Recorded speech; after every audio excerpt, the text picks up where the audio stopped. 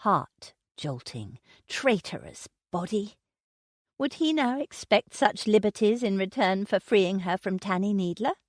And why did she hope that he would? Breathing hard, she speared him with a glower, unsure if she were angrier with him or herself.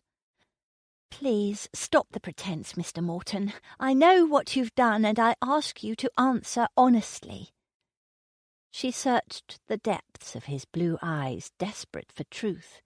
"Why would you do such a thing?" Panic washed over Alex like a dip in a January pond, frigid and unsettling. What did Johanna know? Had she heard of his fitting for a betrothal suit earlier in the week? Was it common knowledge he was expected at his own engagement dinner tomorrow evening? Or was she asking how it could be that a man would so fiercely love one woman, yet agree to marry another? He schooled his face into a frozen mask, matching the state of his heart. Why would he do such a thing? Loyalty to Ford was one thing, but this was his life. If Robbie didn't steal away Louisa soon, he'd have to come up with some other plan to escape the noose of matrimony. "Mr. Morton?"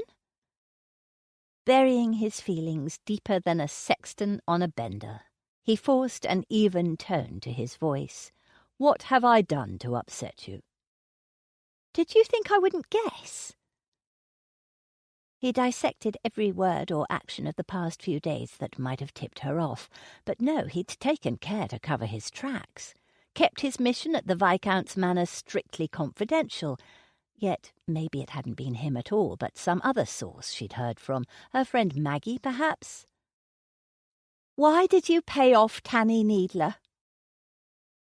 Her question was scissors, snipping away the tension from each muscle in his shoulders. Was that all that bothered her? A smile curved his mouth, and he shrugged. "I told you that oakum delivery is not a job for a woman such as yourself.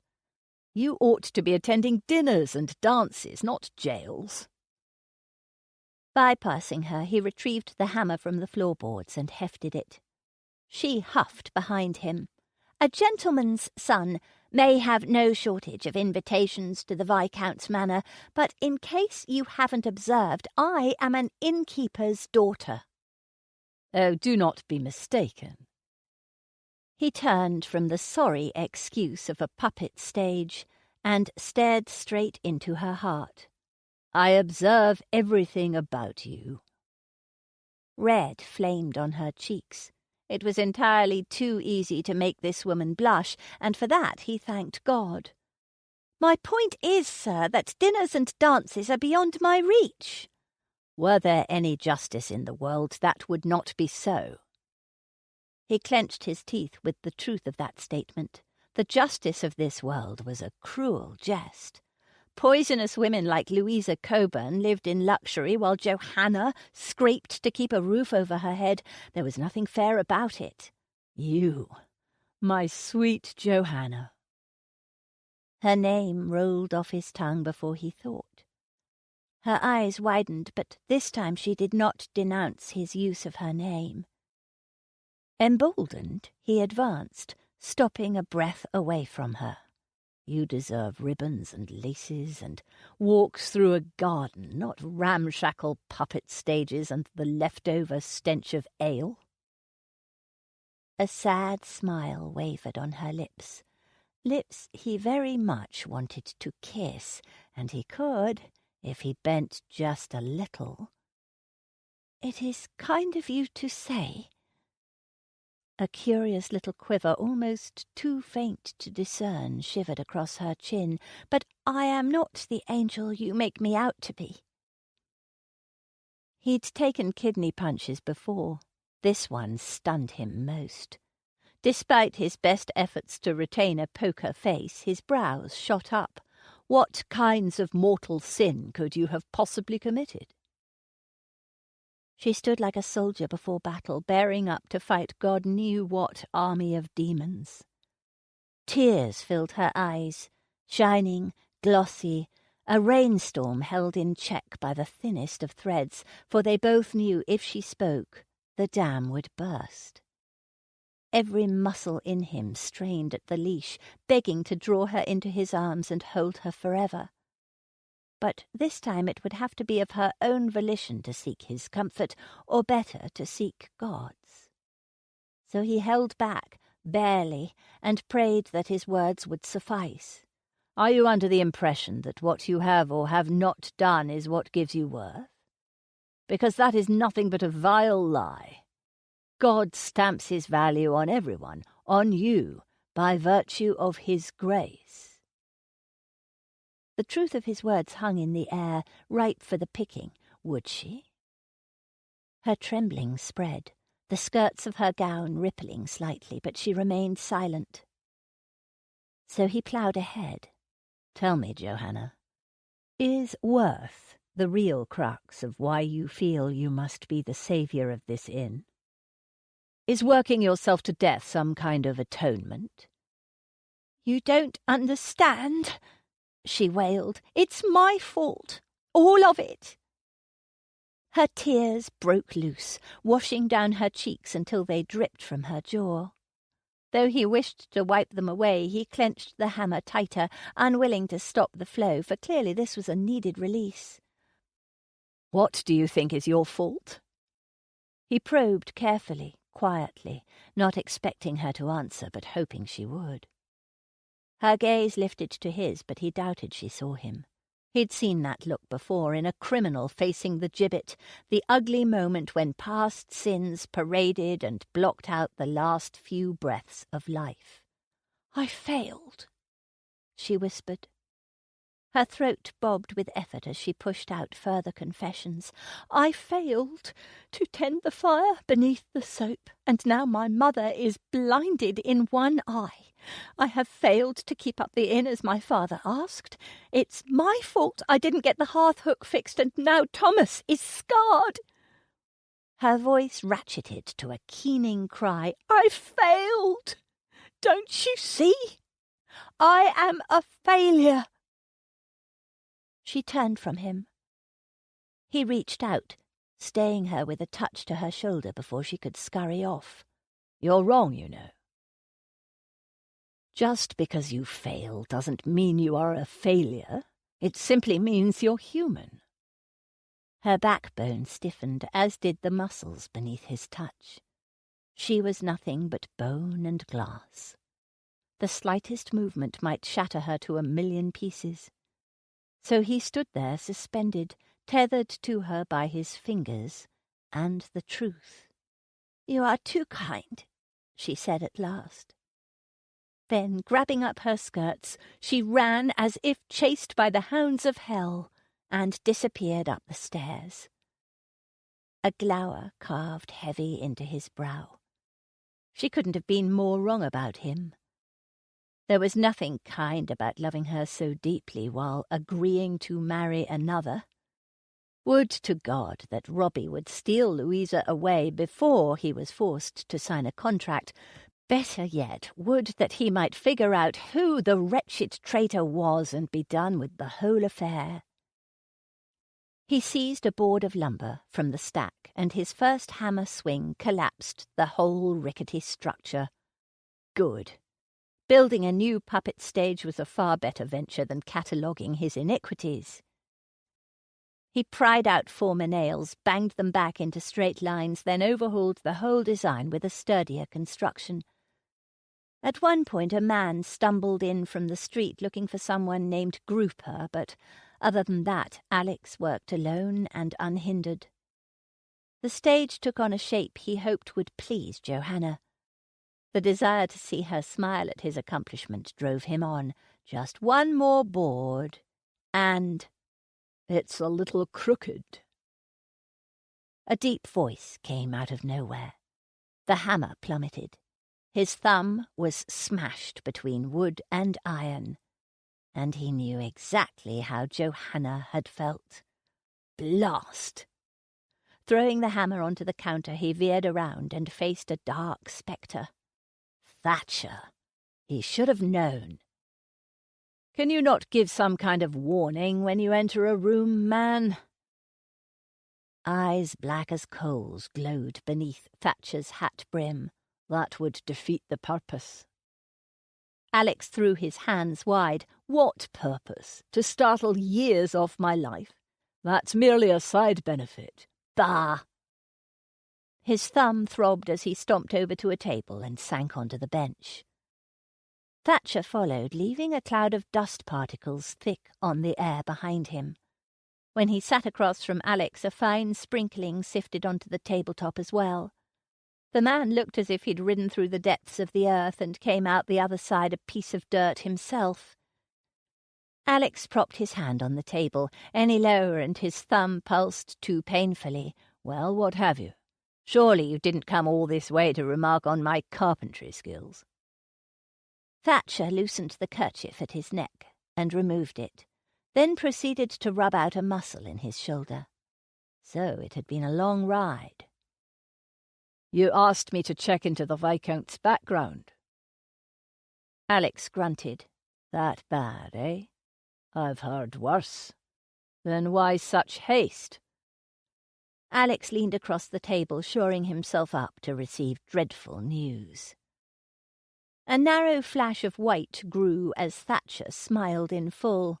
Even a ghost needs a drink now and then. A drink?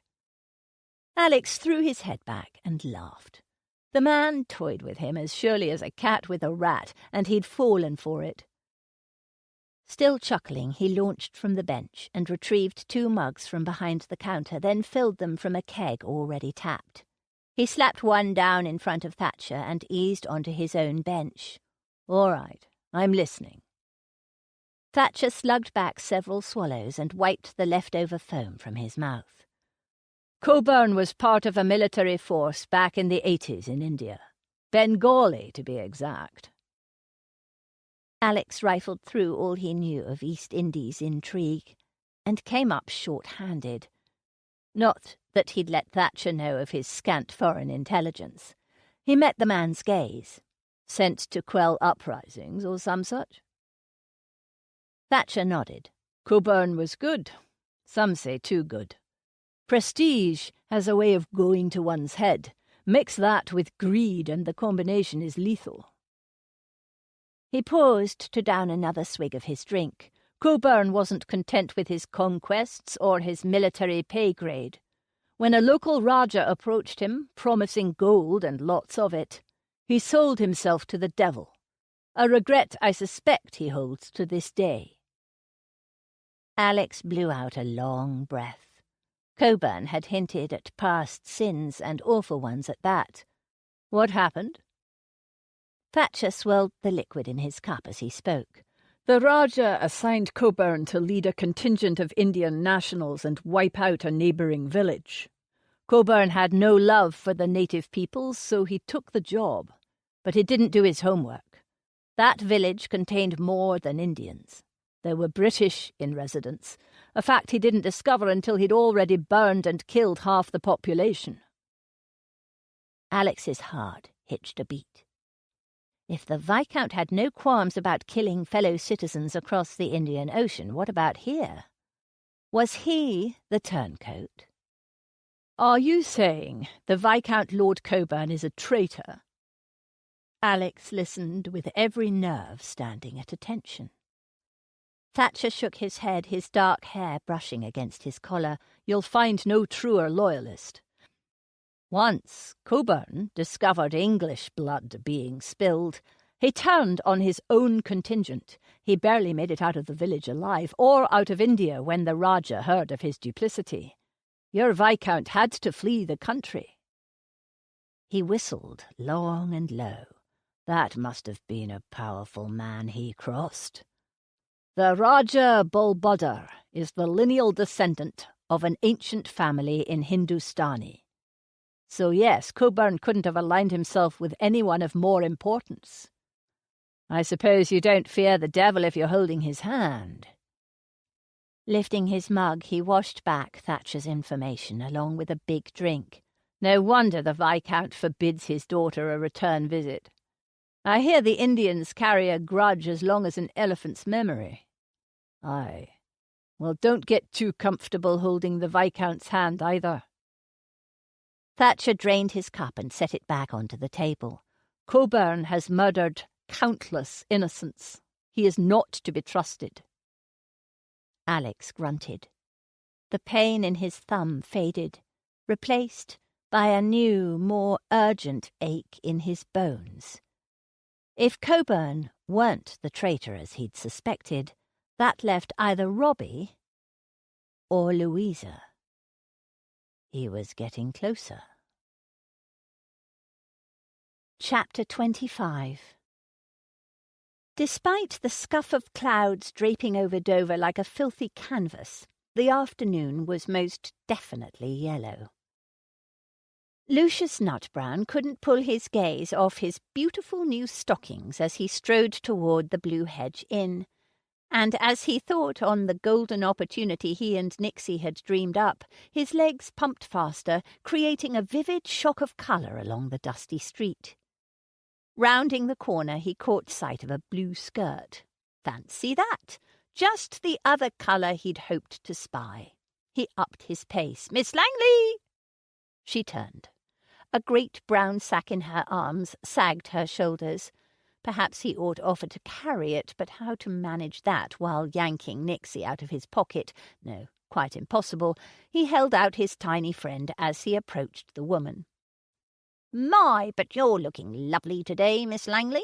Mr. Nutbrown is wondering if he might have a moment of your time," Nixie asked. Pride swelled in Lucius's throat. How polite, how endearing. Good old Nix always knew just what to say and how to say it. Miss Langley shifted her sack, ignoring Nixie and frowning at him. Sorrow panged an arrow through Lucius's heart. Why could she not see his friend, acknowledge his presence? As much as he disliked the brutish Mr. Blackie and Mr. Charlie, at least they respected Nix. "Very well," she sighed, "but only a moment. Come in while I drop this off." He followed her into the tap room, but as she continued into the kitchen, he stopped, as did all his bodily functions. Breathing, heart, hearing, sound, feeling, no, not feeling, tingles ran the length of him, as did a delicious warmth, bathing him from stocking tips to the sweaty part where his hatband pressed against his skull. Had he died? Was this heaven? There, right in front of him, was the most majestic puppet stage he could ever imagine. Whitewashed wood framed red curtains with 3-inch fringe dangling at the hem.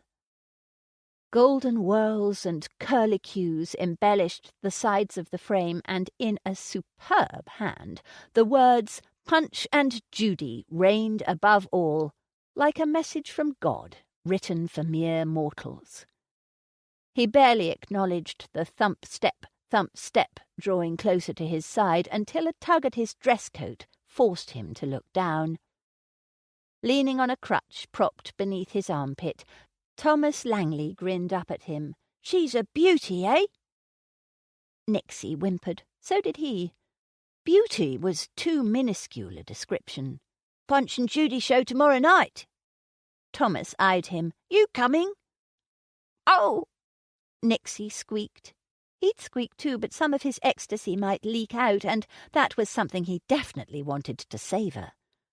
He forced Nixie to look away from the glorious stage and face Master Thomas. "Yes, my fine fellow, Mr. Nutbrown wouldn't miss it for anything."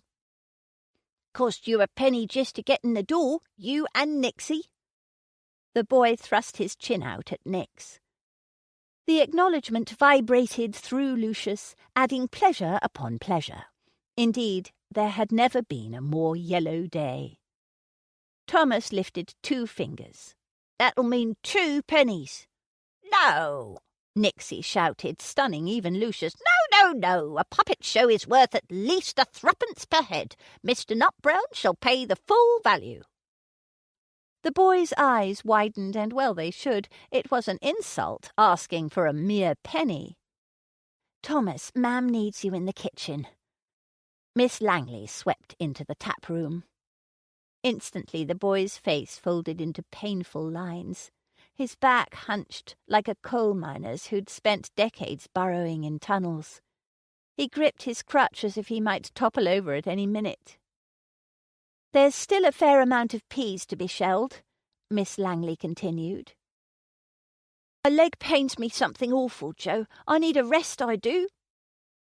Lucius exchanged a glance with Nixie. Had his friend noticed the boy's sudden deflated tone as well? But the lad had seemed so perky only a moment ago. "All right, but see to it you return as soon as you're able." Turning her back on the boy, she faced Lucius.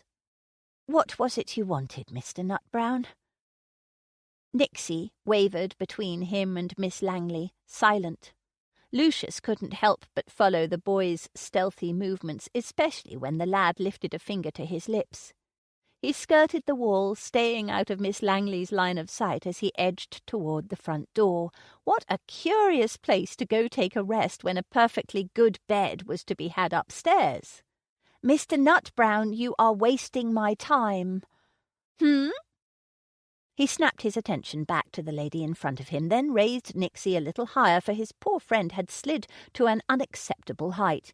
"Oh, yes, there is a new business opportunity Mr. Nutbrown would like to share with you." She shook her head. "I am not interested, sir." "Please, Miss Langley, just listen. This venture has the potential to be highly profitable." Inside Nixie's hollow head, he crossed his fingers. This had to work. It must. "Allow me to be plain." Miss Langley stepped closer and lowered her voice. "Those men you're working with are surely smugglers. I will not entangle myself any further, no matter how profitable." "Smugglers? Ghastly wretches." Lucius tugged at his collar with his free hand, the memory of Mr. Charlie gripping his throat still lingering. Nixie shivered. "Mr. Charlie and Mr. Blackie are a bit rough around the edges, and that is exactly why Mr. Nutbrown intends on breaking company with them." "A wise move, sir. Now, if you'll excuse me." Lucius shoved his hand into his pocket and pulled out a pouch of coins, making sure to jiggle it a little so the money clanked together. "Mr. Nutbrown has developed a new business enterprise, and it has nothing whatsoever to do with nefarious lawbreakers." Miss Langley glanced at the pouch. She didn't say anything, but neither did she shove him out the door. Yet. Emboldened, he bounced Nixie, drawing her attention back to his friend. "Once Mr. Nutbrown wraps up his business with Mr. Charlie and Mr. Blackie, he plans on—" Just to be on the safe side, he swiveled Nixie's head to scan the room, then pushed him closer to Miss Langley. "You will keep this confidential?" She rolled her eyes. "I doubt anyone will ask me, but yes, I will." Perfect. He'd clap Nixie's little hands if he didn't still have his fingers crossed. "There's unclaimed cargo down at Blitz's warehouse, namely a load of hemp rope, what would bring a good price from fishermen hereabouts. We buy the rope at a bargain, then sell it at a profit. You shall be the cheerful face of commerce, Miss Langley, selling a needed product to a worthy people. Mr. Nutbrown shall keep the books and work on finding other merchandise to sell." A crease furrowed into the lady's brow. "Have you seen this cargo?" "Not actually, but Mr. Nutbrown has it on good word." She brushed Nixie aside and jabbed her finger onto his chest. "You, my gullible friend, must learn to discern. Were that rope anything worth having, Tanny Needler would have snatched it up long ago. It's likely rat-chewed by now, and what isn't has rotted. That cargo will not be a good investment. No one will want to buy it." Nixie pushed away the offending finger, such a true and loyal companion. "Ah, but that is exactly why Mr. Nutbrown deems this an excellent deal. The fishermen need never know the state of the product until money has first been exchanged." "That is not honest, sir." "Not honest?" The accusation floated around but never landed, like an annoying black fly, just buzzing, buzzing, buzzing. Why would she say such a thing? But of course it is. Nixie shook his head, as puzzled as him. Money is paid for goods, goods are exchanged for that money, and that is the heart of business. Mr. Nutbrown, I fear you have no heart at all, nor any sense. As much as I could use the funds, I will not take part in this offer. I am done scheming up ways to provide for my needs, and instead shall leave it up to God. I suggest you do the same. She jerked her thumb over her shoulder toward the front door. Good day, sir. But... She shoved Nixie down, and quite forcefully, too. I said, good day, sir. Nixie's face turned to his, defeat bowing his little chin. With a last look at the magnificent puppet stage, Lucius tucked his money back into his pocket and sidestepped the silly woman. Clearly she was the one with no sense. Outside, the day no longer seemed as yellow. It was dull beige, the glitter gone, the colour drained, a flat, soured buttermilk of an afternoon. Well, Nixie. He studied his friend's scuffed-up nose. We gave it a good try, eh? Nixie's black eyes stared into his. That we did. But without Miss Langley, how will we sell to the fisher-folk? Not many take kindly to me. He patted his precious friend on the head, careful not to snag any of the threads on Nixie's torn jester cap. They don't know you as I do. His voice hardened to steel, and before that hardness could work its way to his fingers, he pulled back, lest he dent Nixie's skull. But Miss Langley or not, we will prevail. We shall finish our business with the likes of Mr. Blackie and Mr. Charlie, then strike out on our own. Excellent. Nixie drew close, nose to nose, and whispered, I don't like them any more. Lucius shuddered. Nor do I, Nix. Nor do I. Why was patience a virtue? Why couldn't sweet blazing mercy, hurry it up, be a virtue? Alex stood at the top of the inn's stairwell, waiting, then waiting some more, and still Johanna's blue skirt flashed at the bottom of the stairs, flitting back and forth as she served customers. Retrieving his pocket watch, he flipped open the lid. Blast! He should have been at the Viscount's half an hour ago. Even so, his lips twitched into a smirk. It would be quite the betrothal dinner without the prospective bridegroom. He rubbed his thumb over the watch's glass face, debating which evil would be the lesser. Dressed in his new suit, clearly dandied up for a special occasion, ought he risk an inevitable run-in with Johanna down in the tap-room? Or should he hazard a slip out the window with the possibility of tearing the new garments? He blew out a disgusted sigh. If Thatcher or Brentwood had a peek into his thoughts right now, the teasing would be merciless. Behind him, footsteps clipped down the corridor. Not the thump step of Thomas, yet the sound closed in on him from the direction of the lad's room. He turned. Mrs. Langley stopped in front of him, cap askew, her good eye levelled straight and true on him. Well, well, look at you. You're a hair overdressed for the Blue Hedge. On your way out? I am. He flipped his watch lid closed, but held on to the thing. Why did this old woman always make his inner little boy run off on guilty feet? Was it the directness of her questions, the motherly tone? Or did the young lad inside him instinctively know she'd crush him to her bosom in pity if he'd let her? And if he admitted he craved that pity, he'd no longer be a man, but a crying 10-year-old once again. Facing Johanna was better than facing her mother. He shoved the watch back into his pocket and took the first stair. If you'll excuse me, I am running late. Good, then you won't mind if I hold you up a minute more. The statement stopped him cold. Since his release from jail, the woman had avoided him. Now she wanted to talk. It won't take long, just a few questions. Her hook set deep in his craw. The betrothal dinner be hanged. Questions were exactly what he'd love to ask her. He pivoted and reclaimed the top stair, then followed her down the corridor to an alcove at the end of the hall. The best defence was always offence, so he spoke first. "I thought questions were off the table, madam. You made that quite clear when you visited me in jail." "In your line of work," she drawled out the word, once again revealing she knew more of him than he did about her, "you of all people should know how quickly things change." What had changed?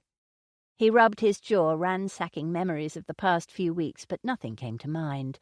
"I've heard rumours that, thus far, Johanna has not." The short lady lifted her face and impaled him with a glare. "Tell me, sir, what exactly are your intentions toward my daughter?" A stone sunk to the bottom of his gut. What did this woman know? Her good eye narrowed. "Do you deny your feelings for Johanna?" "Yes, no, I—" Words stumbled like drunken sods past his lips, and he shut his mouth. Suddenly he was a boy again, being interrogated by his own mother for using his father's gun. Father? The sickening rock in his gut lightened. He could use this opportunity. "Very well, Mrs. Langley. A question for a question, fair enough?" The waning light of day leaked in the corridor's sole window, and while weak, it softened the woman's terrible gaze. "All right, but you'll answer mine first." He sucked in a breath. Was he ready for this? Were any of them? Once spoken, his sentiment would be run up a flagpole for all to see, for words could never be refolded and shelved once expressed. Widening his stance, he met the challenge head on. "I do not deny that I love your daughter." There. He'd said it aloud, and despite the awkwardness of professing such deep emotion about a woman to her mother, it felt right, freeing, and he said it again. "I love Johanna with all my heart." He studied the woman's face, expecting horror, surprise, something. But nothing. The lady could sit at the Viscount's table and hold her own. "And your intentions, sir?" she pressed. A slow smile stretched his lips. "That is not our deal, madam. The next question is mine." He lowered his voice. Why, he couldn't say. No one was around, not up here. But even so, it seemed more respectful, almost sacred when speaking of the hallowed dead. "What do you know of my father, Mrs. Langley?" Though her expression didn't change, her fingers gnarled into her apron. "In part, he was my husband's associate." Alex shook his head, trying to make some sense of the information. "But my father was a Bow Street runner, not in the business of keeping inns." "Oh, son, I didn't always live in Dover." The hard lines on her face ebbed away. The gleam in her eyes, even her bad one, spoke of years spent, knowledge hard-earned, love won and lost. She sniffled just once, then continued. "My husband, William, and I moved here from London after a murder took place. William and his partner brought the killer in for justice. During the trial, the villain swore a blood vengeance against those who'd put him there. The man escaped before his execution, and his threat fair shook my husband to the core every time he looked into his baby daughter's eyes, and so he left the force."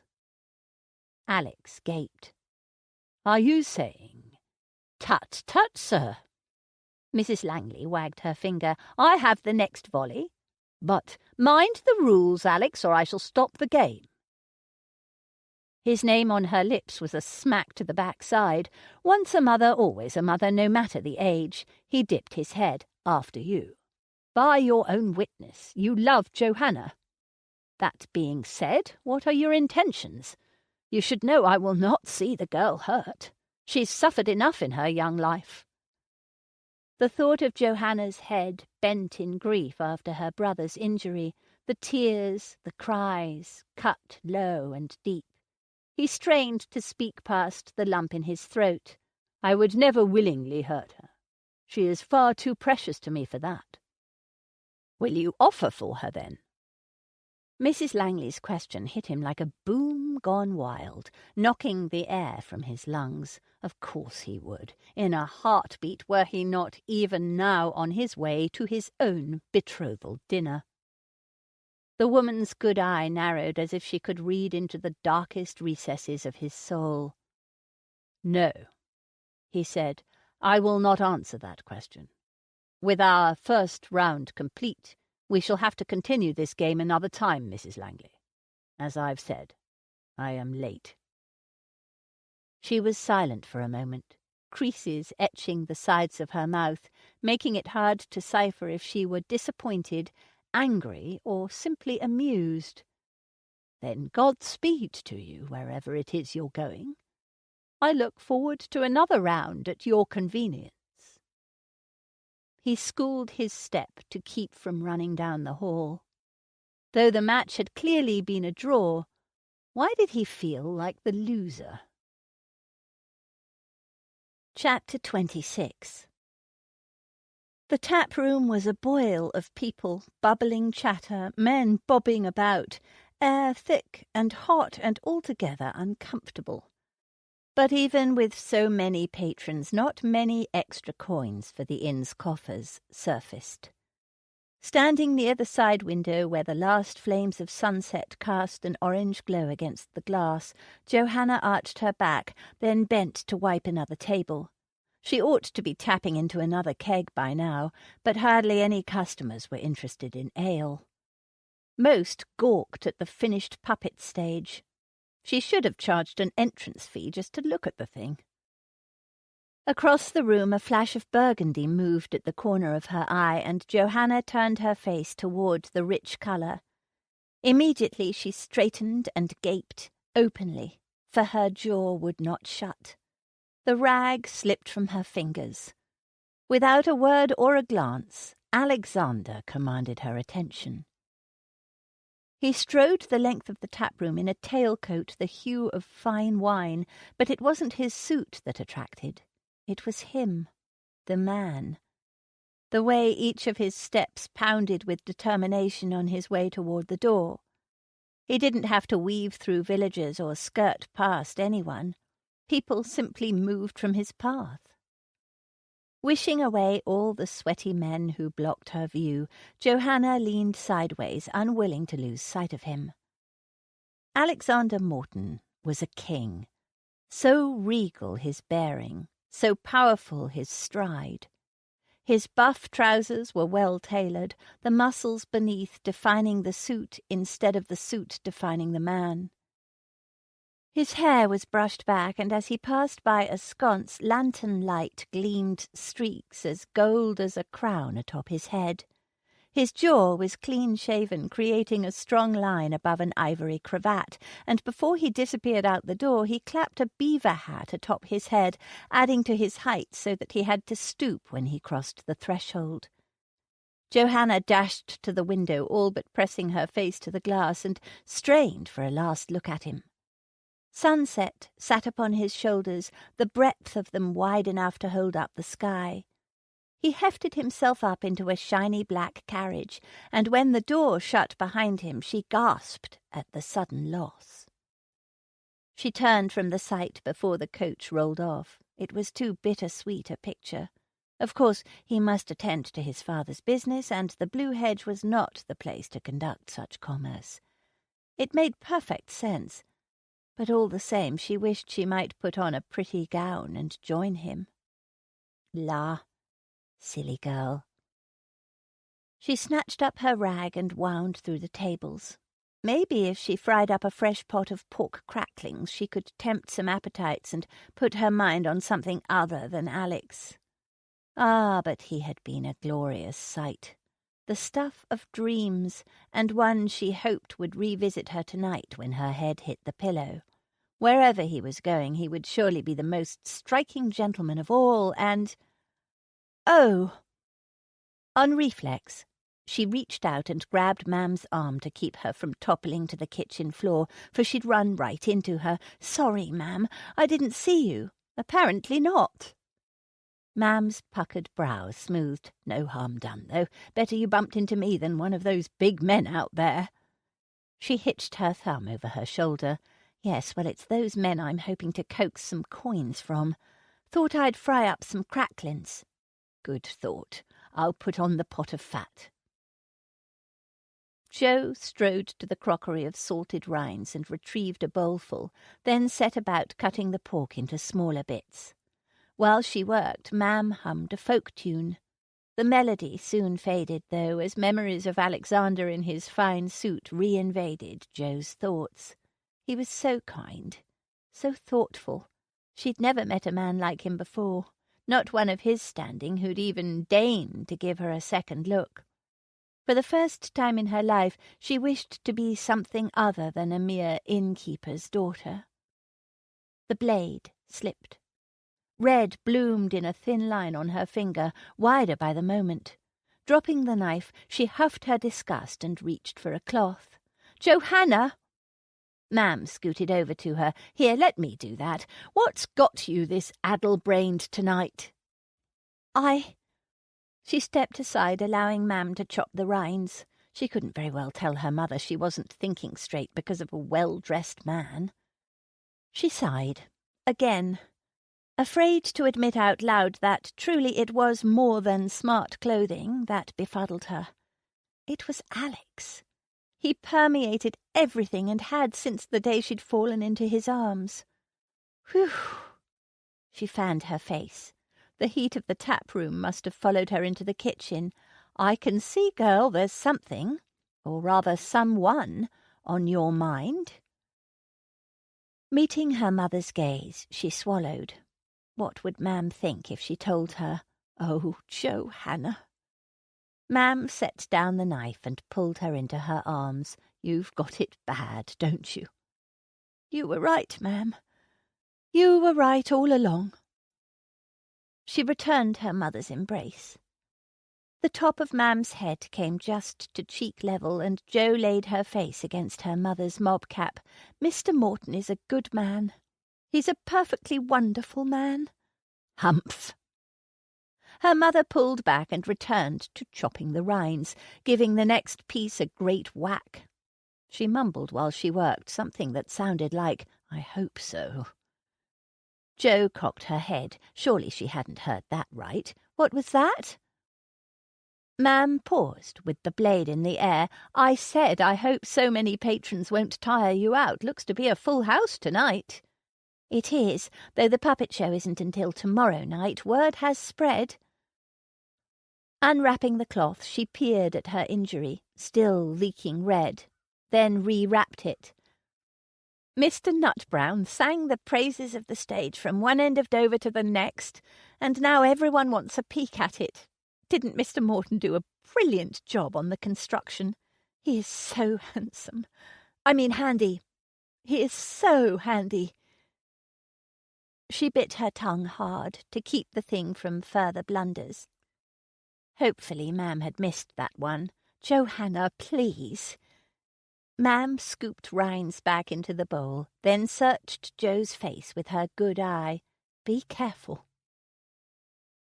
Despite the warmth in the room, she shivered at the flatness in Mam's voice. Alarm throbbed through her, settling in the cut on her finger. "About what?" "Just have a care for your heart, my dear. I wouldn't want to see it broken." "Why are you telling me this?" Her words came out tied on a frayed thread of a whisper. "Because I'm your mother."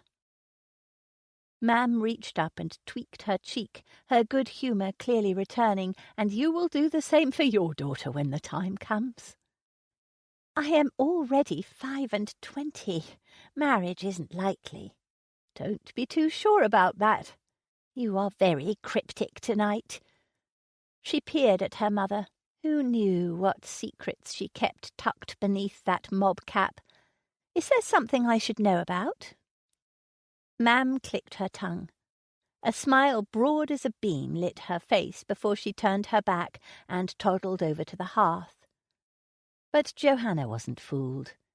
Ma'am knew more than she let on, and it more than likely involved Alexander.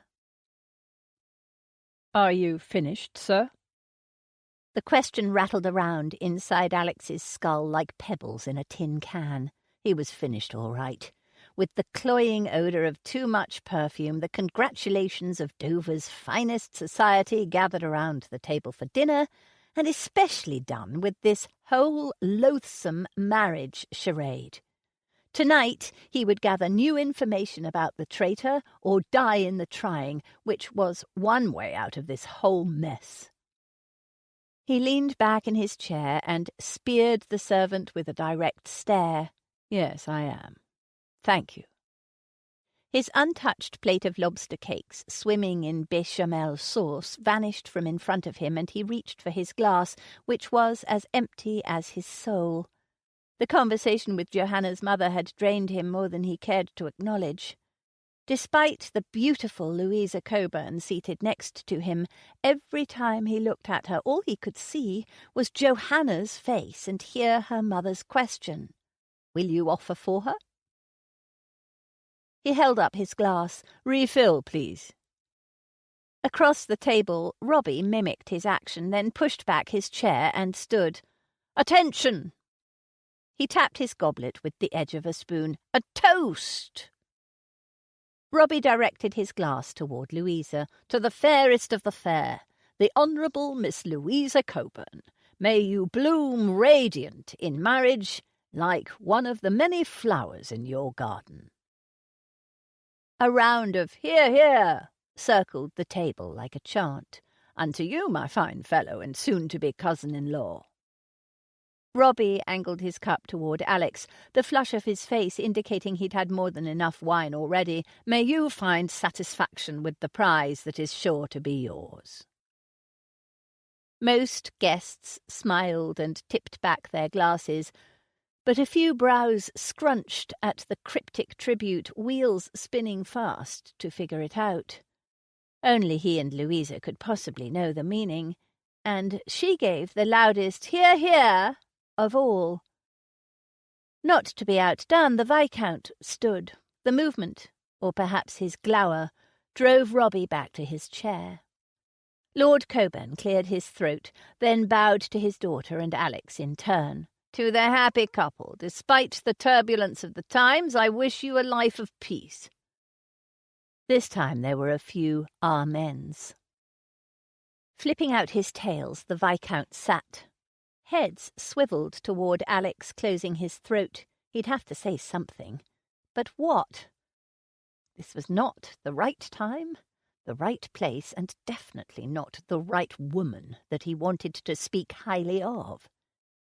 Slowly he stood on legs that felt a sea and forced a smile. "To the beautiful Louisa, a bride any man ought to cherish and dote upon, and," he turned toward the Viscount, "to Lord Coburn, a force to be reckoned with, especially at the card table." Laughter filled the room. Even the Viscount chuckled. Alex tossed back his drink and sat while everyone went back to chattering. This was supposed to be a happy night, as evidenced by the merriness of those around him. But happiness for him was out of reach, even if he strained to grasp it. He stifled a groan, though he needn't have bothered. No one would have heard him anyway. What a sham. What a sorry, wicked farce he played out, sitting next to the woman he was to marry while only hours ago professing love for another. Louisa's fingers appeared on his sleeve, and she gave his arm a little squeeze. "Don't look so glum. This will soon be over." He grunted. "Sooner than you think." "Oh?" Her gaze sought his. Setting down his glass, he absently ran his finger around the rim. "Apparently you're not aware your father has decided to skip the banns and has attained a bishop's license ready for me to sign tonight." The whites of Louisa's eyes expanded, much like a horse pushed to extreme excitement. "But you cannot!" He shrugged. What else was there to do? If he could get Robbie alone, he could plead with the man to elope with Louisa tonight. But the fellow had been as slippery as a cut-purse in a crowd. Alex sank back in his chair. Even if he did persuade Robbie, that would defeat the purpose of Ford's assignment. He couldn't very well let the two he suspected most escape at large, no matter which outcome. None were good. Louisa pulled back her hand. "Well, I certainly will not sign such a thing." She was a spitfire, he'd give her that. "I'm afraid, sweet Louisa, that you already have." She frowned, and for a moment her eyes glittered cold and shrewd. "What do you mean?" "Your father signed it for you." She tapped her lip with a perfectly manicured nail. "We'll see about that." Now. A large, grey-haired lady, the Major General's wife, bustled over, stationing herself between them. She smelled of far too much rosewater mixed with the leftover scent of pork. "The time for lovers' whispers is not yet. Come along, Louisa. Take leave of your man." Louisa smiled at the woman, though she spoke under her breath for him to hear. "There's nothing I'd like better." Alex watched all the painted ladies with their swishing skirts disappear out the door, leaving the men behind with their port. Some stood and arched their backs. A few immediately broke out large cigars from glass cylinders they'd been pocketing. The Viscount and Major General Overton secreted themselves off to a far corner, backs toward the rest of the company, and clearly engrossed in some sort of espionage. Alex smirked at the thought, but then leaned forward.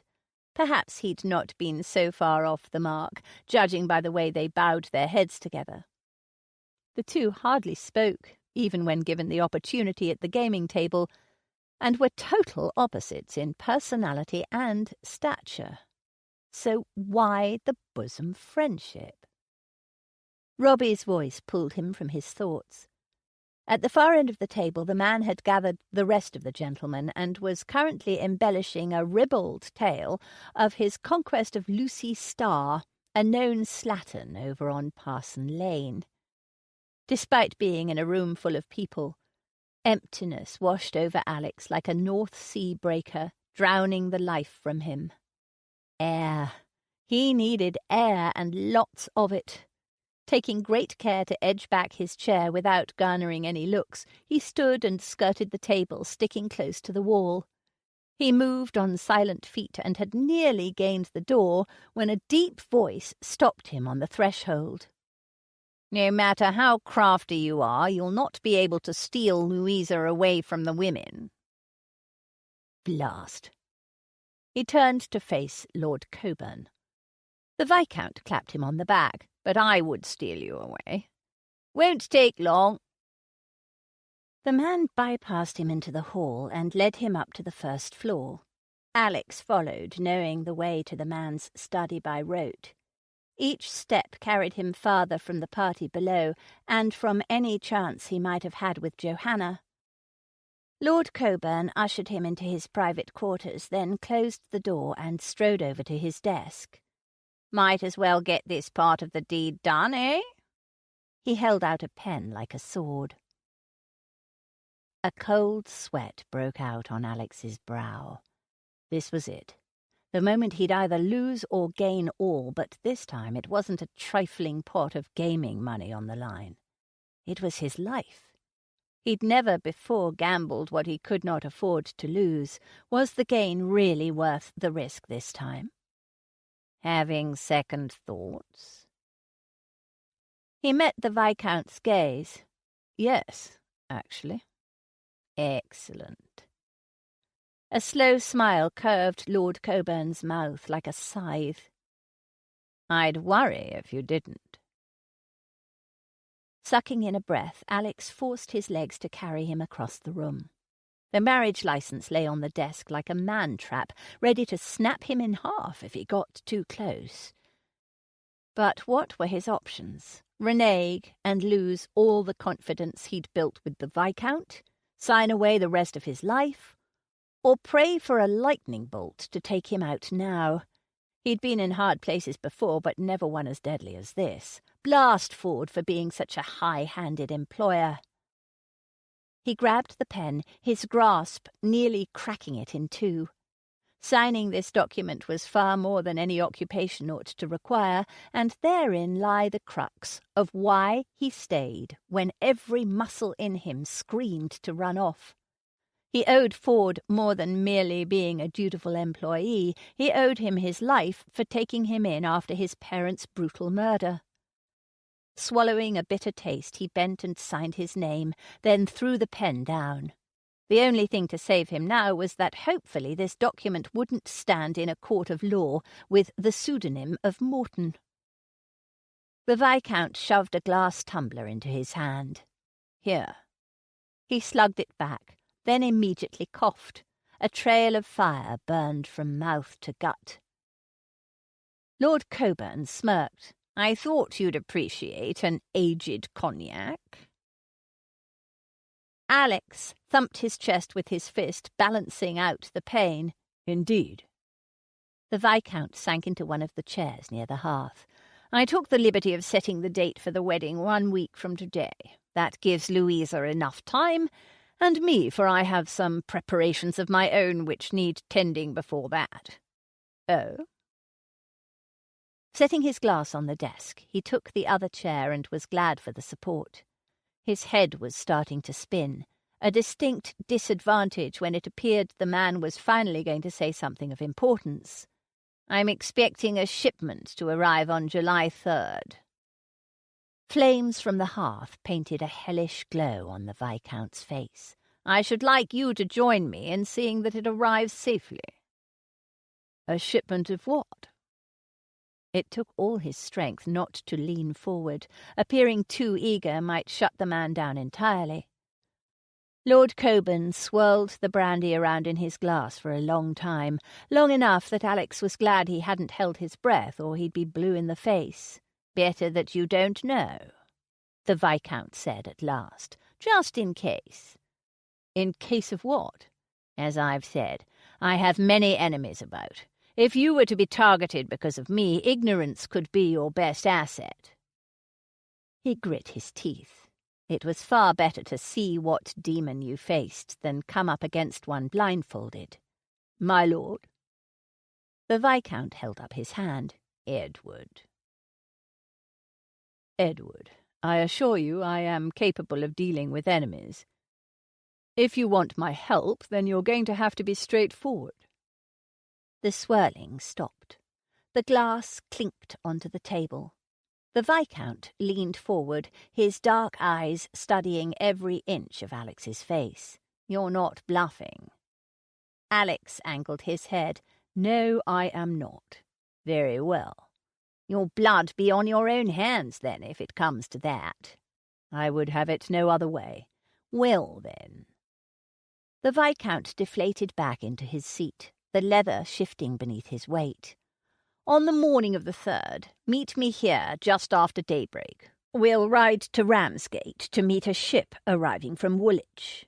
Your job is to keep a sharp eye out and have your gun handy along the way. Not that I'm anticipating trouble, but one never knows with Boney's minions about. Nasty little infiltrators.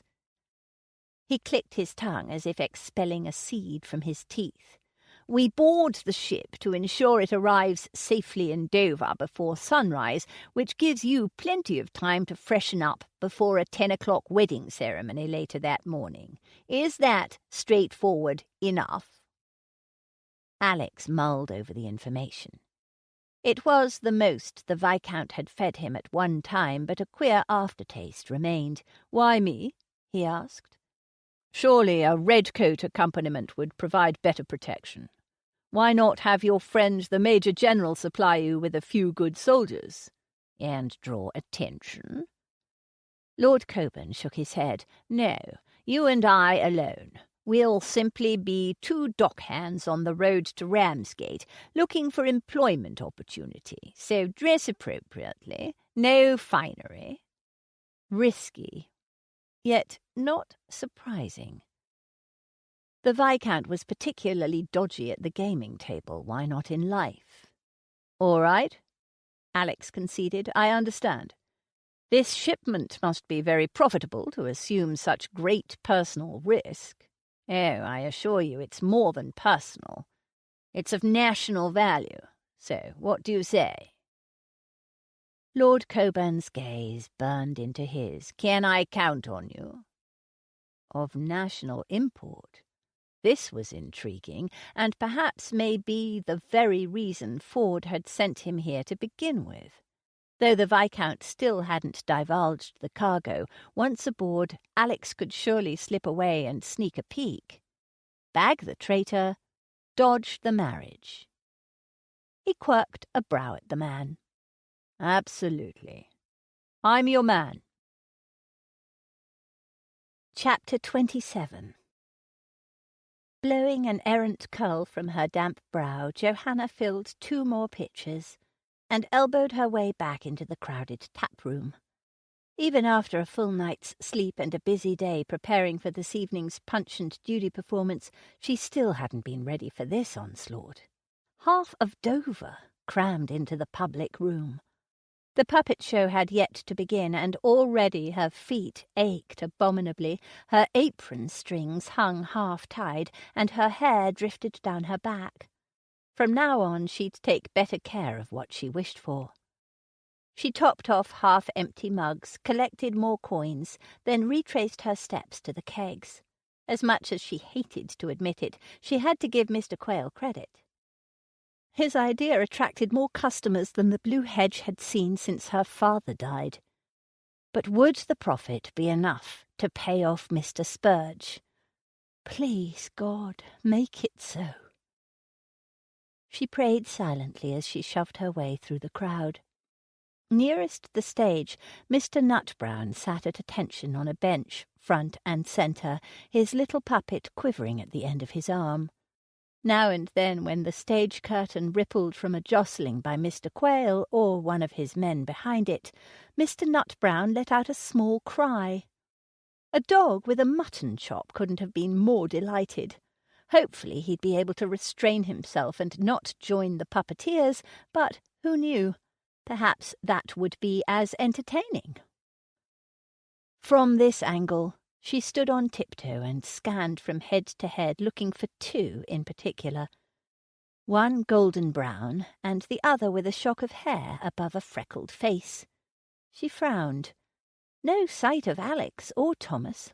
If they didn't hurry, they'd miss the show. Skirting the room as best she could, she worked her way back and was just even with the front door when it flung wide. A spray of freckles hobbled in on a crutch, accompanied by a golden-topped mountain of a man. Johanna quirked her brow at them. I was beginning to worry about you 2. Oh, Jo! Thomas screwed up his mouth as if he sucked dry a lemon. Quit being such a girl! Ah, but she can be no less. She is too beautiful to be otherwise. Alex tousled the boy's hair, then faced her with a slow grin. My apologies. On our way back from posting the last of the handbills, I stopped off for this. He held out his hand. A small, wrapped package sat atop his palm. She looked from the brown wrapper into his brilliant blue eyes. What is it? Alex cocked a brow. Only one way to find out, Cradling her empty pitcher with one arm, she reached for the gift. A single string held the paper together. She tugged it loose and poked the paper aside with her finger. The scent of roses wafted out, a welcome diversion from the sweaty patrons. Rose petal soap, she murmured, then shot her gaze back to Alex. What's this for? A good soak will be just the thing after this. He swept out his hand, indicating the clamouring customers. Don't you think? She blinked, completely tongue-tied. Had ever a man treated her so kindly, with so much consideration and thoughtfulness? He'd taken his time, his money, to stop at a store with the sole purpose of purchasing her a comfort item, that at the end of the night she might strip off her soiled clothing and...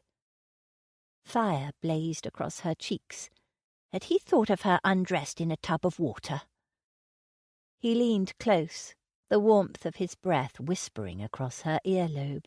Exactly the effect I was hoping for. The rogue. She retreated a step and lifted her chin. I am sure I don't know what you mean. The show's about to start. Thomas tugged at her apron. Did you save us seats? She frowned down at him.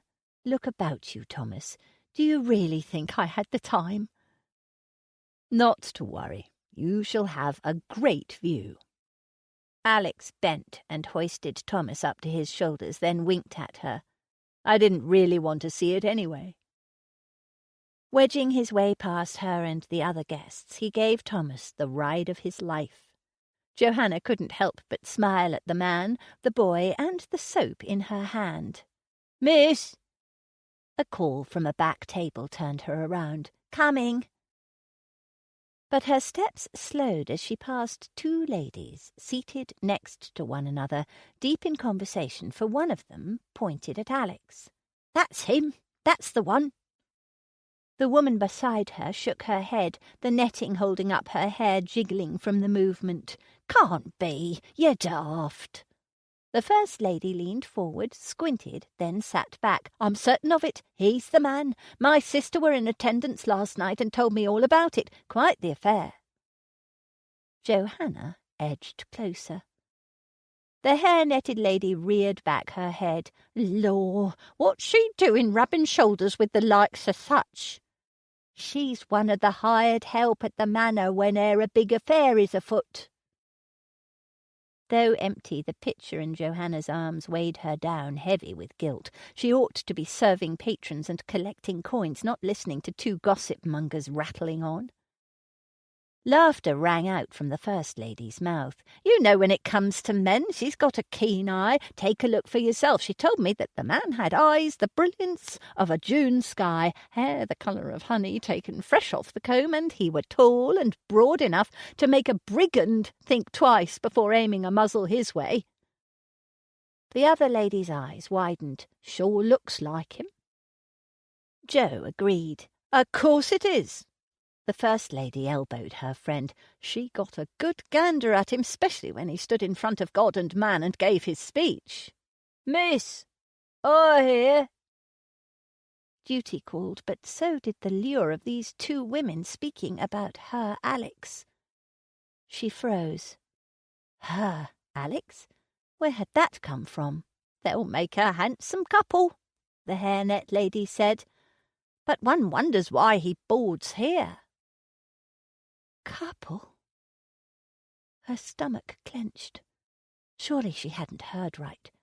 On the pretence of passing the ladies, she circled to the back of them, then leaned close. That'll change. The Viscount's daughter wouldn't set a slippered toe in this place. The First Lady chuckled. She'll be leading him around on a leash in no time. Sickened, Johanna darted back to the kegs. Such chin-wagging natter. It had to be. Nothing but pure wicked rumours that couldn't be true. With a huff, she shoved the soap into her pocket. Though it would explain why Alex had looked so fine when he'd left the inn last night. Funny how dismantling things always took less time than the building, in puppet stages or in life. Alex smirked at the thought as he pried out nail after nail, demolishing the stage. The leftover stench of so many bodies lingered on the air, but at least it was silent now.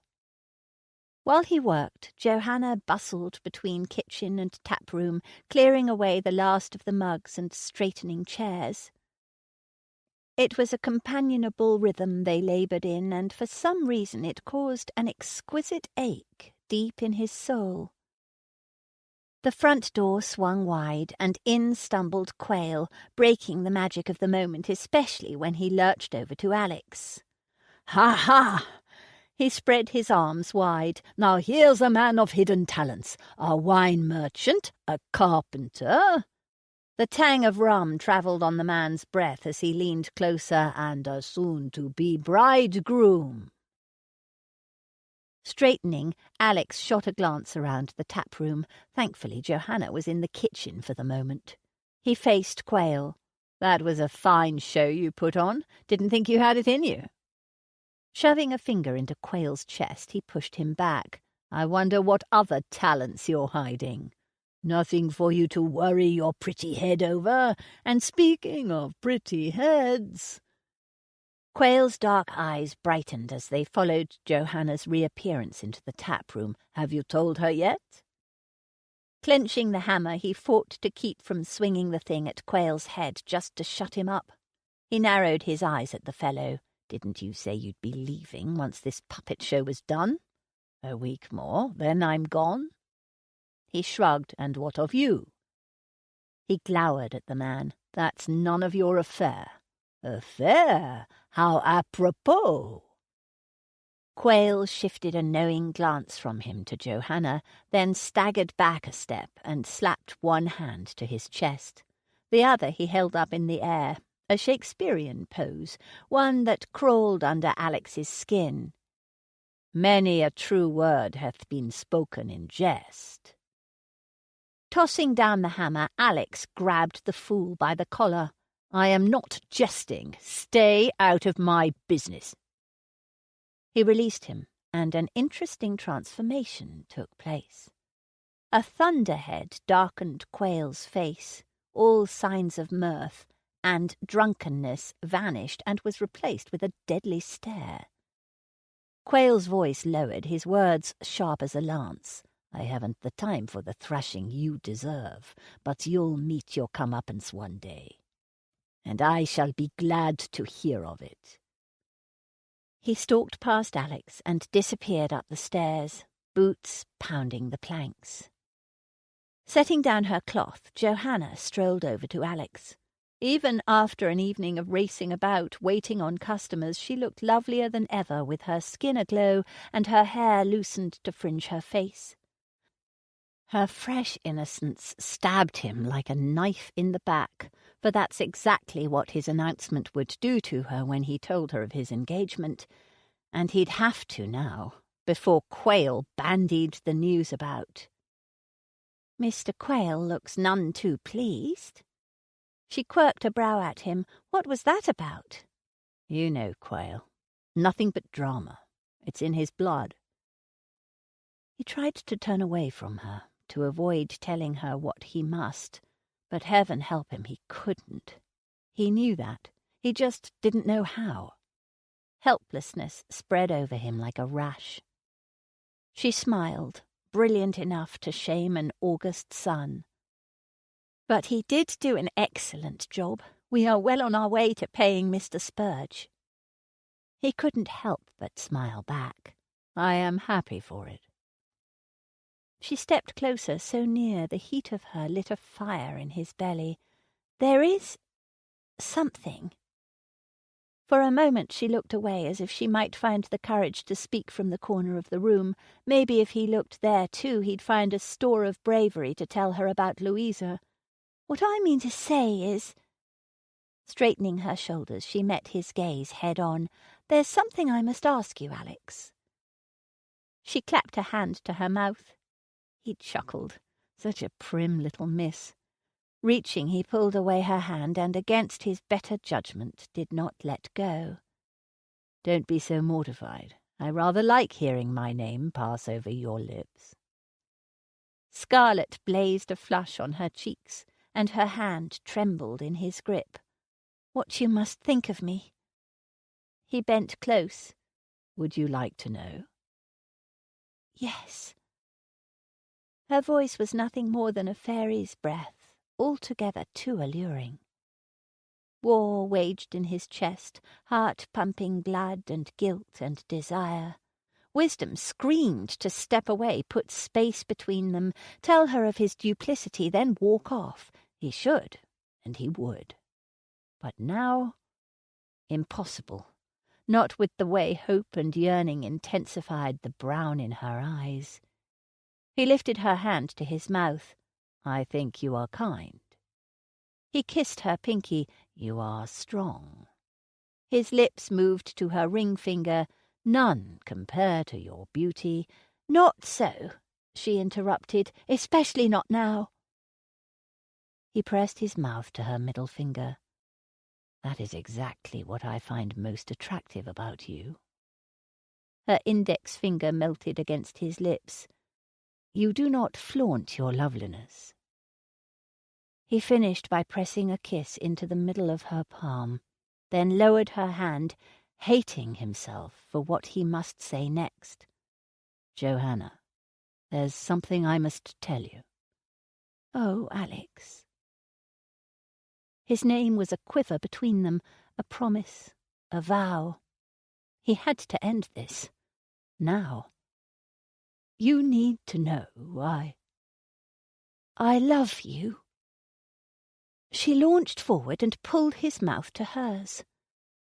Her body moved against him with the heat of 1,000 fires, and he staggered from the force of the kiss, of his desire, of the knowledge he'd already signed a document pledging himself to another. This was wrong in so many ways, on so many levels, too many to count, and far too impossible to withstand, especially when she fit herself against him. "Johanna," he whispered against the lobe of her ear, the bend of her neck, the bare skin at the curve of her collarbone. A groan, primal and hungry, rumbled in his chest. This was the woman he wanted, the one he must have, with a need that would not be mastered.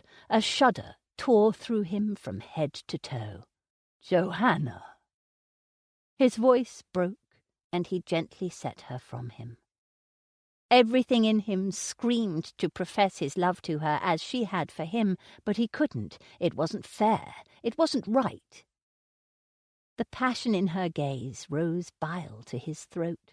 The gleam of her smile, with lips yet swollen from his kiss, punched him in the gut. She reached, and with a touch so tender it cut him to shreds, she placed her palm on his cheek. "I never thought to be this happy. Is this a dream? Are you a dream?" No. He was a vile, filthy scoundrel of the worst degree. His fingers shook as he gently pulled her hand from his face. The question in the bend of her brow shattered his heart. He'd never be the same. And neither would she, not after he crushed her with the words he must speak. Sucking in a breath, he retreated a step. In wagering that he could extract himself from an engagement to Louisa, he knew now, and without doubt, that he'd lose the beauty in front of him. Would to God that he'd never thought otherwise in the first place, or things might have been different. "Alex?" He memorized her sweet tone, the way her lips moved when his name whispered over them, for it would be the last time she ever spoke his name in love. "Johanna." His ragged voice violated the sanctity of what had been. "I am engaged to another. We are to marry by week's end." Chapter 28. Dazed, worn, cheeks chapped by tears and throat sore from crying, Johanna sat in the stable yard on an upturned barrel staring at the sky. The sun had risen not long ago. Maybe. Hard to tell with an underbelly of grey clouds dragging low. Had she a pin, she'd poke a hole in them to release a torrent. But would that do any good? She'd sat here crying all night and didn't feel the better for it. Clenching her shawl tight at the neck, she hung her head, glad the sun didn't gloat on her sorrow. Better if it didn't show its face, for she never wanted to see it or Alex again. Oh, Alex! What a fool she'd been! Her heart constricted, and she folded deeper and lower, hunched like an elder, ready to fall into a grave. The kitchen door creaked, but it took too much effort to lift her head. So she sat, listening to footsteps grow louder, but helpless to acknowledge whoever it was that drew near. Johanna. Mam's voice wavered, or had her hearing begun to shut down as well? Oh, my girl. Arms wrapped around her, tucking her close. My precious, only girl. Mam crooked her finger beneath Jo's chin, forcing her to meet her gaze. What has you in such a state? She worked her jaw, but nothing came out. Jo? Her mother peered closer, her good eye searching for truth. Alex. Johanna shuddered. Just saying his name cut sharp. Alex is to be married. The awful words stabbed so deeply she winced. But it was the sagging of Mam's brows, the quivering downturn of her lips that undid her. She wilted into Mam's arms and buried her face in her mother's shoulder. Grief, sorrow, pain, so awful it was not to be borne, surged out until her tears waned. And then another, stronger flow convulsed her again. "I was wrong, Mam," she cried. "I was so wrong about him. I thought he loved me. I truly did. He's nothing but a liar, just like father." "In some ways he is, but in many more he is not. Don't be so hasty, my love." Her tears stopped. The sniffles didn't. Between shaky breaths, she listened hard, waiting for Mam to explain herself, but her mother simply continued to rub a big circle on her back. Finally she withdrew and looked at Mam. "What do you mean?" "Well?" Her mouth quirked, not a smile, for that would be irreverent, but a definite movement nonetheless. "He's not married yet, is he?" Johanna broke away and set her feet in the rut she'd worn in the dirt from pacing the long night away. "You don't understand. Then tell me." She plodded her way to the broken hay rake, then back to the barrel, again and again, taking up the cadence she'd developed from hours of practice. Perhaps if she focused on her steps, the words would come easier. "I've never loved a man in this way. I never even knew what love was. Last night I gave my whole heart to Alex, just handed it right over, and he shattered it into 1,000 pieces." She stopped and faced Mam. "What kind of man does that?" "One who is as confused as you." Her jaw dropped. Surely Mam wasn't suggesting Alex had been less than brutal. 100 retorts burned on her tongue. "Tut, tut, let me speak." Mam wagged a finger at her. "I suspect it was as excruciating for Alex to tell you of his betrothal as it was for you to hear." Unbelievable. Her mother stood there defending the man who'd caused her such pain. She threw out her arms. "How can you say that to me? I am your daughter. Should you not care about my broken heart? It hurts, Mam." She clasped her hands and wrung them, scraping flesh upon flesh, bone upon bone. "It hurts so much." "I know, my sweet. Well do I know." Mam closed in on her, wrapping one arm around her waist and leading her back to the barrel. With gentle pressure she guided her to sit. "It is hard to believe now, Johanna, but love gets easier once the heart is broken. It's a casting away of the shell.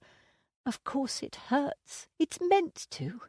But broken things are always the beginning of better things. A plant could not grow without first the ground being broken. The most plentiful yields come from a field ravaged by a plough." The anger she'd been simmering all night boiled into a rage. "I don't care. I don't care about fields or plants or anything. I can't. If that's what love is about, I'll have none of it, ever again." Mam gathered Jo's hands into her work-worn fingers.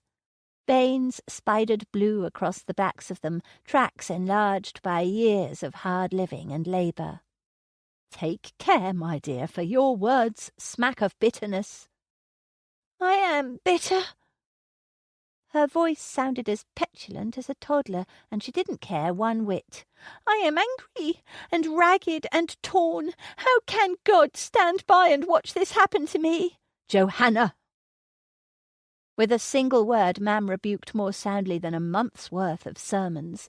God is not sitting about watching impassive. Our tears are his. You never, ever cry alone. She reached and tucked a loose coil of hair behind Joe's ear.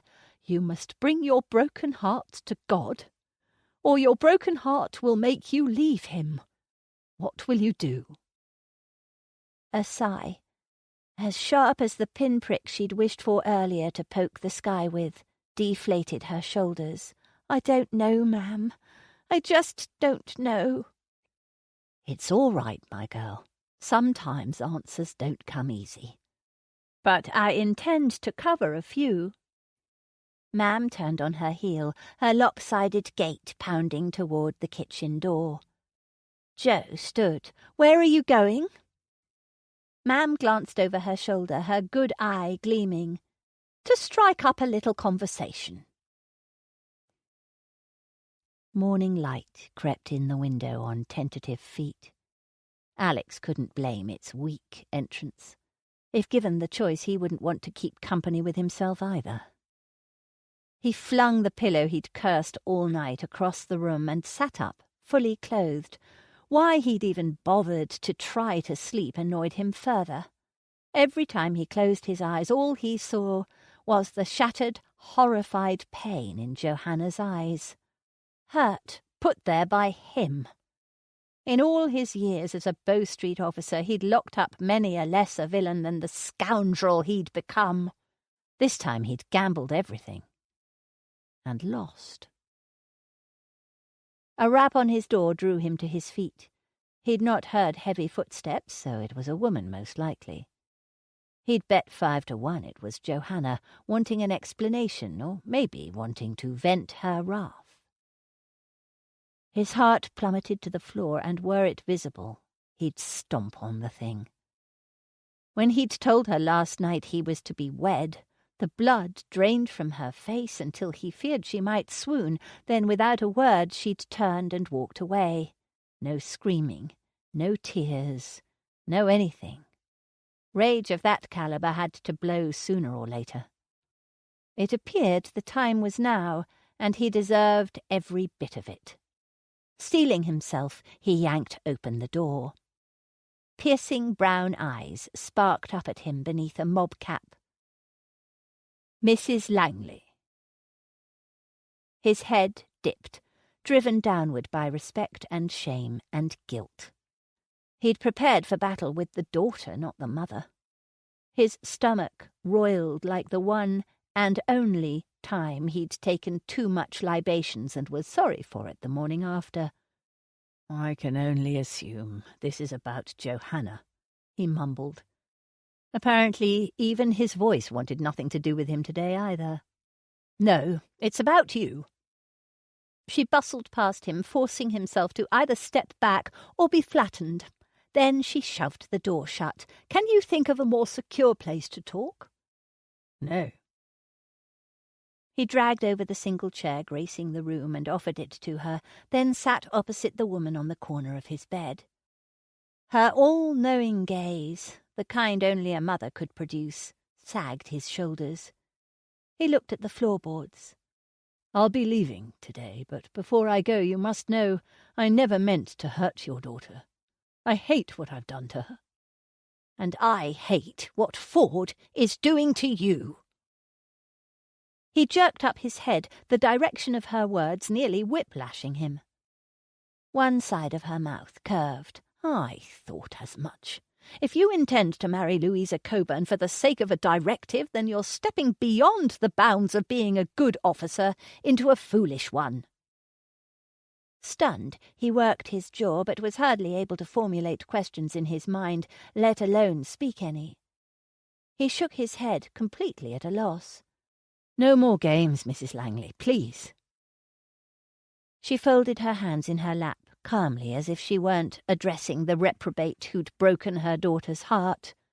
"I was young once, beautiful like Johanna, and just like her, I fell in love with a Bow Street officer." "At least you and your husband had a happily ever after. I wasn't speaking of my husband." His eyes shot wide. This lady, who ran an upstanding, if not ramshackle inn, had dallied with another man? She chuckled. "Oh, it's not that I didn't love William, for I did, but in a different way than I loved Richard." Surely she didn't mean... But of course, it made sense, if not in a twisted fashion. He leaned forward, the straw tick crunching beneath him. "Richard Ford?" She nodded. Richard was never satisfied with mere officer status. He wanted more, to become a magistrate, which was an impossibility, for he held no land. He would need an Act of Parliament. When a high-paying assignment involving an MP came up, he took it, no questions asked, hoping to garner favour from the man. Her lower lip quivered, and she shut her eyes. The reckless fool! They sat in silence, save for the muted snores from down the hall. Mrs. Langley's mouth pinched, little ruffles of skin tightening together in fine pleats. Whatever she remembered couldn't be pleasant. "And the assignment was?" he prompted.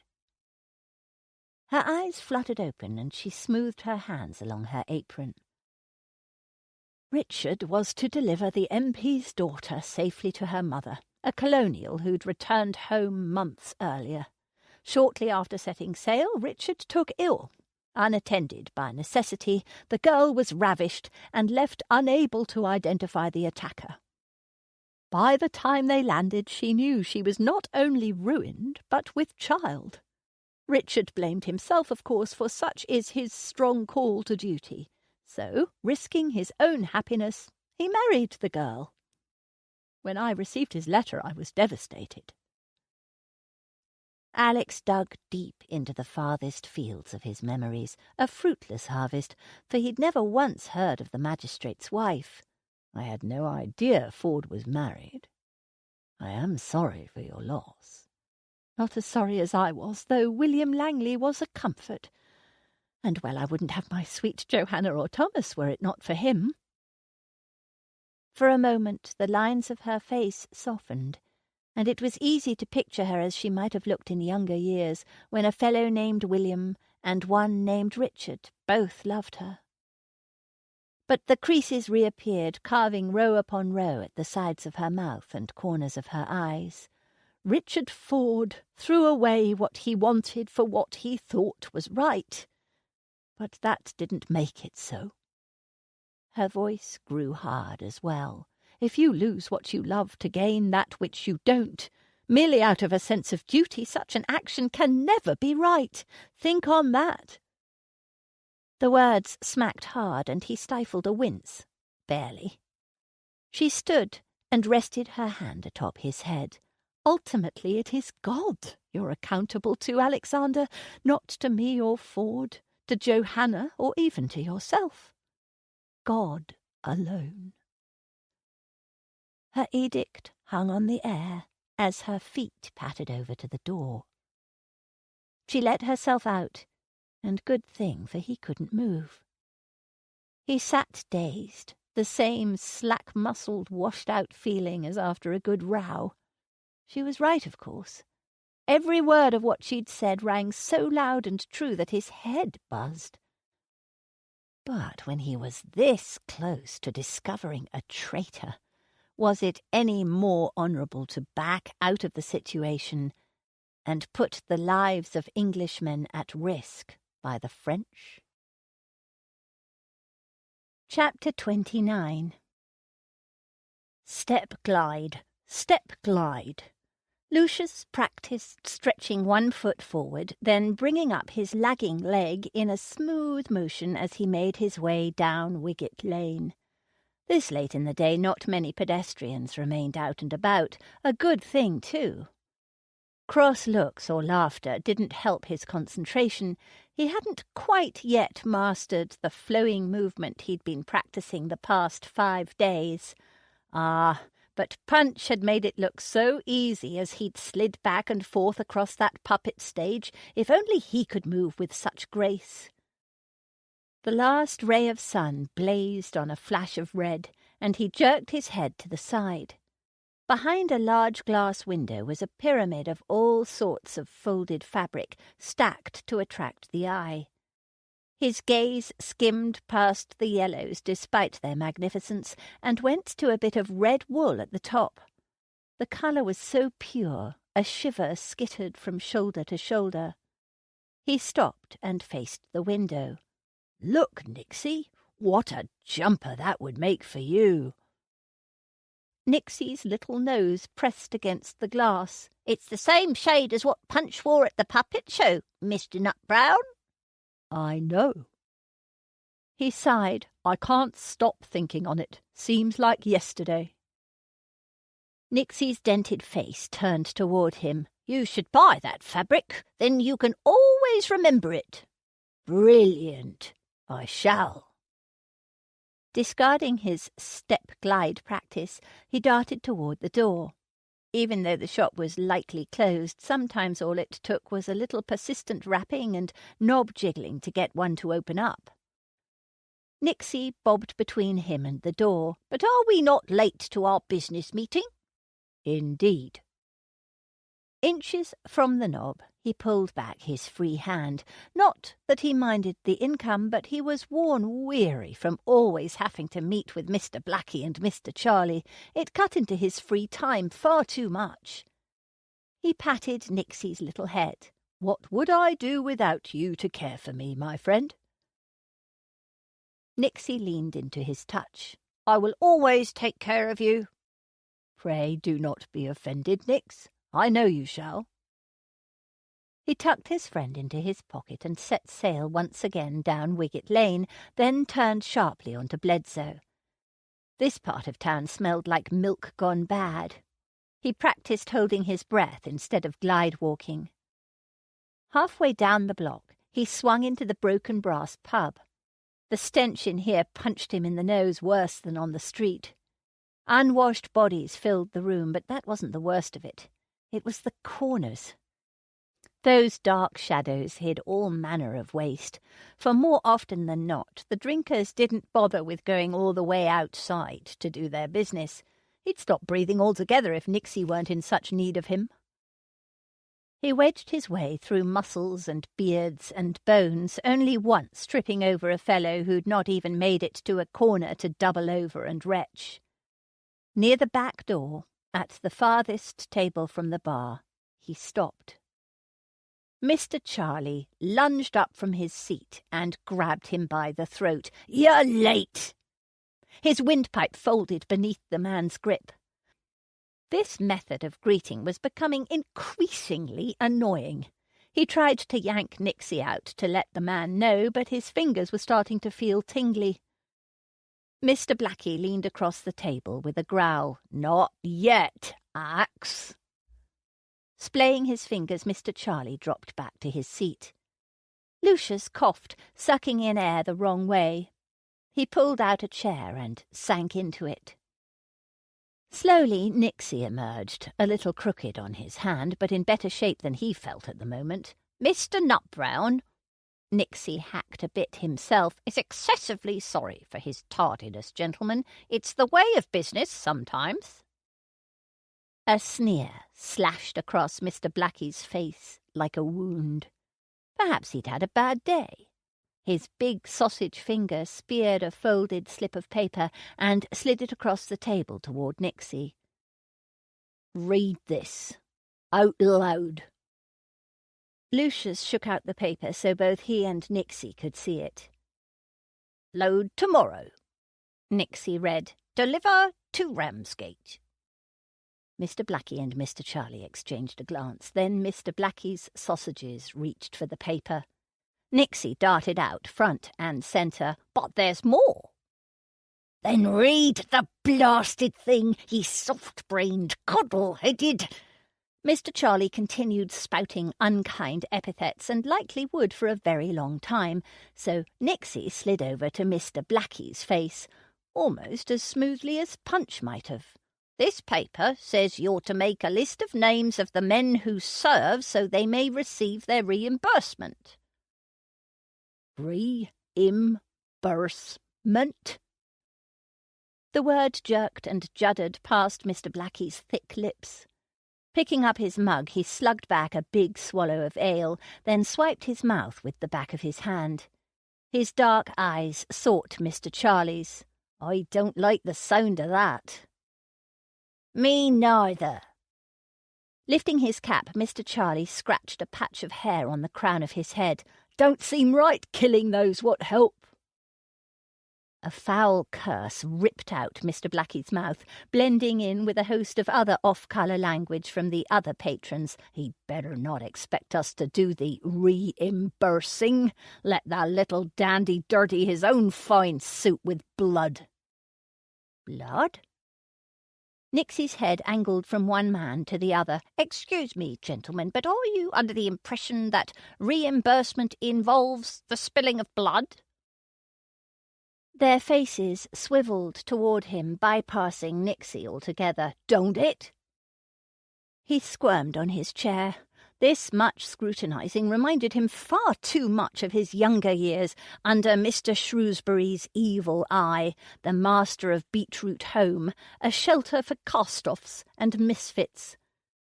Nixie rescued him, rising up like a knight on a white horse. "No, sirs. Reimbursement simply means pecuniary compensation." Dead fish eyes held more glimmer than that in Mr. Charlie and Mr. Blackie's stares. "It means they'll be paid," Nixie explained. Mr. Blackie leaned back and drained his mug dry, slamming it on the table when he finished. "Of course I knew that, you daft muggle. I was just seeing if you knew. You passed the test." Lucius flipped Nixie around and smiled at his friend. "My, but they were a smashing team. Such a pair, the best of the best. A finer duo the world had never—" Mr. Blackie's voice interrupted him. "You remember all those men we talked to?" With his free hand, Lucius tapped the side of his head, but Nixie spoke. "Mr. Nutbrow never forgets a face." "Good. Bring us the list tomorrow afternoon, 3:00, and we'll give you your last assignment. And don't be late." Mr. Charlie poked Nixie in the chest. "We'll be giving you your reimbursement." Lucius stood, snapping a sharp salute to his forehead with his free hand. Nixie tried too, but his little puppet hand never did quite reach his brow. "Tomorrow, then, gentlemen." He turned to go, but Mr. Blackie's voice pulled him around. "Oh, and Nutbrown. This time we'll be meeting out back." He hitched his sausage finger toward the door leading out into a slop lane. Lucius tucked Nixie back into his pocket. It was a rather unconventional choice of meeting venue, but at least with an appointment that early in the day he'd have time to buy the red wool for his little friend. The thought was so appealing he nearly laughed along with Mr. Blackie and Mr. Charlie. But inside his pocket Nixie shivered as Lucius pulled out his hand. What did his business partners find so amusing? Plink, plink, and plink. Johanna dropped the last coin along with the last of her hopes into the strongbox. Pressing her fingertips to her temples, she rubbed little circles as if the action might magically move the numbers in her head from the negative to the positive. It didn't, and by the sounds of only 2 customers out in the tap room, neither would enough magical money appear tonight either. She slammed the lid shut with more force than necessary, rattling the wooden bowl on the kitchen table. What a horrid week! As nauseating as the leftover stench of the cabbage soup she'd burned at lunch. She'd lost the man she loved, and it appeared she'd also lose the blue hedge. Her head sank in defeat, and, As Mam might point out were she not abed with a cough, she was now in the perfect position to pray. Please, God, provide a way. A small sound, not a still voice, but more like a slow and quiet creak, answered. She lifted her face, listening with her whole body. Then she shot up from her chair and darted to the back door. She yanked it open to a smudge-faced, crutch-leaning, wide-eyed boy. "Evening, Joe." Thomas grinned. "I were just coming in to help you with the—" "Stop it." With a yank on his sleeve, she ushered her brother inside and shut the door. "Do not lie to me. If you wanted to be of help, you'd have been here long ago. Where have you been? And no spinning any tales." He shifted on his crutch, hiking up his injured leg a little higher, no doubt trying to garner her sympathy. "Out with my friends, that's all. Ew! What's that smell?" "Humph!"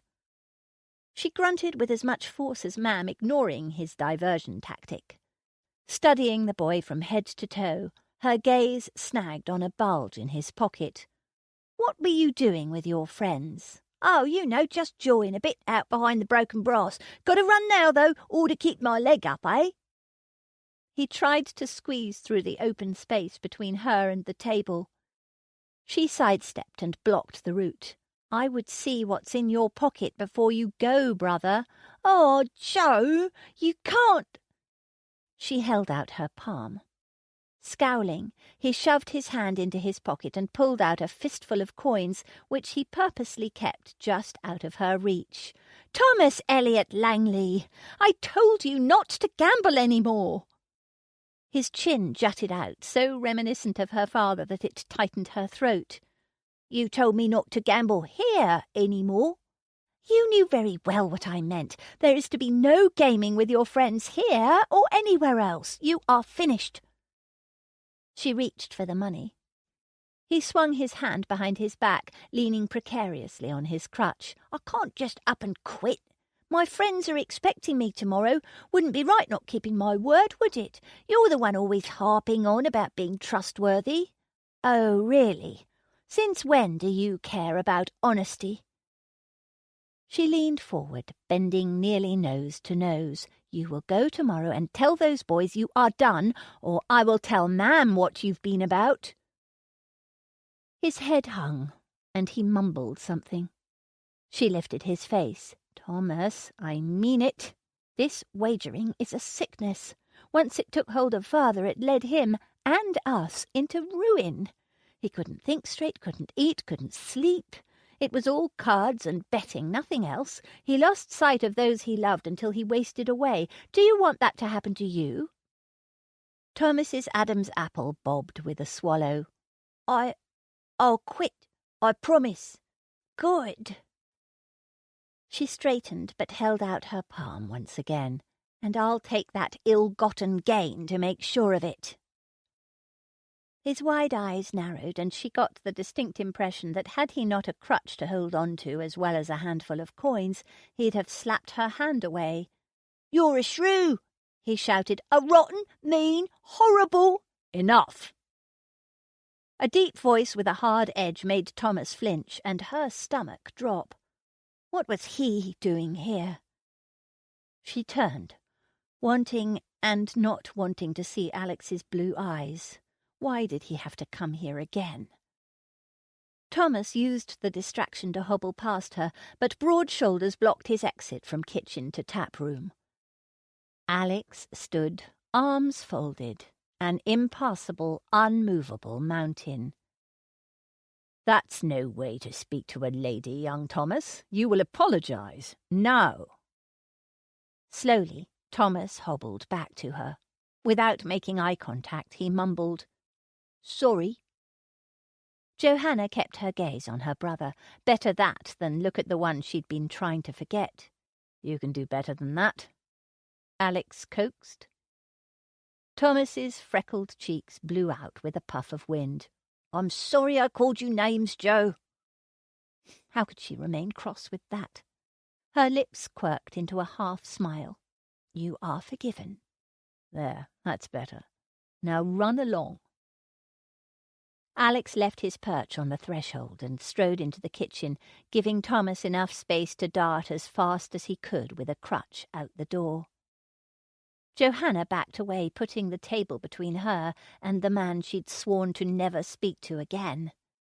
Refusing to meet his gaze, she looked only at his chest, but that was a mistake.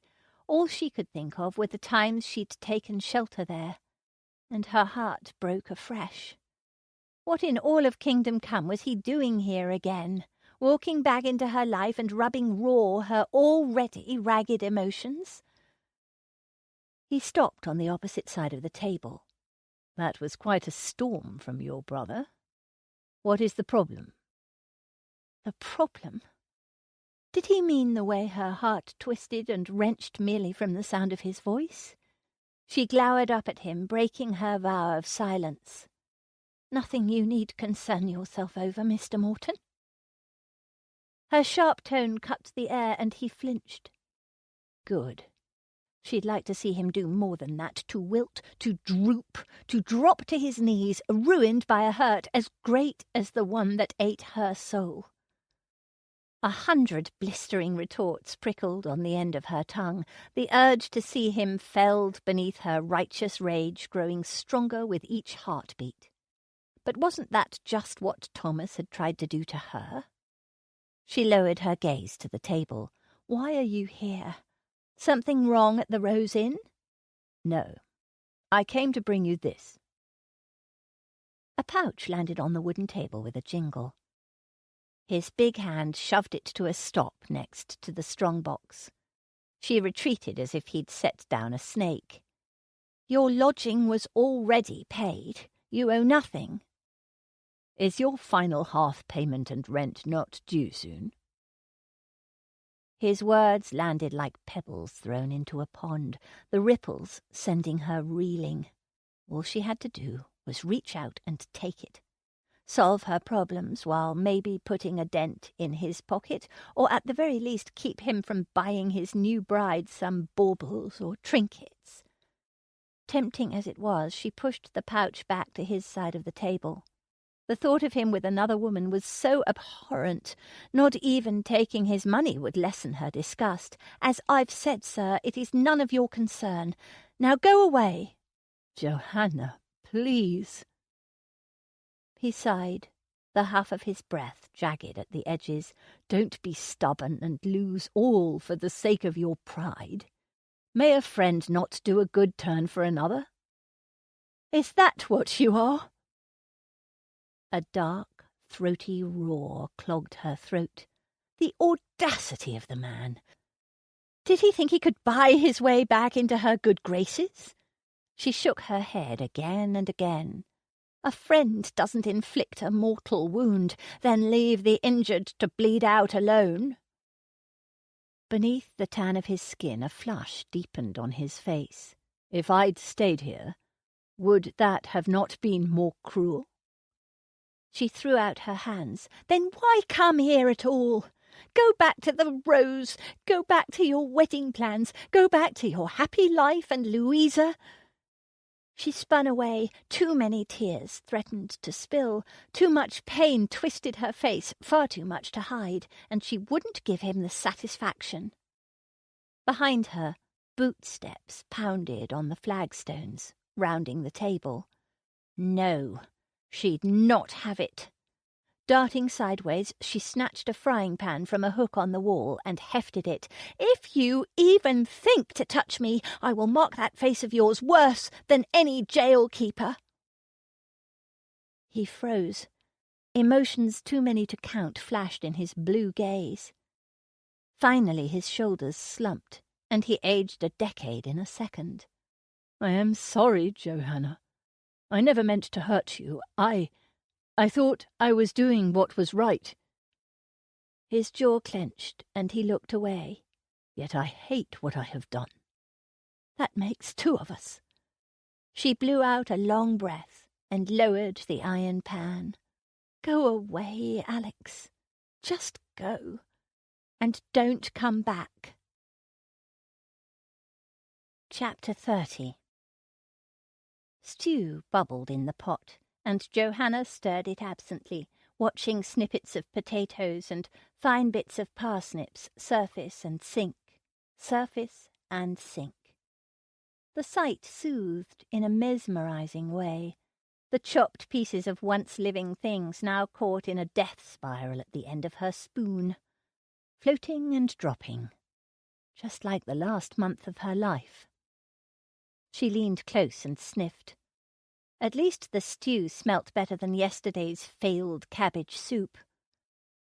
The back door crashed open, but she didn't turn. She simply didn't care.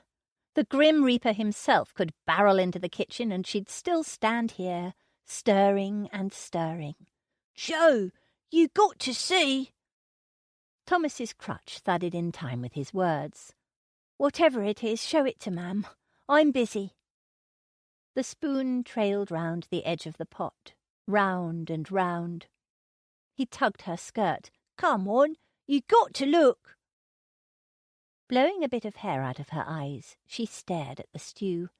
Likely he held a toad or a squirming vole or some other boyish torture device. "Go away, Thomas." "Joe, please." Her spine stiffened. Besides the fact that Thomas never used the word please, the panic in his tone alarmed her. Pulling the spoon from the pot, she tapped off the drips and turned.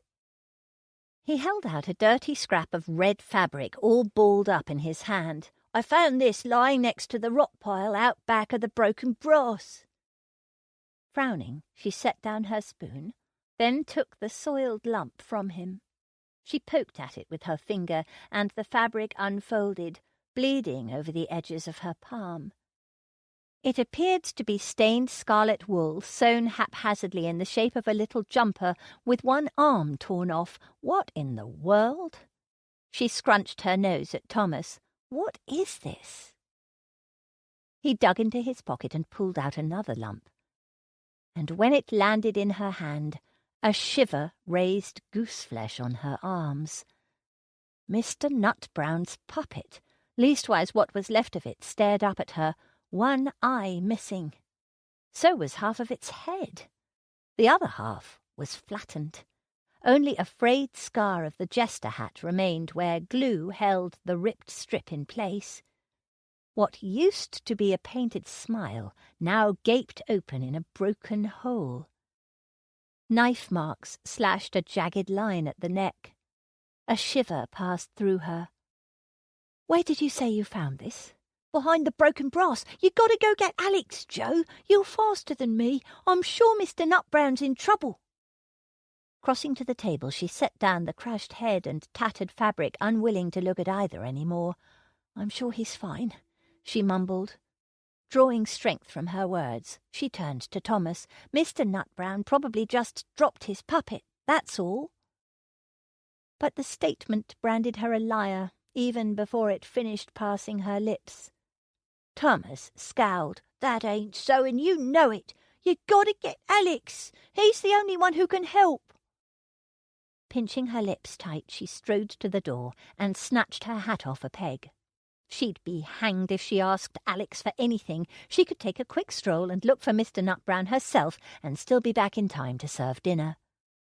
She fumbled with the ribbon beneath her chin. Why were her fingers shaking? "I'll go. I'm sure I'll find some ridiculous yellow stockings roaming the town looking for a lost puppet." "No!"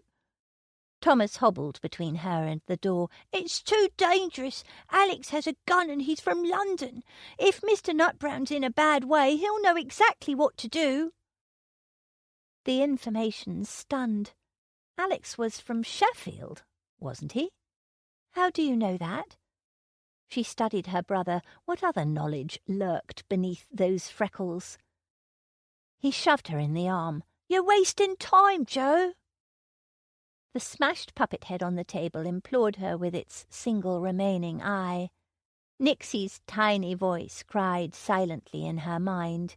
"Mr. Nutbrown would never leave me." Whirling, she slipped out the door and entered the stable yard, then shot toward the broken gate. The afternoon sun bowed to the horizon. She'd have to be quick to make it back in time for any patrons looking for a bowl of stew, but where would someone like Nutbrown be? She mapped out a route in her head as she turned onto the high street. If Thomas had found the puppet at the Broken Brass, then that would be the most logical place to start. She upped her pace toward Wicket Lane when a shiny black barouche turned the corner. Her blood drained down to her feet. She'd see Mr. Spurge's sneering face next week when he came to collect his due, a due still short £1. The thought of an encounter with him sickened her more than the ruined puppet head. Crossing the street, she darted down a narrow path that led to the harbour. If she skirted the waterfront, she could double back and work her way home through town while looking for Mr. Nutbrown. But trekking on the shingle slowed her steps. It would be faster to hike closer to the water where her shoes could grip firm sand, and she'd have the added benefit of the berm to hide her from Mr. Spurge's eyes on the chance his carriage swung down to Harbour Lane. She hiked her skirts, crested the berm, and pattered down the other side. Across the beach, a line of men hefted something. Boards? Flat boxes? She squinted. Hard to tell. Whatever their cargo, they loaded it onto rowboats that skittered over the water toward a ship anchored just off the coast. A strange time to load. They wouldn't get very far before dark, unless they planned to set sail at daybreak. But why, then, was the ship not moored in the harbour? She bit her lip, puzzling for a moment, but no matter, it was none of her business. She hurried to the sand as fast as the rocks beneath her feet would let her. Once there, she lowered her skirts and sped along, making up for lost time. She'd turn away from the men before drawing too close, then head back to the city proper. But just before she could veer off, her steps slowed, then stopped. A shape emerged from behind a rock with a peg-legged gait and a gun pointed at her. For a single awful eternity, she longed for Alex to be at her side. Glancing at the berm, she calculated the distance. She could easily outpace the man's hitch-stepped run and make it safely to town, but she couldn't outrun a lead ball. What to do? This ain't no place for a lady. The big man, Mr. Blackie, if she remembered correctly, stopped in front of her and thankfully lowered the muzzle of his gun.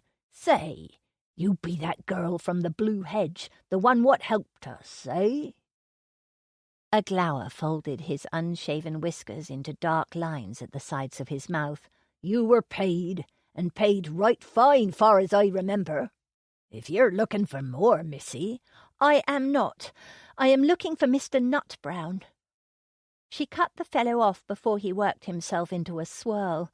Men such as this rarely liked to be parted from their coins, a lesson well learned from Tanny Needler. But instead of relaxing of his shoulders, Mr. Blackie yanked the gun back up, aiming squarely at her chest. No, no. What ye be wanting him for? Drat that Mr. Nutbrown!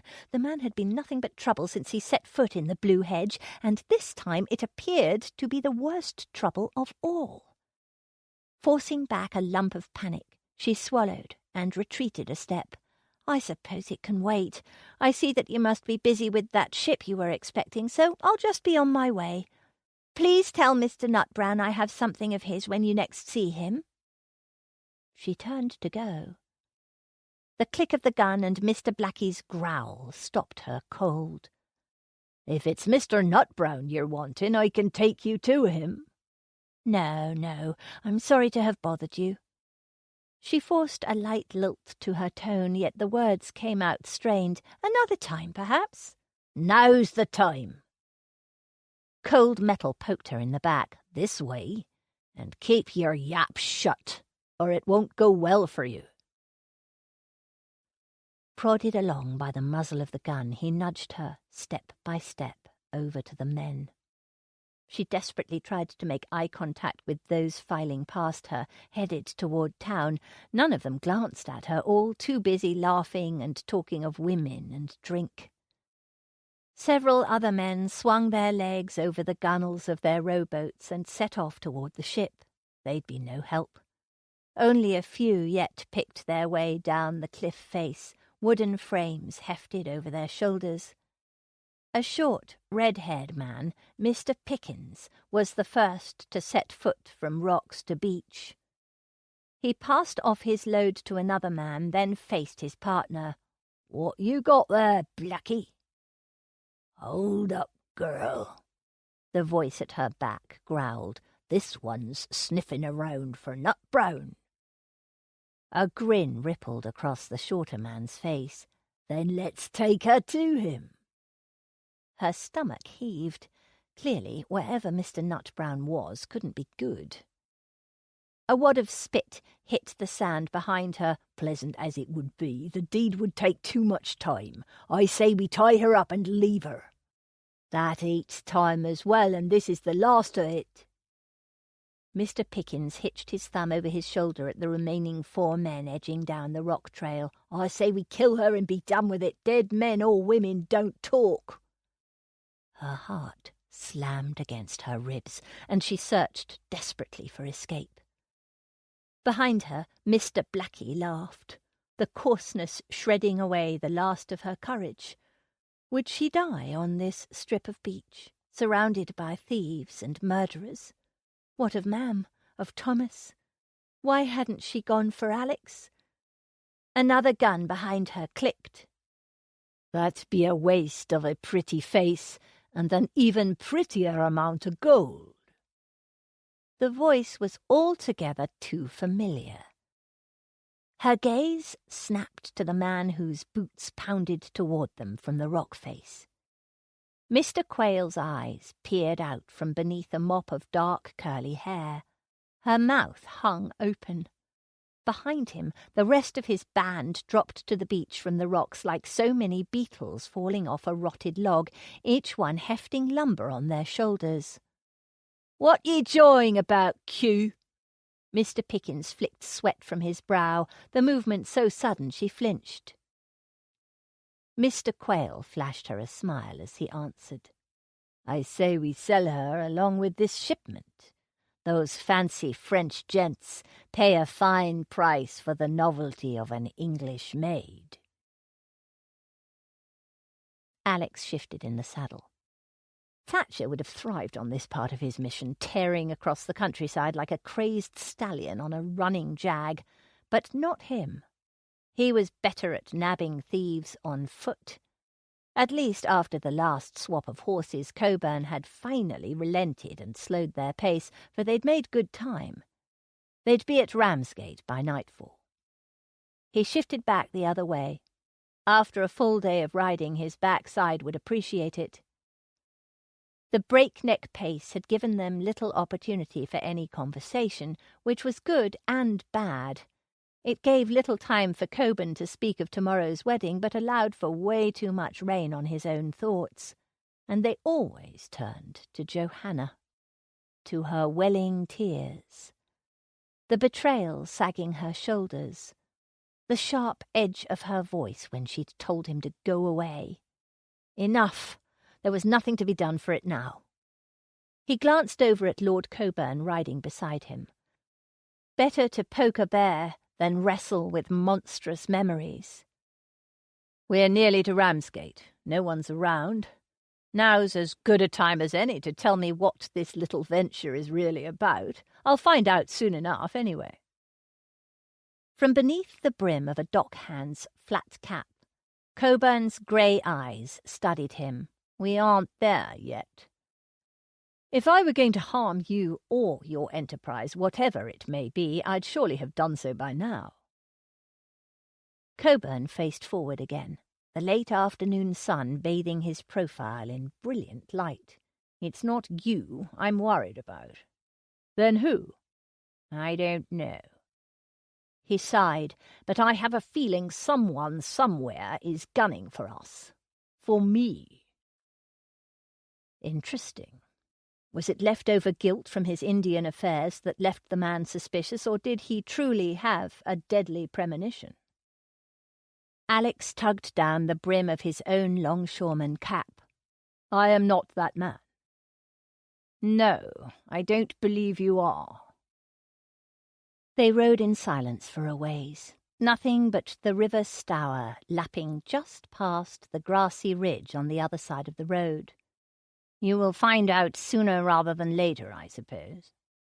Coburn scratched at his chin. Several months back I received confidential intelligence from Major General Overton, our gaming partner. Coburn grunted.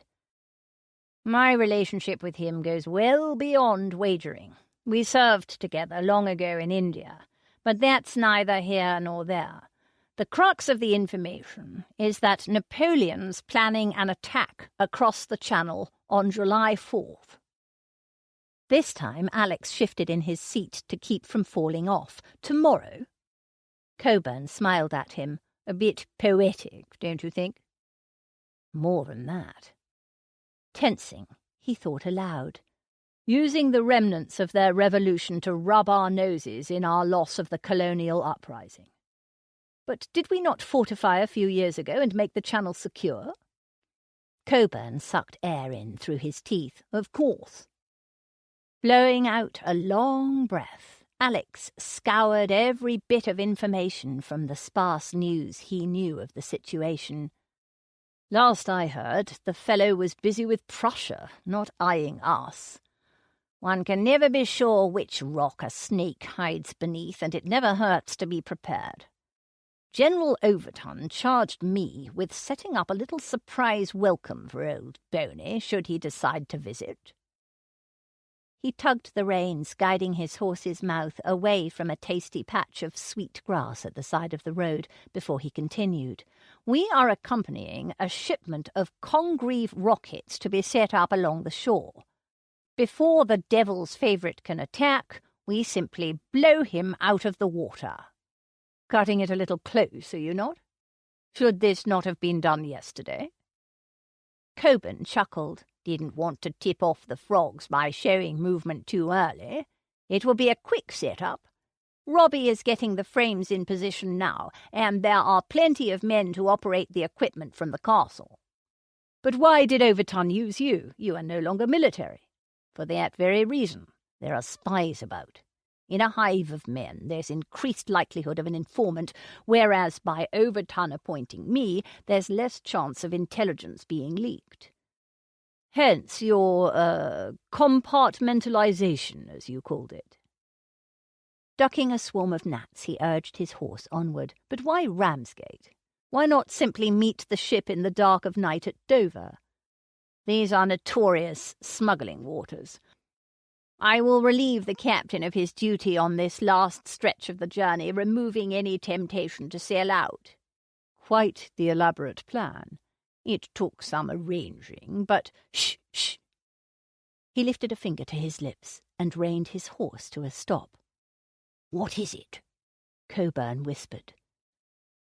Narrowing his eyes, Alex studied the surroundings.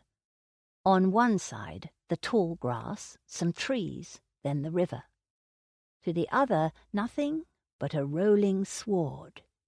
The rasp of insects started up, but other than that, hold on. There it was again. He listened with his whole body. Laughter. Coarse laughter. He angled his head for Coburn to follow and led him off-road up to the rise of a small hillock. From that perch a good view of the road spread out. Not far ahead, 2 men led 2 horses, or were the horses leading them? Hard to say for the way they staggered. At least they'd had the sense to dismount before they fell off, but were they truly in their cups? He turned to Coburn. That drink you offered earlier, I should like it now. Coburn's mount blew out a snort, apparently as offset as his rider. Coburn said nothing, but slowly reached in his pocket and pulled out a silver flask. Alex snatched it from him and poured most of it down the inside of his collar, dousing it on like a lady might bathe in rosewater. Then he pointed at the trees opposite them by the riverside. Take cover down there. Coburn scowled. If you're this concerned, simply shoot those villains now and be done with it. It's your duty as a loyalist and why I brought you along." He gritted his teeth. Sure, a crack sharpshooter could do such a thing, but not him. Persuasion was his best weapon. "You brought me along for protection, not murder. It's likely nothing but a few drunkards got a hold of some nappy ale, but it never hurts to check. Wait down there and I'll be back." Coburn locked gazes with him, the steel in his grey eyes sparking, but then he clicked his tongue and rode off. Alex gripped the flask in one hand and the reins in the other, riding haphazardly as if he were the one who'd swigged one too many bottles.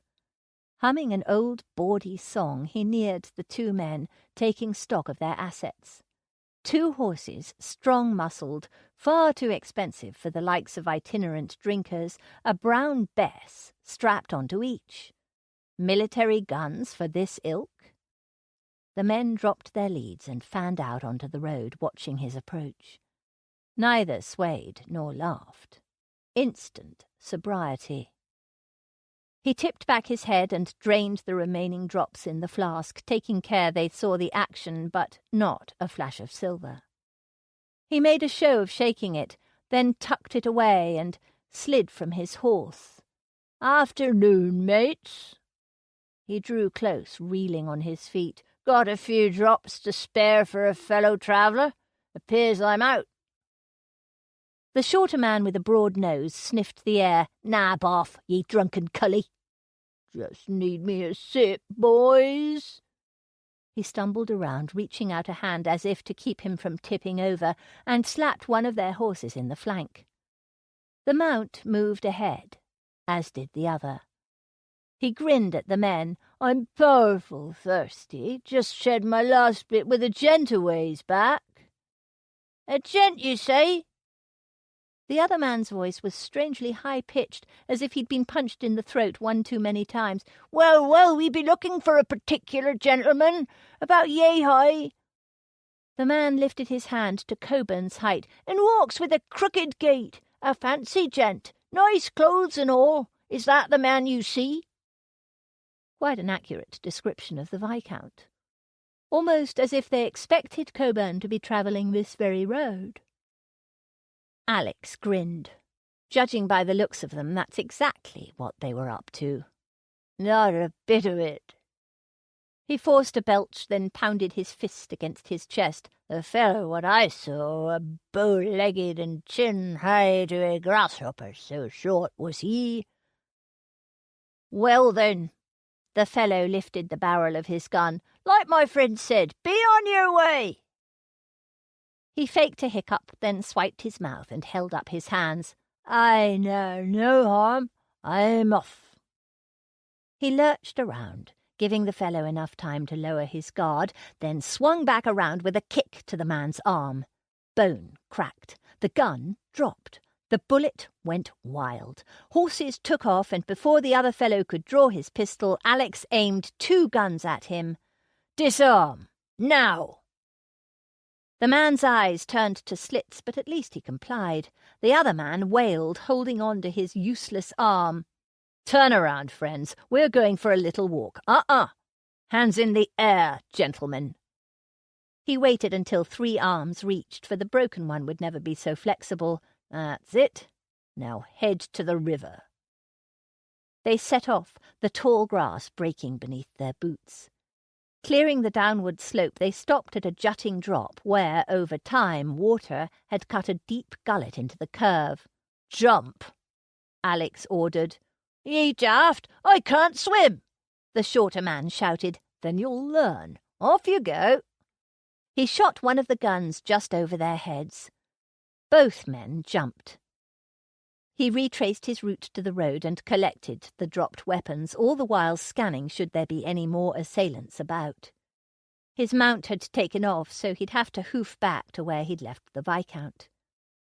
Keeping to the cover of the tall grass, he dashed ahead, hoping Coburn would be gracious enough to share his mount.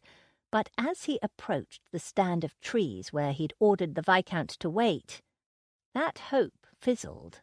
and a new fear kindled.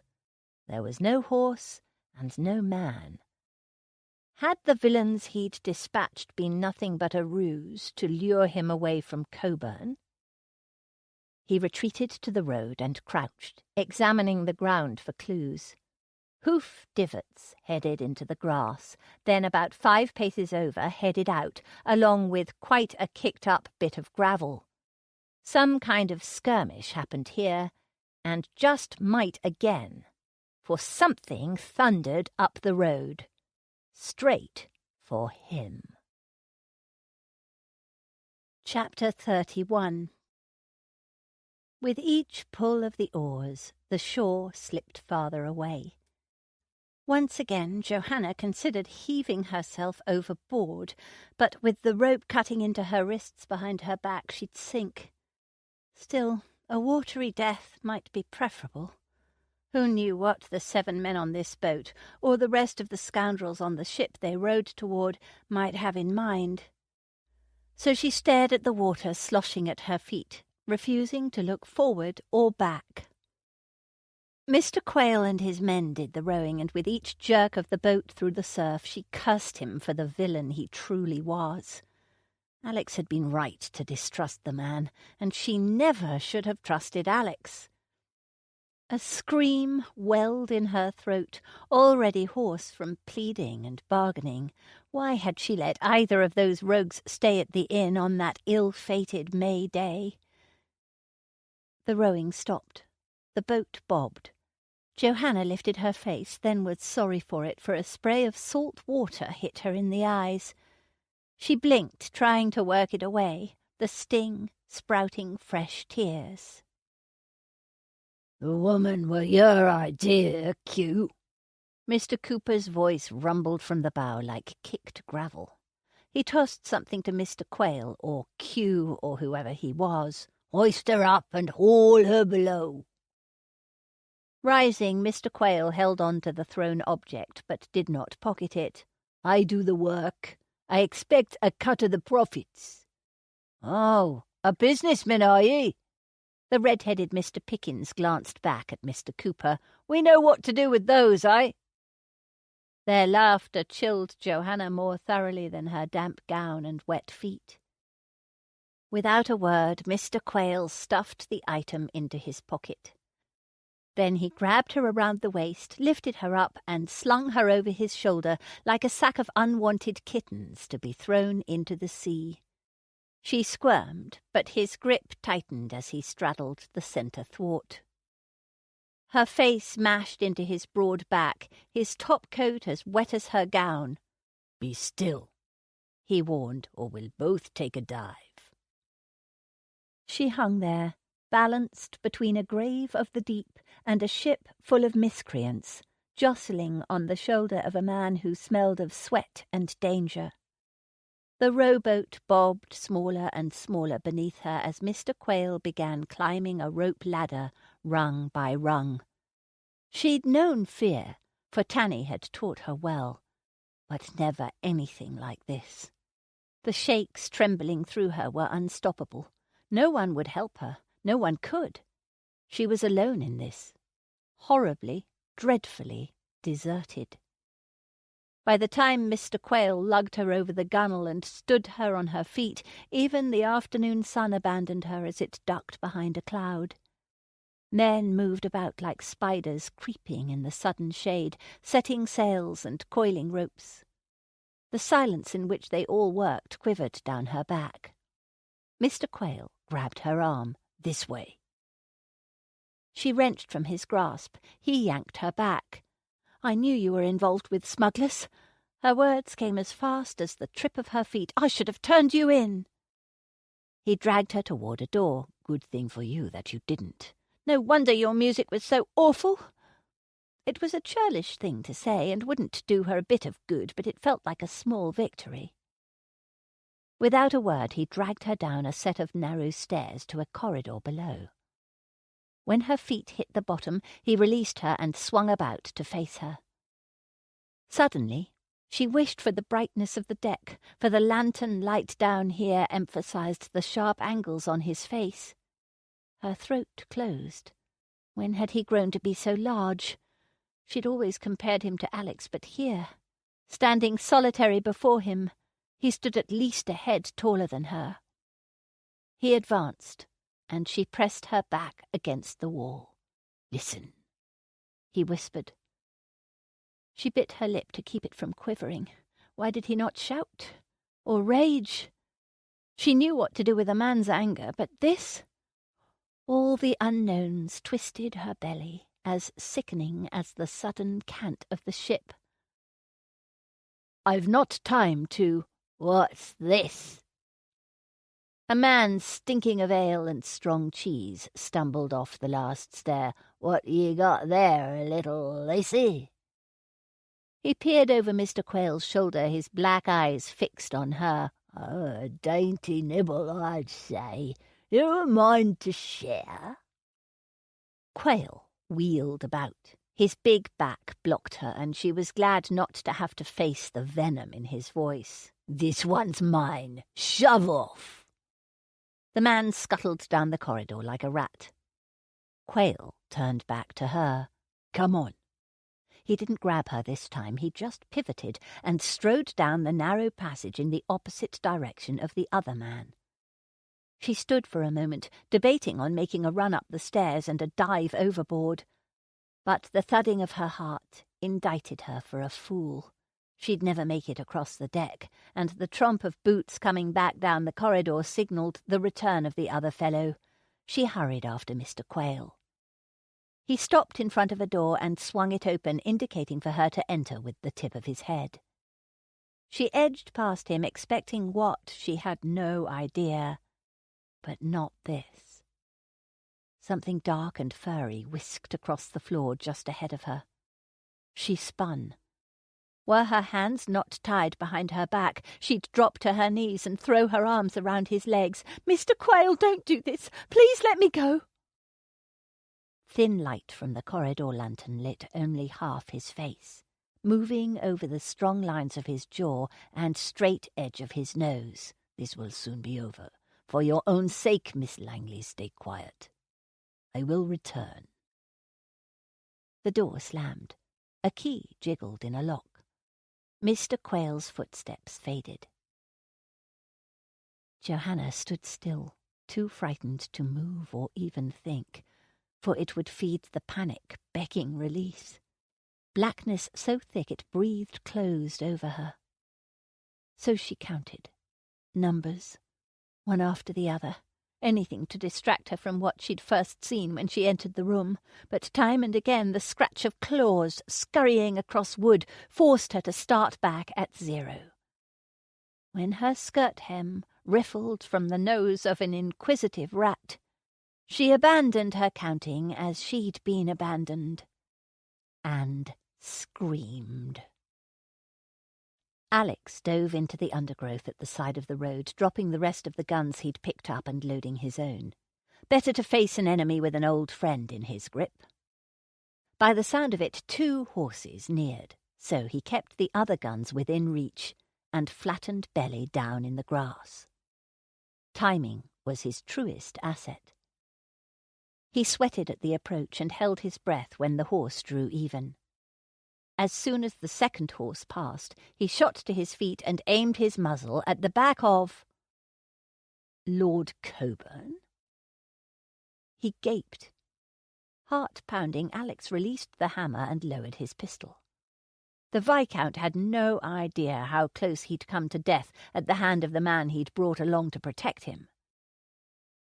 Coburn swung his horse around, Alex's mount following, tethered to his saddle. "Lose something?" Alex heaved a sigh while retrieving the rest of his weapons and his horse. "I thought I told you to stay put." "I did, until your mount barreled past me. I figured you'd be needing it." He nodded to where Alex shoved the guns into a pack lashed to his saddle. "Looks like you gained a few new trinkets. Found 'em lying on the road. Imagine that." "And their owners?" With a smirk, he hove into the saddle, eager to be on the move instead of sitting ducks. "It's a good afternoon for a swim, don't you think?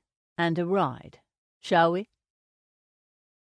Side by side they rode the rest of the way to Ramsgate unmolested.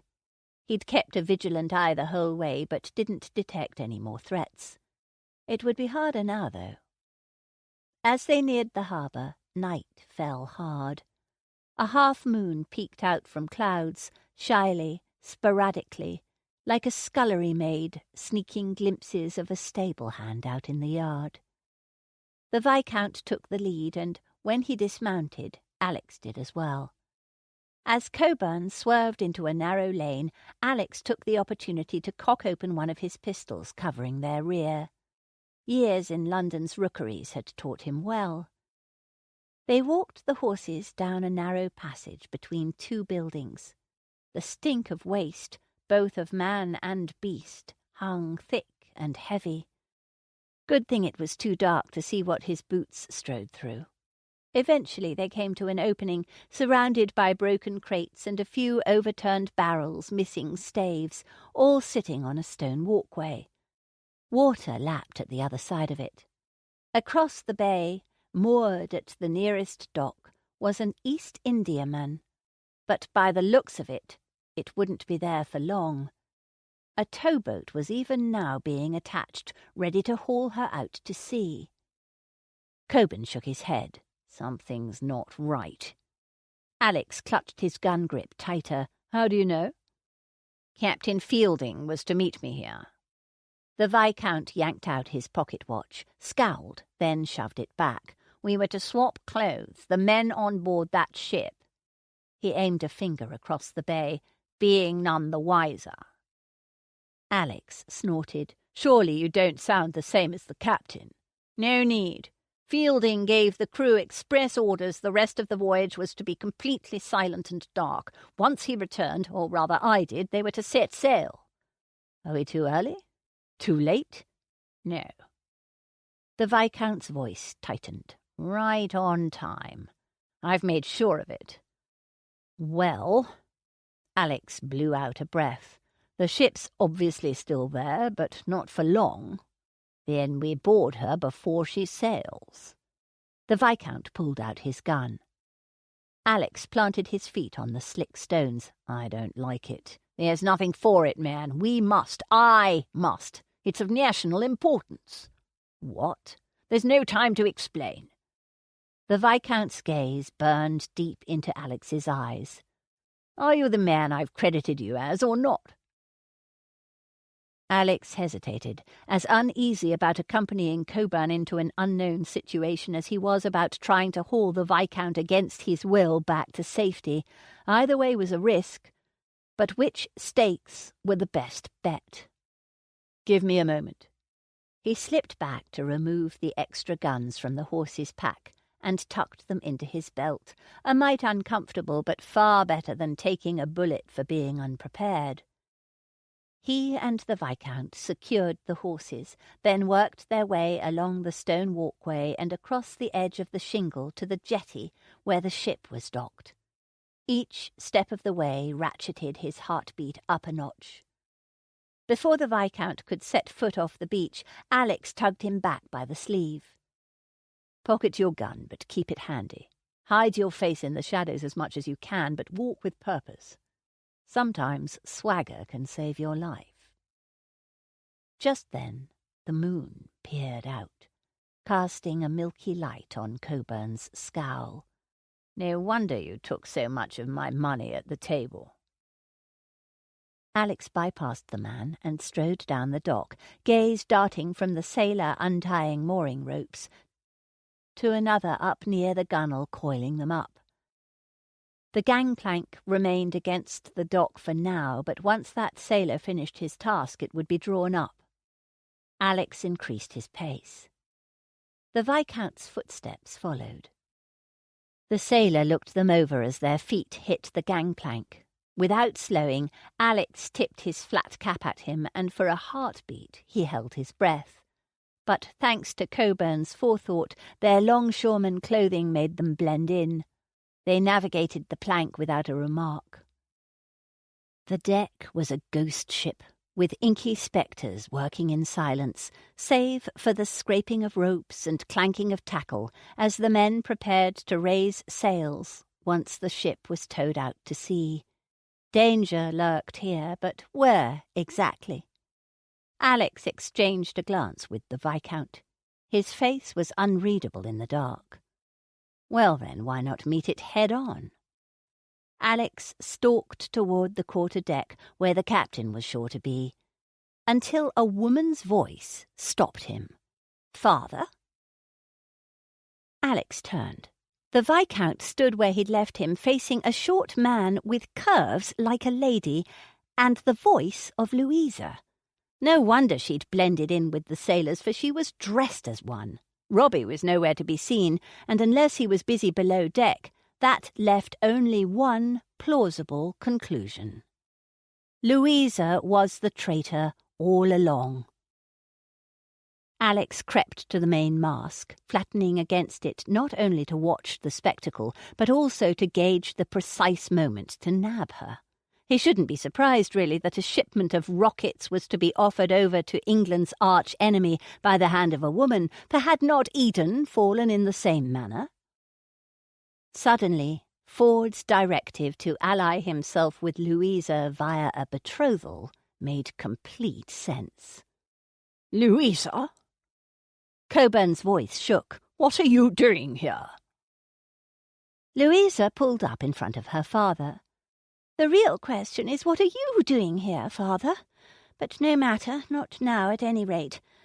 There's a scheme in motion that for once is not of your conniving, one you cannot control. In fact, it's too late for you to change anything. Far too late." And it was, for all of them. The sailors had already heaved in the gangplank. The ship freed from the jetty, and the deck rocked beneath Alex's feet. "For God's sake, Louisa!" Coburn's voice roared. "What do you think you're about?" Louisa fisted her hands on her hips, the stance of a gamecock set to kill. "You shouldn't have come. You will have to be put overboard." "What on earth are you babbling about?" "How does that feel, father, to not know what shall happen next, to not comprehend the actions and commands of those around you?" She stepped closer to the man, her words gaining in speed, "to have no say whatsoever in what your future might be." If she meant to cow the man, she'd gone about it the wrong way, for he straightened to a ramrod. "I don't know how you found out I'd be here tonight, but I do know this. Your little tantrum has gone beyond bounds, even for you. What was it you hoped to accomplish?" "Ask all you like, but you will have no answers." "Looks like I have mine, though." Pulling his gun, Alex strode from the shadow of the mast, aiming the muzzle at the Viscount's daughter. "Louisa Coburn, I arrest you in the name of the Crown." Coburn pivoted. "What's this?" "I knew it." Louisa growled, quite the brave act, at the other end of a pistol. "I knew you weren't who you appeared to be, Mr. Morton. But there's no crime in elopement. On what charges could you possibly arrest me?" A sickening feeling twisted his gut. Had he been wrong in his assessment? But no, a woman like Louisa would say anything to gain the upper hand. He cocked open the hammer of his gun, no sense letting the little vixen try to slip her way past him. "You are charged with conspiracy. It took some untangling, but it looks like I've finally found the real traitor." Another hammer clicked open just behind his head. "Are you sure about that, Alex, old boy?" Chapter 32. Alex froze, body stiff with a gun at his back, but his mind took off running. Robbie stood behind him, though he should have been in Dover, loading frames. Judging by the wide eyes of the Viscount in front of Alex, Coburn was just as surprised to see his nephew here. Only Louisa appeared at ease, gracefully balancing on the deck as the towboat began to row them out of the harbour. Robbie must have paid the captain well to dare such treachery. "Drop the gun, Morton." Robbie's voice cut the air, a sharp contrast to the relative silence of the sailors scrambling up ratlines and securing ropes. Releasing the hammer, Alex let the pistol fall to the deck, the clank of it as loud as a shot. No worry, though. 2 more guns dug into the tender skin of his waist beneath his coat. Good chap. Now turn slowly. Hands in the air. Alex pivoted. Robbie's smirk was that of a man holding a set of aces. Line up with the old man there. Robbie tipped his head, moonlight slicing his face in half. But keep your distance. You two have held hands long enough. For pity's sake, Robert. Disgust coloured the Viscount's tone to an ugly darkness. Lower your weapon. As usual, you've fouled up everything. Shut up. Robbie pulled the trigger. The bullet tore through the Viscount's arm. He crashed to his knees, clutching the wound. He didn't howl, but his breathing chopped out in draws and huffs. "Father!" Louisa dropped beside him. "Robbie, stop it! Are you mad? This ship is full of gunpowder. One wrong shot and we'll all go up in flames. Just put them overboard and be done with it." He pulled out another gun. "It's not that easy, love." Louisa couldn't see Robbie's face as she ripped the hem of her shirt to create a makeshift bandage, but Alex didn't miss the pleasure shining in the whites of the man's eyes. "The way is never easy for a traitor," Alex murmured. Robbie shook his head. "I'm no traitor, just an opportunist, as are you, Morton. What's the matter? Did I not supply a sufficient sum in that envelope I sent you? Or were you somehow angling to get more from the old man? Dash it!" The Viscount scowled up at Alex, the pain of his wound, or maybe the way Louisa held his arm out to bind it, evident in the stilted movement. "Really, Uncle Morton's not worth that much passion. He was merely a pawn in this game of mine, necessary for only a short while." "You have no idea what you're doing." The Viscount's words travelled thick and slow in a strained voice. "Because of you, England now faces an attack." Robbie chuckled. "Calm down, old man. There's no real threat, not yet anyway. That was merely a seed I planted in the head of Overton during a rather exclusive round of cards." "To what purpose?" The Viscount strangled a cry as Louisa tucked in the ends of the bandage. Alex watched Robbie with hawk-like intensity, looking for an opening. Any opening. But the man kept his gaze pinging between his uncle and Alex. "Money?" Robbie shrugged. "It's always about money, is it not? You sold out. To whom?" It was hard to tell which robbed the Viscount's breath more, Robbie's treachery or Louisa's somewhat rough handling to help him to his feet. He wobbled for a moment, then growled. "And why?" "You should know, Uncle. You've chided me for it often enough. I have no loyalty to a country that saw fit to humiliate, brand, and rob me of everything. You deserved that cashiering." The Viscount's indictment was as salty as the air. "I don't deny I deserted, but it was quite by accident. An opportunity arose. It simply took more time than I thought it would to cut the deal." His eyes narrowed. "As you would have known if you'd ever taken the time to listen to me." Alex studied Robbie's face by threadbare moonlight. Something wasn't right about his story. "There's more to it than that, isn't there?" "See?" Robbie flashed him a grin, the whites of his teeth skeletal in the dark. "That's what I've liked about you from the start, old boy. Ever so keen. You're right, of course. There was also the trifling matter of disorderly conduct unbefitting an officer. But fleecing that colonel still makes me smile." "I don't think you'll be smiling when you hang for this," Alex said. The eerie snap of a rising sail magnified his threat. "They'll have to catch me first, and judging by the looks of things, that'll take quite some doing." Alex's gaze drifted. He should have noticed before what a minimal crew ran this vessel. Were the Viscount not wounded, they maybe would have had a chance at taking charge. He flicked his stare back to Robbie. And what of the Viscount and me? That is a problem. The moon disappeared, pulling all light from Robbie's face. I suppose I shall leave you in the hands of my associates once we land. Alex shook his head. You know what leaguers will do to us. A pity that. Good faro players are so scarce. The Viscount swore. Beside him, Louisa didn't so much as gasp. Though why should she? Dressed in men's garments and no stranger to her father's outbursts, it should come as no surprise the lady didn't display ladylike sensibilities. She merely stood, propping up her father with a hold on his good arm. La Ligue, la Liberté! The Viscount swore again. You're selling out to the French! The French will pay a premium for a shipment of rockets and frames, Robbie explained, enough to fund my travels around the world. You mean to India?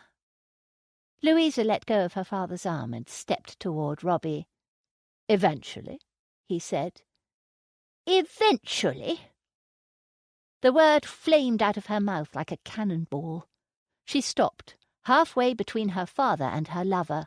That was not part of our deal. Alex rocked back on his heels. Good. This he could use. If he could get Robbie to focus more on Louisa and less on him, he'd have the space of a breath to pull out one of the pistols beneath his coat. Tell her, Robbie. Tell her all. You have no intention of going to India and never did. Once a leaguer for life. You are no longer a free man, but a puppet, with failing revolutionaries holding the strings. Miss Coburn? He shot her a half-smile. How did you think Robbie, a court-martialed soldier living off his uncle's charity, managed to give you French perfume, that Cross of Lorraine pendant that is even now surely hot against your collarbone, or supply champagne to a Viscount's entire household? She looked from him to Robbie, face pale in the night. What does he mean? Don't panic, love. Robbie spoke as to a child. Bad mistake. She'd pick up on it and it would fuel her rage. Alex stifled a grin. Just a few more obligations, Louisa, and then... Your obligation is to me. Of course, but... And there it was. Robbie turned his face toward Louisa. Alex pulled a gun, cocking the hammer wide open. Drop your weapon, Mr. Coburn. Robbie jerked his gaze back to Alex. And behind them all, hammers of 4 more guns clicked, followed by a raspy voice. Drop yours as well, Mr. Morton. 729, 730, 700... Something warm probed Johanna's toes just at the tips, but it would move from there. She'd learned the pattern thanks to the wisdom she'd gained from Alex and a stubborn barn door. Assess the situation first. The easiest way to manage a difficulty is to think before acting. Squeezing the fabric of the gown she bunched in her hands at her back, for she'd also learned the unpleasantness of having a rat trapped between her legs and skirt hem. She waited. Let the nose sniff, the tentative paw poke. Wait for curiosity to throw abandon to the wind, heft a furry body up onto the top of her foot, and... She kicked with all her strength, then immediately started counting again. Better to focus on numbers than the thwack of the rat's body hitting a crate. Judging by how many times she'd done this, at least an hour, probably more, had passed. Curse that Mr. Quayle! Falling back into a rhythm, she escaped the dark hopelessness threatening to strangle her. There was comfort in counting, soothing, predictable. She stiffened. An offbeat thud of boots scattered her numbers like blown dandelion seeds. A key scraped in the lock, and the door swung inward. Light flooded inside, not brilliant, just a yellow glow slanting in from a lantern on the corridor wall. Even so, she blinked. "Told you I'd be back. Mr. Quayle stopped just inside the threshold, eyes fixed on the floor. What the devil? She followed his gaze. 3 furry bodies lay unmoving, long tails a tangle. She frowned. Only 3? Surely she'd kicked more rats than that, which meant they'd only return to torment her again. She scowled up at Mr. Quayle. "How dare you leave me in here?" Without a word, he set down the mug he carried and pulled a knife from a sheath strapped to his belt. Johanna retreated until her back smacked up against a tower of crates. Hands yet lashed together, she'd be no match for the man, and likely wouldn't be even if she were free and held her own blade. "What do you intend? You won't get away with this. Please, Mr. Quayle." Her breath came so fast, little sparkles dotted her vision. He grabbed hold of her and spun her around. 2 tugs and a yank later, the bindings on her wrists dropped to the floor. She whirled, ready to pummel him if he touched her. "I am sorry for this, truly." Stepping back, Mr. Quayle tucked away his knife and ran a hand through his hair, then breathed out a curse. "I will see you safely to shore." She rubbed the ache in her arms, which helped some, though it did nothing to remove the pain of what was to come. "I suppose damaged goods will not draw as fair a price once we land in France." "What?" His dark hair hung low over his eyes, yet no need to see, for the confusion in his voice spoke volumes. But what did he not understand? His chin lifted, and he shook his head. "No, Miss Langley, I will not see you sold. That was only an excuse to keep them from killing you." Her hands fell to her sides, the urge to return to her counting strong. Numbers made sense. Mr. Quayle's words did not. "Why spare me?" she asked, then wished she hadn't. The answer might be worse than rodents crawling over her feet.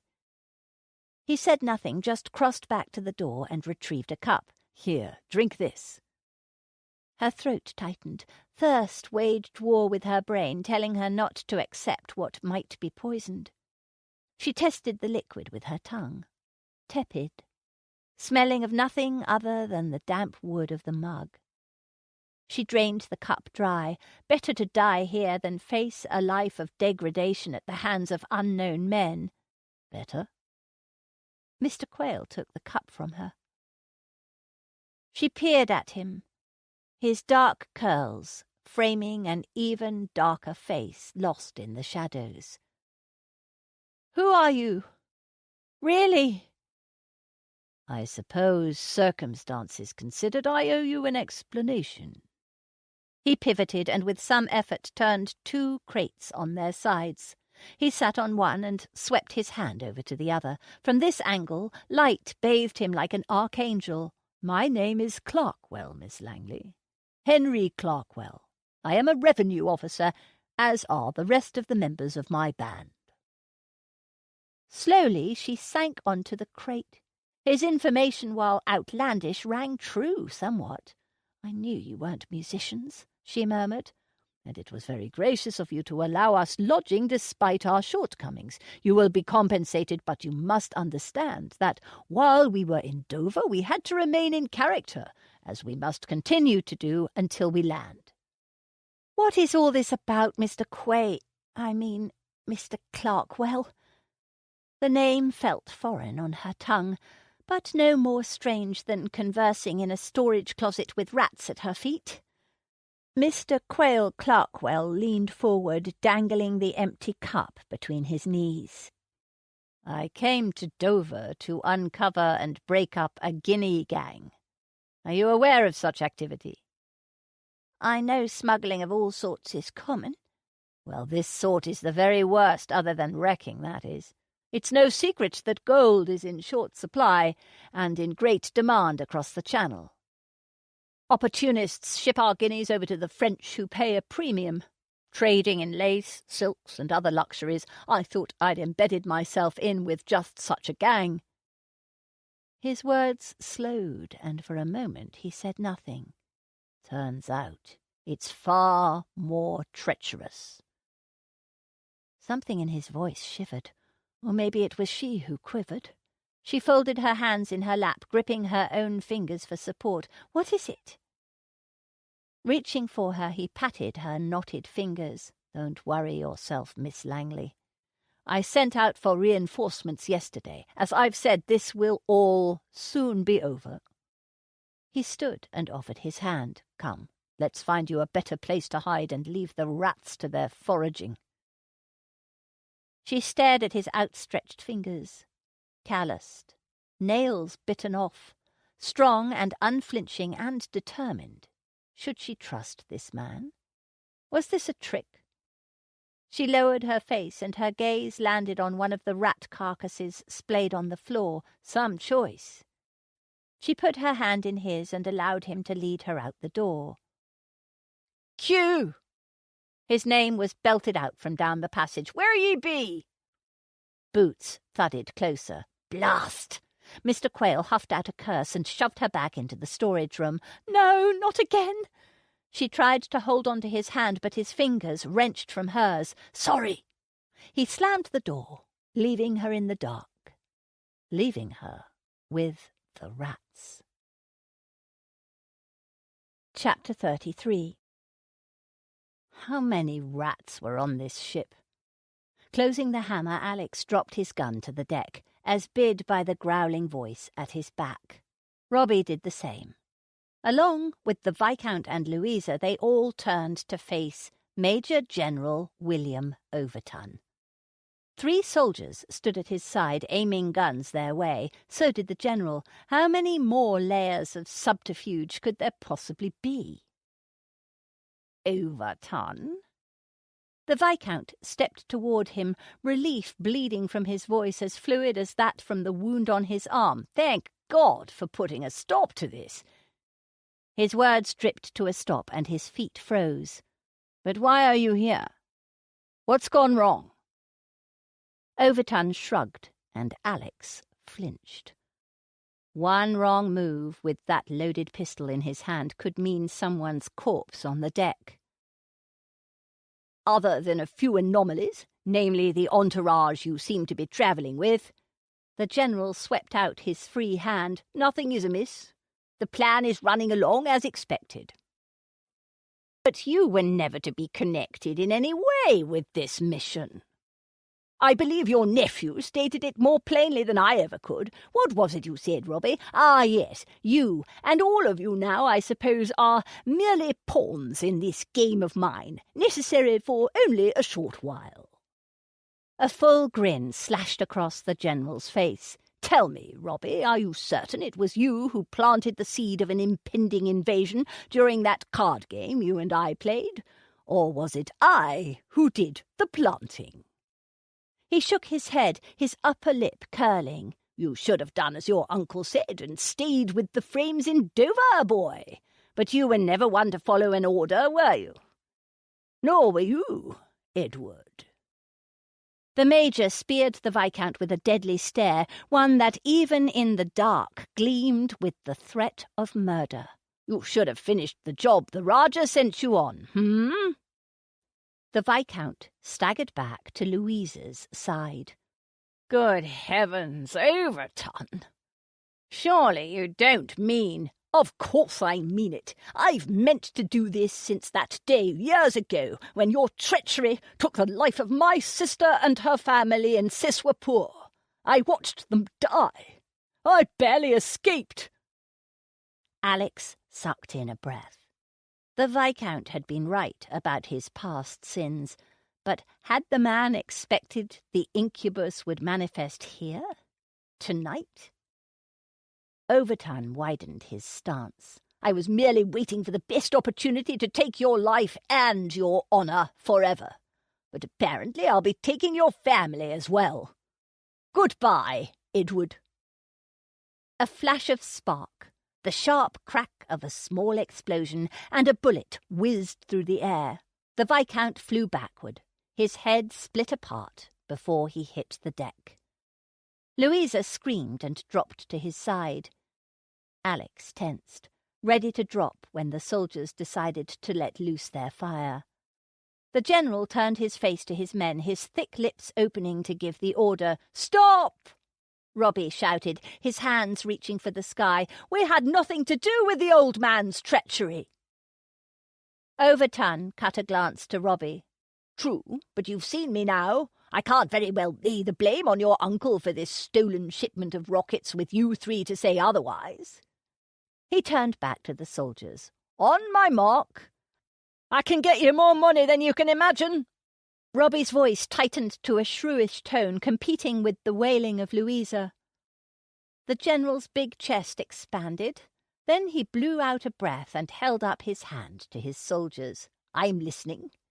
The frames for these rockets are no longer in Dover. I hired a crew to smuggle them off. That ship is to rendezvous here within the hour. My League contact is paying top dollar, likely more than yours, and expects both rockets and frames. I should have marked you as a Leaguer." Overton chuckled. "How much?" 2,000 guineas. Alex's brows rose as high as Robbie's hands. That was quite a sum. No wonder the traitor had paid him such a whopping amount to keep the Viscount distracted. The general scratched his jaw. "All right, we'll see if your story is true and wait out the hour, but we won't be needing the others." "Don't be so hasty, Overton." Alex lifted his hands as well. "I can beat his deal." Sweat beaded on his brow. Think. What could he possibly offer? The moon broke out again, highlighting the general's thick lips. "You know, Morton, you've been a wild card since the day I met you. What's your bid?" "Double that." "How?" He swallowed. How to make this plausible without being an outright lie? "It's true that France will pay a generous amount, but the Prussians will pay even more. I have connections. Unless I'm dead." Well, quite the high-stakes game we've got going, eh? Just like old times." Overton turned to the soldier nearest him. Alex froze, his heartbeat hinging on the general's next words. Around them, sailors crawled up and down the ratlines as if on deck men's lives were of no account. Louisa's sobbing added to the madness. Surely perdition could be no more horrific than this. "Take them below, Jonesy. One wrong move, shoot them." Overton pried a pocket watch from his waistcoat and snapped it open. "You've got an hour, Robbie. If those frames show up, we'll sell them to your accomplices. More poetic if the Viscount is blamed with a sale to the French." He snapped the lid shut and stuffed it back. "But if not, I'll go with Mr. Morton's offer." One of the soldiers stalked out from the rest, the muzzle of his gun urging them to move. The gawky man appeared to be 16 or perhaps 17, a youth at any rate, with hopefully not much fighting experience. That could be an asset. One Alex tucked away as securely as the last gun that yet remained beneath his coat. Alex reached for Louisa's arm to haul her up. "Not the woman," Overton growled. "Louisa stays here." She lifted her face to Alex, her wide eyes staring into his, helpless and pleading. "Help me." "I'll come for you," he whispered. "Move it!" The cold jab of a pistol barrel stabbed him in the back. He stumbled forward, catching up to Robbie near the stairs. As they marched down, tripping in the only light from a lantern at the base of the hold, a gunshot rang out. Alex's gut jerked. The villain. All of them. Coburn, Robbie, Overton. As scheming as Louisa was, she'd not deserved such an end.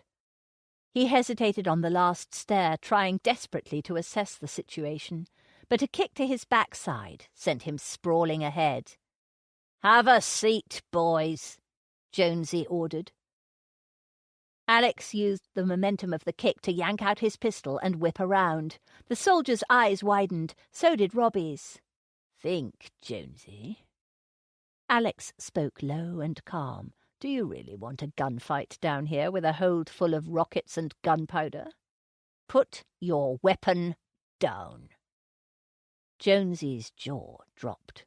His gun didn't. Did the fellow know his threat was empty? That it would take more than a gunshot to fire off this load? "If you shoot me, you'll have no time to reload before Robbie here takes you out." Alex tipped his head toward Robbie, who lowered into a crouch, ready to spring. "Let it go, Jonesy. Nice and easy." The young man's Adam's apple bobbed, a grotesque movement in the lantern light. But he did as bid, and squatted to lay down his gun. The second his fingers let go, Alex lunged. He drove his gun grip into the man's skull. Now it was Jonesy's turn to sprawl. Alex scooped up the soldier's gun and swung around to face Robbie. "Nice work, old boy!" Robbie flashed him a smile and held out his hand. "Give me one." Alex grinned back. "Sure." Once again he lunged, this time clouting Robbie in the head. Robbie hit the planks as hard as Jonesy. Tucking the pistols back into his belt, Alex sidestepped the fallen men and reached for the lantern. The light hung over a barrel of water just in case the thing chanced to fall. Best to assess the situation first, then act, though he wouldn't have much time.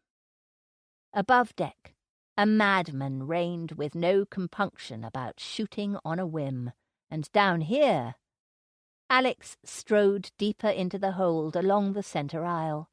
Big bales wrapped in canvas lined both sides. He frowned. Rockets wouldn't be bundled in naught but fabric and rope. He set down the lantern and slipped out his boot knife, then cut one of the bindings and sliced into the fabric.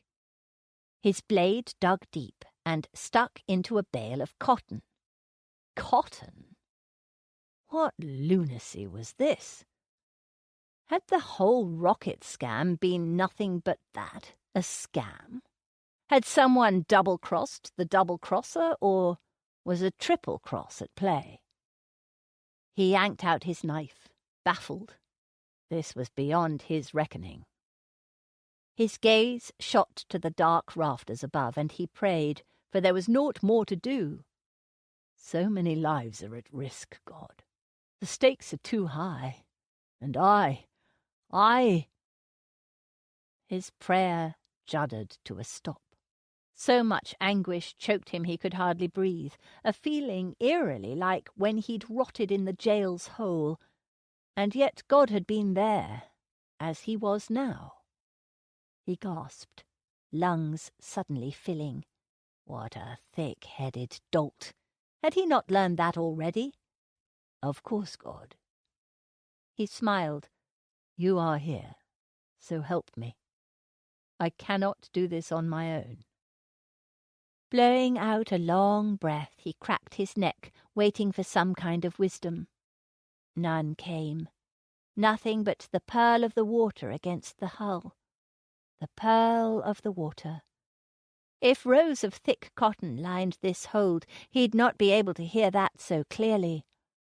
He pulled down the bale he'd cut open, then hauled out the one below it, creating an opening. Retrieving the lantern, he held it aloft. Golden light landed on the slats of crates, stacks of them by the look of it. Once again he set down the lantern, then worked to probe a crate between the slats. His blade tip first met straw, then snubbed onto metal. Rockets. He'd bet his life on it. And just might. Backing out of the passage, he snagged his light along the way. Someone had gone to much trouble to hide the crates behind a wall of cotton, probably as a front on the off chance of an impromptu dockside check.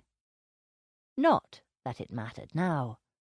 He had to stop these rockets from landing in enemy hands, and the cotton was going to do just that. Bale upon bale, Slice upon slice, he yanked and grabbed and spread a trail of loose cotton from one end of the aisle to the other, the length of the hull. Sweat trickled between his shoulder blades. His hands cramped and his lungs laboured. But he worked like a demon, unstoppable, until a grunt ended his crazed dance. Either Jonesy or Robbie would soon be sounding an alarm. He snatched the lantern and lifted the glass, then touched a piece of cotton to the flame and threw it on the loosened tinder. He repeated the action, working his way back toward the stairs, toward the men.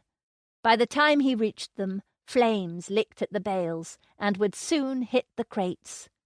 And the rockets. Robbie sat up, dazed, moaning, holding his head. "Time to go." Alex hauled him up. "What?" It might have been a question, or another moan. Hard to tell. Alex shoved him toward the stairs. "Move it, man."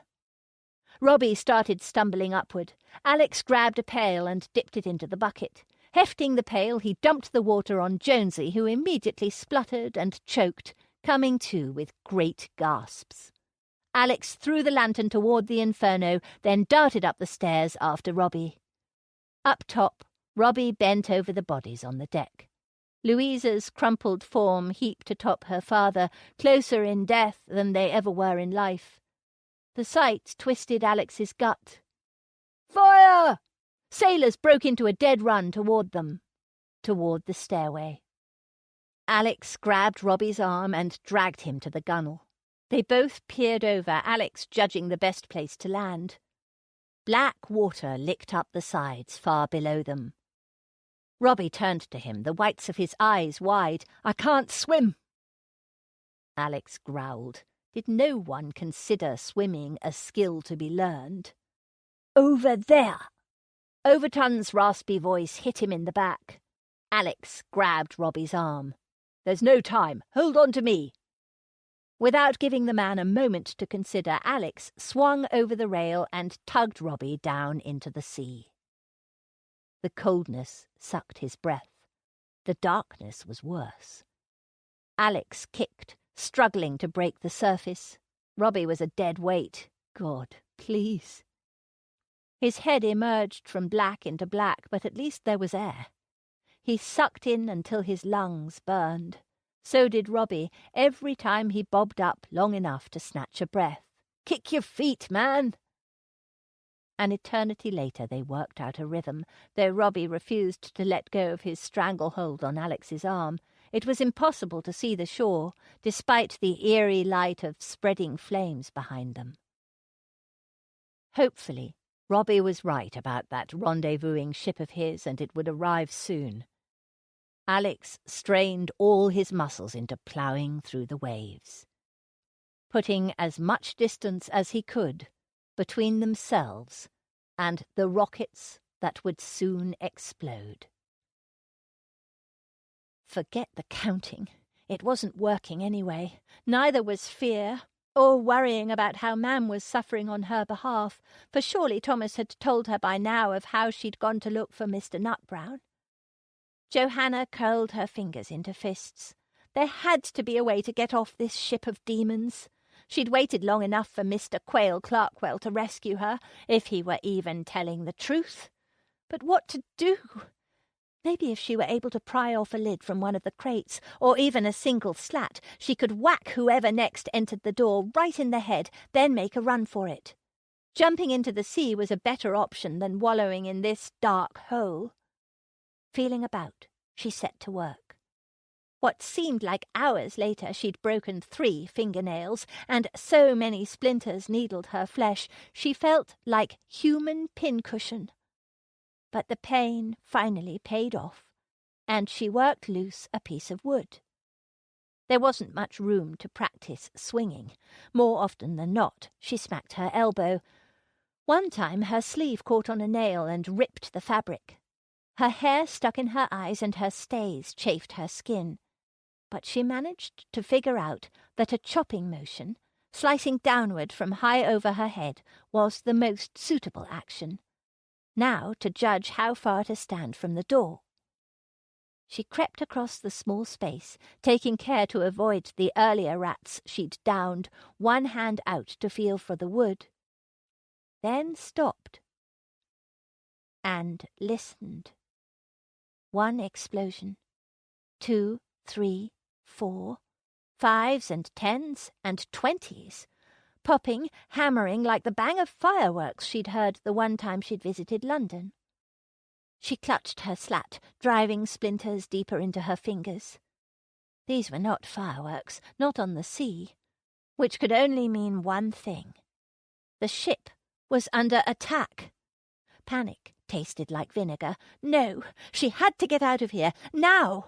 She sprang ahead, dropping her pathetic weapon. With both hands she beat against the wooden door. "Let me out!"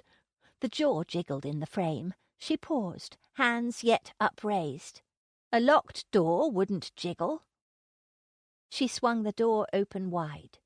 Light barreled in from the lantern in the corridor. For a heartbeat she stood frozen. Really, God? All this time I could have walked free. Stunning, truly, but no more than the inner voice that answered her back. Is that not a picture of your life, child? She gasped.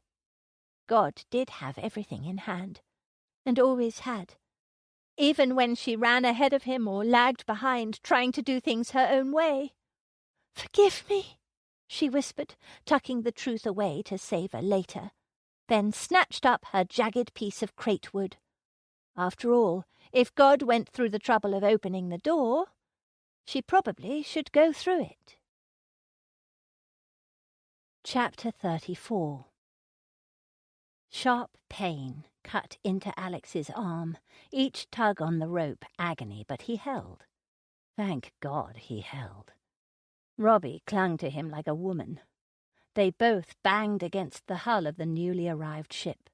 Just a few more pulls and they'd clear the gunwale, if his shoulder didn't dislocate before then. The swim had been brutal, but a far cry better than remaining on the ship behind him, or what was left of it. The last of the rockets exploded. An eerie orange light violated the darkness. Flashes of red shot out intermittently. How many men had made it off? How many hadn't? Deliver them, God, and us as well. A groan ripped out his throat as a last mighty heave lugged them over the wooden rail. He and Robbie hit the deck like landed mackerels. Wincing, Alex stumbled to his feet. A hank of wet hair fell over his brow, dripping salt water into his eyes. The sting was terrific. Blinking, he shook his head like a dog. "Well, this is a surprise." He froze, then stared into a swarthy face, hellish in the fiery glow. Quail. The irony of being saved by a smuggler punched him in the gut, yet a half-smile twitched his lips. "I knew you were scum from the moment I met you. What a coincidence! I thought as much of you. This is going to be a real pleasure."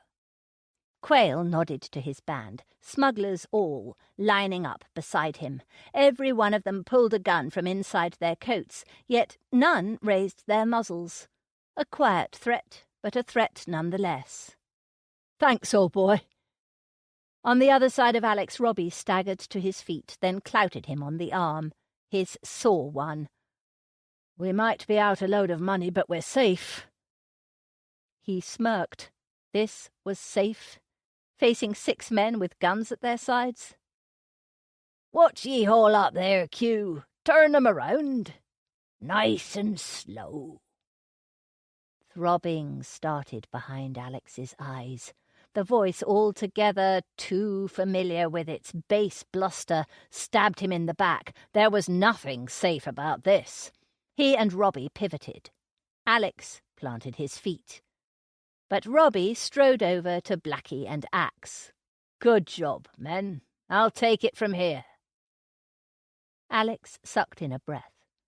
If luck smiled on him, the remnants of fire on the sinking ship behind him would be bright enough to blind Blackie from seeing his face. But the villain stood there, leaning on his good leg, riding the canting deck like a sea monster come aboard, and the longer he stared, the wider his eyes opened. So did the red-headed scoundrel a head shorter next to him. Blackie pulled a pistol. "Well, well, there is a God after all. Look what the deeps spit up." A chuckle rumbled in his throat, garbly and altogether mirthless. "We been gunning for you a while now."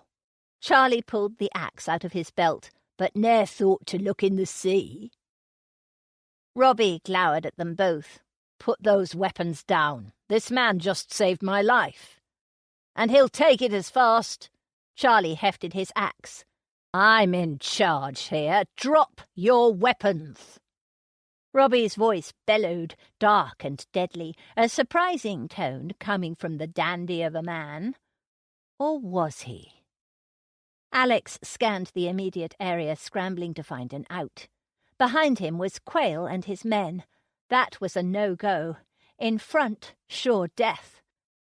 To his sides, cannons lined the decks. If he dove for the cover of one, who would shoot him first, Blackie or Quayle? Blackie belched out a curse at Robbie. "Idiot! You got no idea who you been keeping company with." His black eyes shifted to Alex. "Tell him." Despite the cold, wet clothing sticking to his body like a second skin, sweat beaded on his brow. Once his identity was revealed, there'd be no mercy. A lawman's blood was a prize, a trophy, a crown of glory to the criminal that drew it first. He clamped his jaw shut. Robbie swung his head toward him. "Do you know these men?"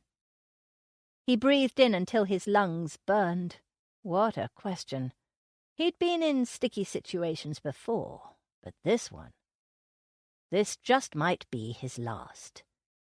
His gaze darted from Robbie to the gun in Blackie's hand, then on to the axe in Charlie's.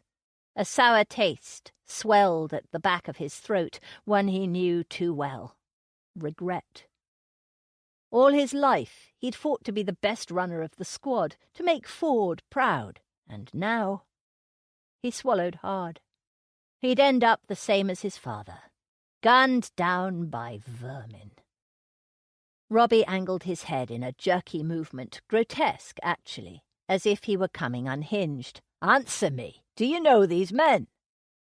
He sucked in a breath, desperately scrambling for a way to talk himself out of this. Absolutely nothing came to mind, except for 4 small words. No risk, no gain. The sentiment he'd spoken forever ago to Johanna barreled back in his mind with startling clarity. Of course, the biggest risk was telling the truth. It always was. His whole body pulsed with the rightness of it. He would take the biggest risk of all, and while he might still lose, he would not be gunned down without a fight. If this was his day to die, then so be it. He threw back his shoulders. Let's just say this is quite the reunion. Blackie narrowed his eyes. "One I been waiting on for too long, Moore." Moore. His name was a blasphemy on Robbie's lips. "That there's Alexander Moore, Bow Street runner." Charlie spit on the deck. "Liar, scammer, and killer." Despite the black of night, Robbie's face darkened. "Is that true?" Alex grunted. "Some of it."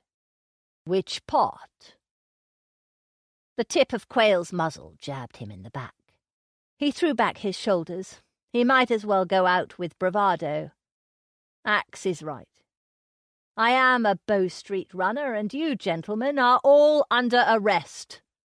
Robbie swore. Blackie laughed, then sighted along the barrel of his gun. Charlie hefted his axe, poised to throw.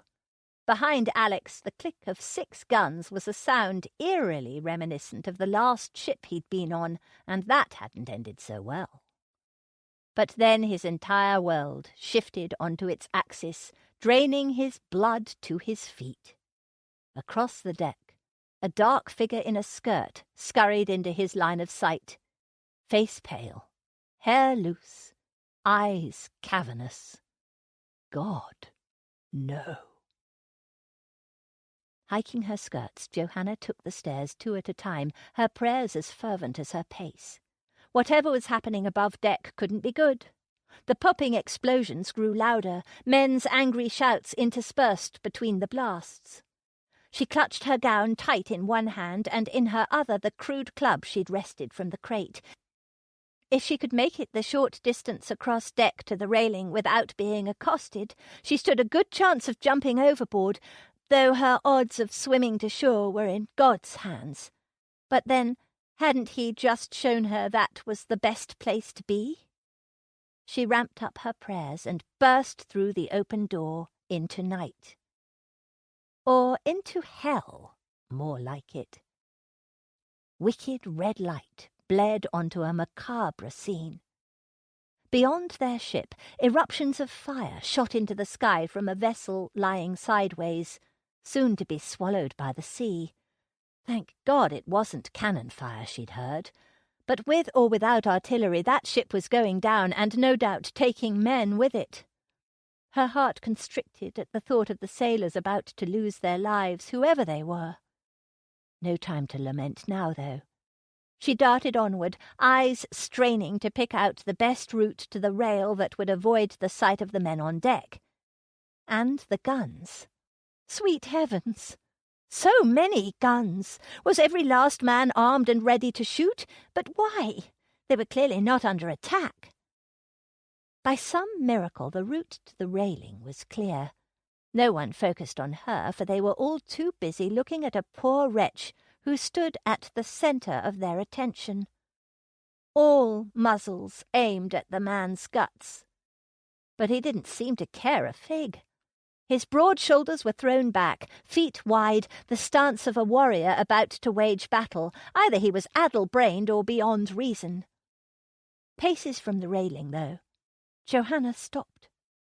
Freedom beckoned, but so did the niggling suspicion creeping from her head to heart. Surely she was wrong, but she had to be sure. Slowly she retreated, craning her neck for a better view of the man. When her gaze landed on him, an invisible tether lifted his face to hers. Time stopped, as did life and breath. Men in back, men in front, all hefted weapons, all aimed at Alex. Her scalp prickled, her arms, her soul. Despite the way he'd taken her heart and thrown it back into her face, she couldn't stand here and watch him die, because she'd die too. Such was the love that throbbed in her veins. "Alex!"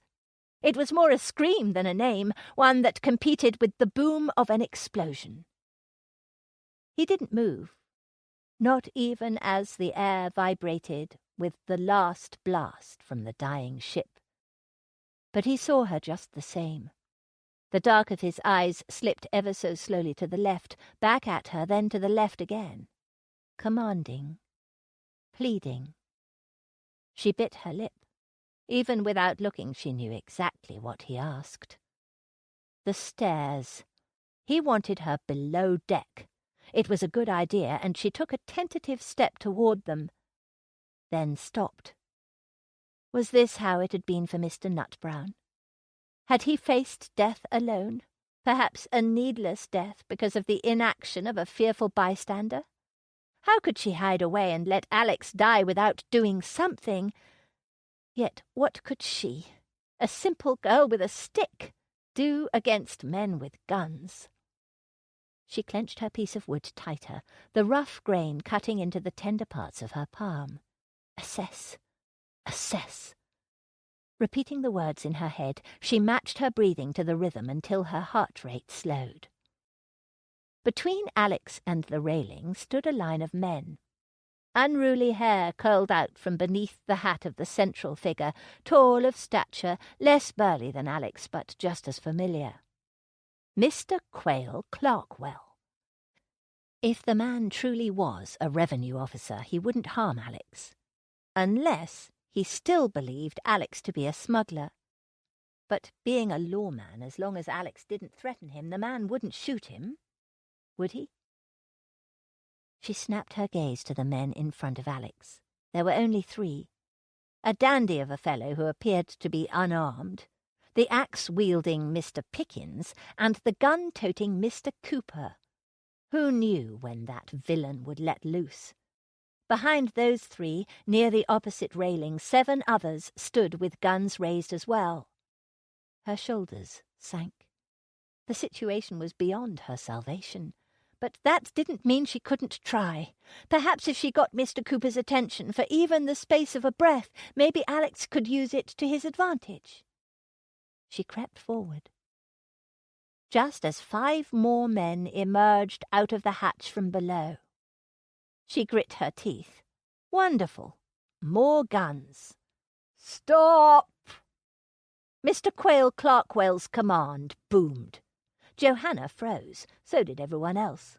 Was he speaking to her or to the others? "As the man said, you're all under arrest." Mr. Quayle Clarkwell and the rest of his men stepped abreast of Alex. She blinked. Surely she wasn't seeing this, but apparently she'd been wrong. Very wrong. Mr. Quayle Clarkwell and his men hadn't been aiming at Alex, but at the 3 others in front of him. No wonder Mr. Cooper hadn't pulled his trigger yet. "If you're lying more, you're a dead man." Mr. Quayle Clarkwell handed Alex one of his guns. "More?" Johanna angled her head. So did Alex, a movement she'd learned from living with him the past month that meant he was confused, yet still determined to be in charge. He grabbed the pistol, his gaze once again meeting hers, this time with a visible twitch of his head toward the stairs. Then he extended his arm and aimed the barrel at Mr. Cooper. "You should have shot me while you had the chance." Grating laughter rumbled out the man's mouth. "Night's not over yet." "It is for you. Drop your gun." To her left, near the railing, a man crept toward her, closing in fast. Without thinking, she wailed the board at him, and missed. He roared. A nightmare unleashed. Popping, smoking, curses and hollers exploded. Something hot whizzed past her cheek, grazing a line of fire across the skin. Was it too late to reach the stairs? Chapter 35. 1 bullet. Just 1. Alex crouched behind a cannon, shots pinging off the metal. Smoky haze distorted the scene. Lasts of red dotted the night. Rising slightly, he waited, assessing, judging where best to place his one shot. Thank God Johanna had disappeared below deck. Beside him, Quayle reloaded. Why the devil had the man jumped sides? Burnt gunpowder stung his nose. So did the thick odour of spilled blood. Around the deck, men dropped like swatted black flies. Except for one man, crouching low, who duck-walked his way toward the quarterdeck. Alex knew his short shape well. He aimed his gun at Robbie's lower half and fired, hoping for a wound, not a kill, just as a bullet whizzed past his own head. He dropped behind the cannon. The popping died out. Quayle and his men reloaded once again. Likely the other side did too. Alex used the lull to rise up and evaluate how many were left. Bodies were strewn about, not the one he'd shot at, but another snagged his attention at centre deck. Blackie sprawled in a dark pool, his wooden leg splintered off mid-calf. He didn't move. Next to Alex, Quayle raised his gun. Alex flung out his arm. "Hold. Look." Across the deck, smugglers were in various stages of throwing down guns and flinging themselves overboard, and one of them had red hair. "Grab some rope," Alex ordered, then bolted and grasped the man. Squeezing a mite tighter than necessary, he kept Axe in a chokehold until Quayle brought the rope. Breathing hard, he straightened. Charlie yet struggled at his feet, but he wouldn't be going anywhere, except to jail. Around him, Quayle's men seized fleeing smugglers. Some slipped their clutches, but most they nabbed and tied up. "You know your business." Quayle clouted Alex on the back. "Looks like you really are a runner." He snorted, swiping the sweat from his brow with his still wet sleeve. "And you? Who are you really?" Quayle's eyes found his, and for the first time no hint of foolery or scheming glowed in their depths. "The name's Henry Clarkwell, revenue officer, sent to ferret out a Guinea gang operating out of Dover." He scanned the deck. "Looks like I stumbled onto something bigger." "That you did. Sedition, which is why I'm here, though I'm currently missing my traitor." Alex darted his gaze around the ship. No Robbie. Had he missed his mark? "Come on." Alex sprinted over to where Robbie should have been, then followed a gruesome path. The bloody trail ended at the rear of the ship, port-side gunwale, where a few men wrestled with ropes and a ferrying skiff, just about to lower it over the side. Only one man stood inactive, grasping onto the railing to keep from falling over.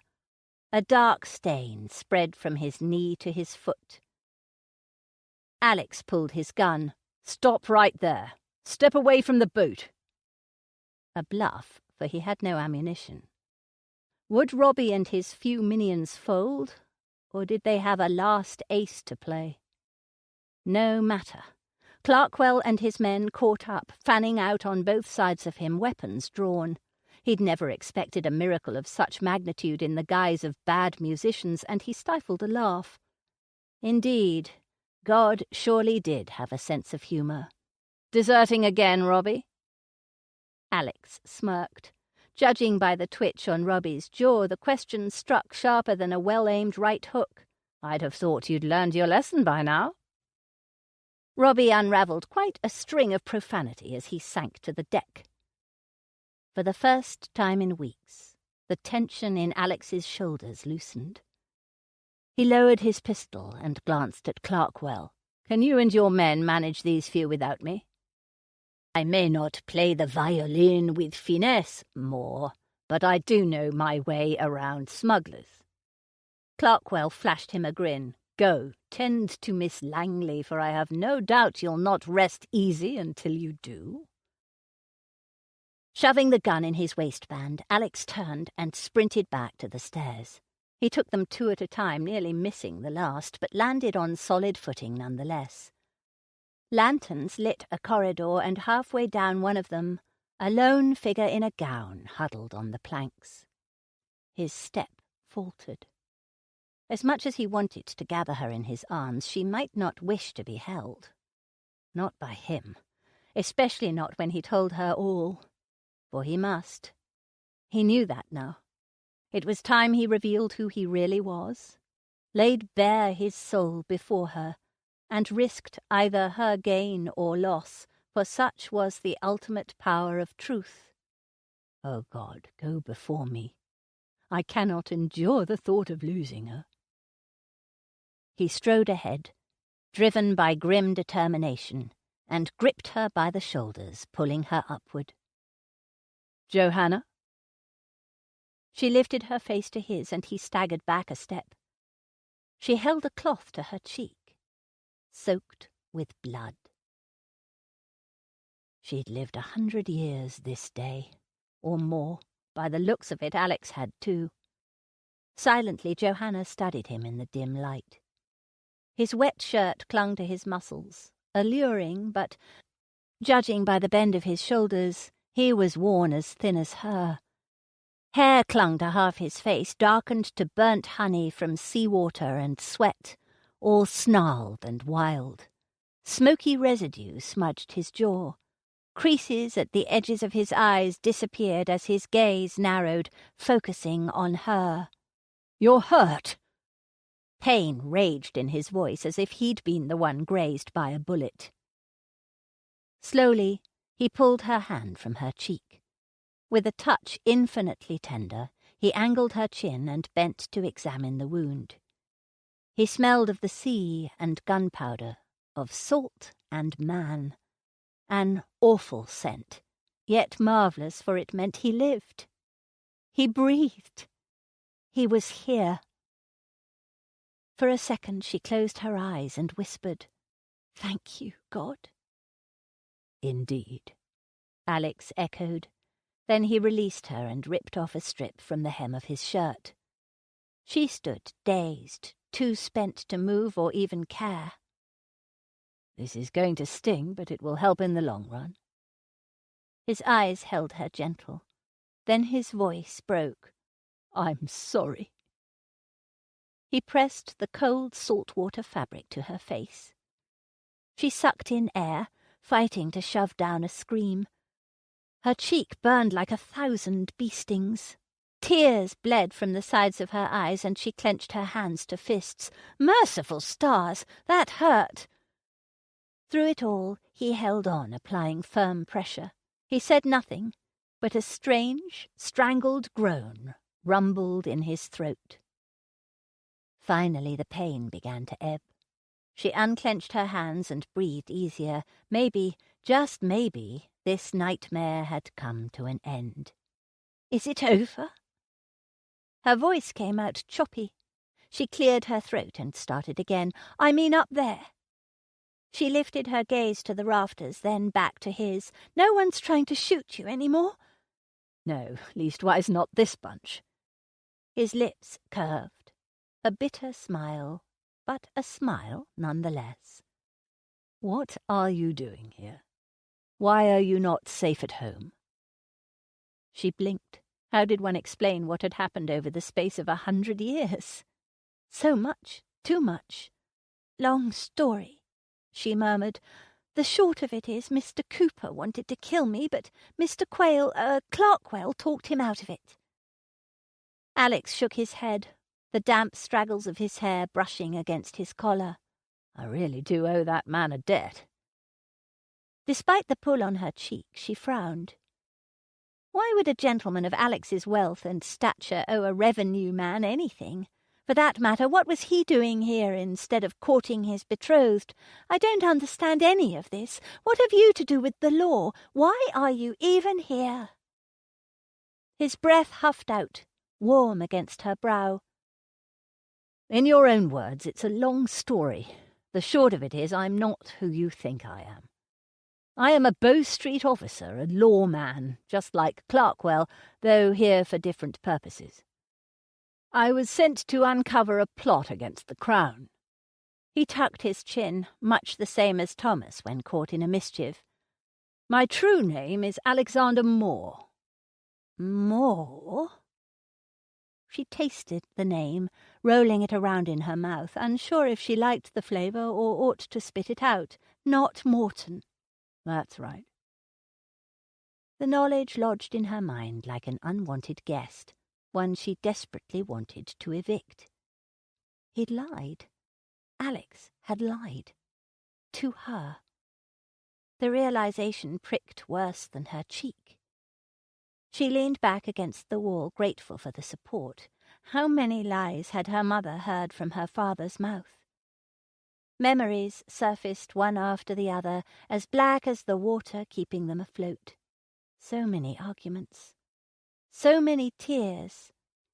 "Only going out for a bit, lovey. Back in a trice. I swear I don't know where the rent money could have gone, sweetling." "No, of course I'd not gamble away our future, darling." Johanna moaned as a horrid understanding spread from her heart to her head. She'd done exactly what she'd vowed never to do. Fall in love with a deceiver, a beautiful, handsome deceiver. What a fool! Just like her mother. Bitterness nearly choked her. She reached to pull his hand from her face. "Then you are not a wine merchant either?" "No." His arm was steel. "Please allow me to hold this a minute more." She clawed at his sleeve, desperate to get away from his touch. "I suppose you're not a gambler either, or a rake, or a rogue?" He held firm, but his voice softened. To my shame, those things are true. So, a gambler and a deceiver. She had almost reconciled herself to his gaming, but now lying, too. Her anger fled, and she scowled. "Who are you really, Mr. Moore?" A tremor travelled up his arm, trembling his fingers against her cheek. "I'm just a man, Johanna. A sinful man, but one who loves you very much." He leaned closer, a breath away. Surely he didn't mean to.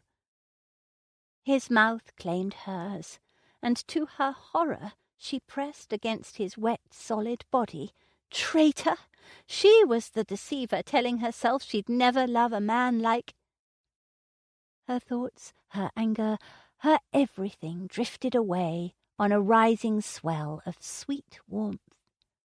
An ache, not unpleasant and altogether enticing, settled low in her belly. His lips were a whisper, a balm, one with hers, and yet ought not to be. She pulled away, breathless, hating herself for having enjoyed such a forbidden fruit. What was she thinking? Even if he were who he said he was, that didn't change the fact of his engagement.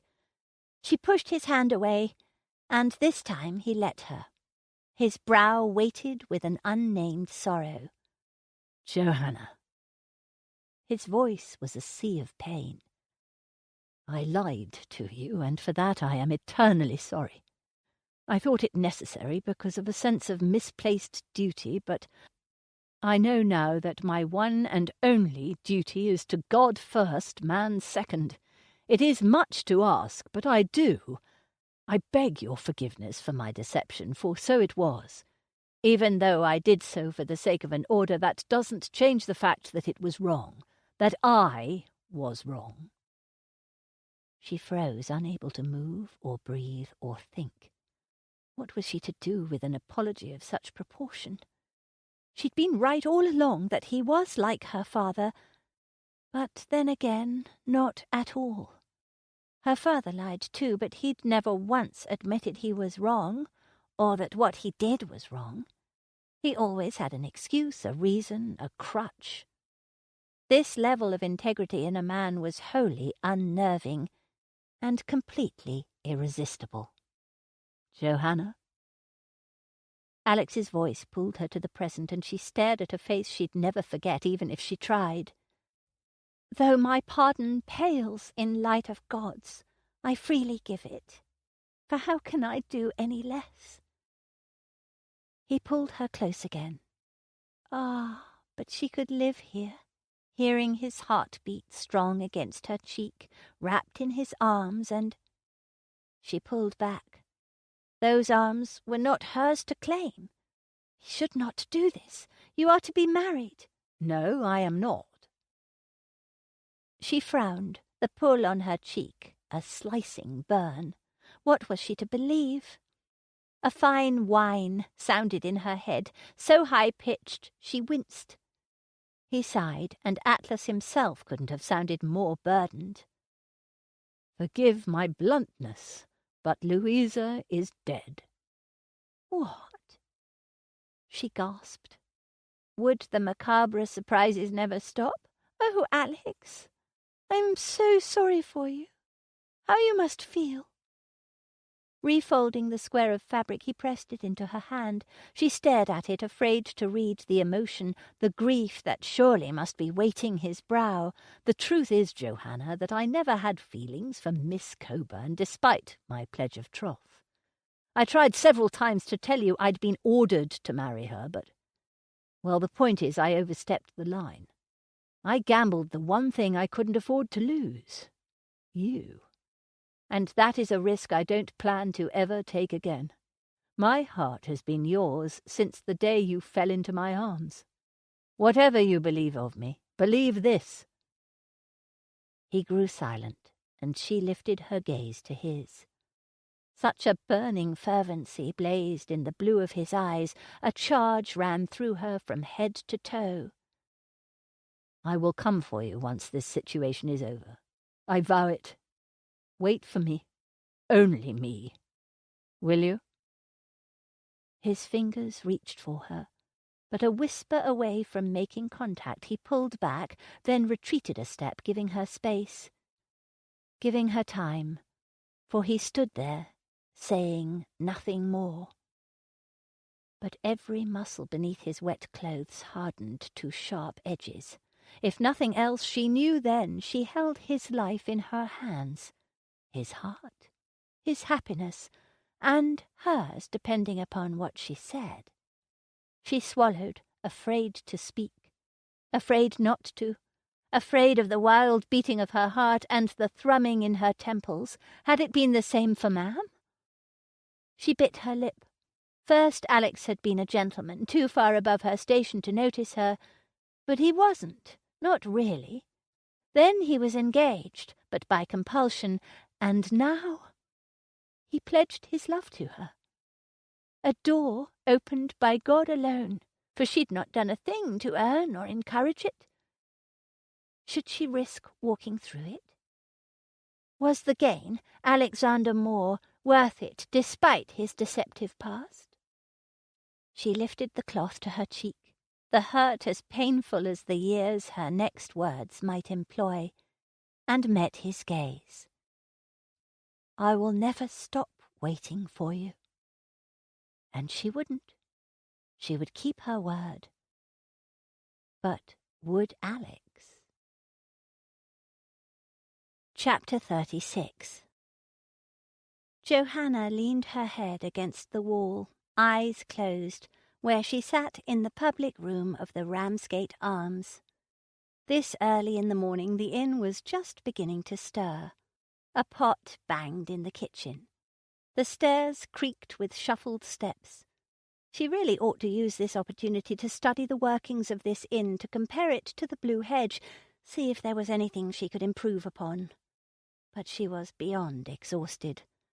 After a night of danger and love, her priorities had focused to more important things, like simply breathing. A small nudge to her shoulder popped her eyelids open. "Excuse me, miss." Mr. Wigman, the Arms proprietor, stared at her with hound-dog eyes and a snout as long as a beagle's. "I let you rest as long as possible, but the coach is ready to leave." "Thank you, Mr. Wigman." She rose, fighting back a yawn. Her cheek ached enough as it was. "Has Mr. Moore arrived?" Speaking Alex's true surname woke her more effectively than Mr. Wigman's earlier nudge. It felt strange to think of him so. He shook his head. "Sorry, miss." "Very well. Thank you for allowing me to wait here." "Don't thank me, miss. Thank your Mr. Moore when next you see him. He paid more than a fair amount for you to wait here till the coach arrived, and paid your fare to boot."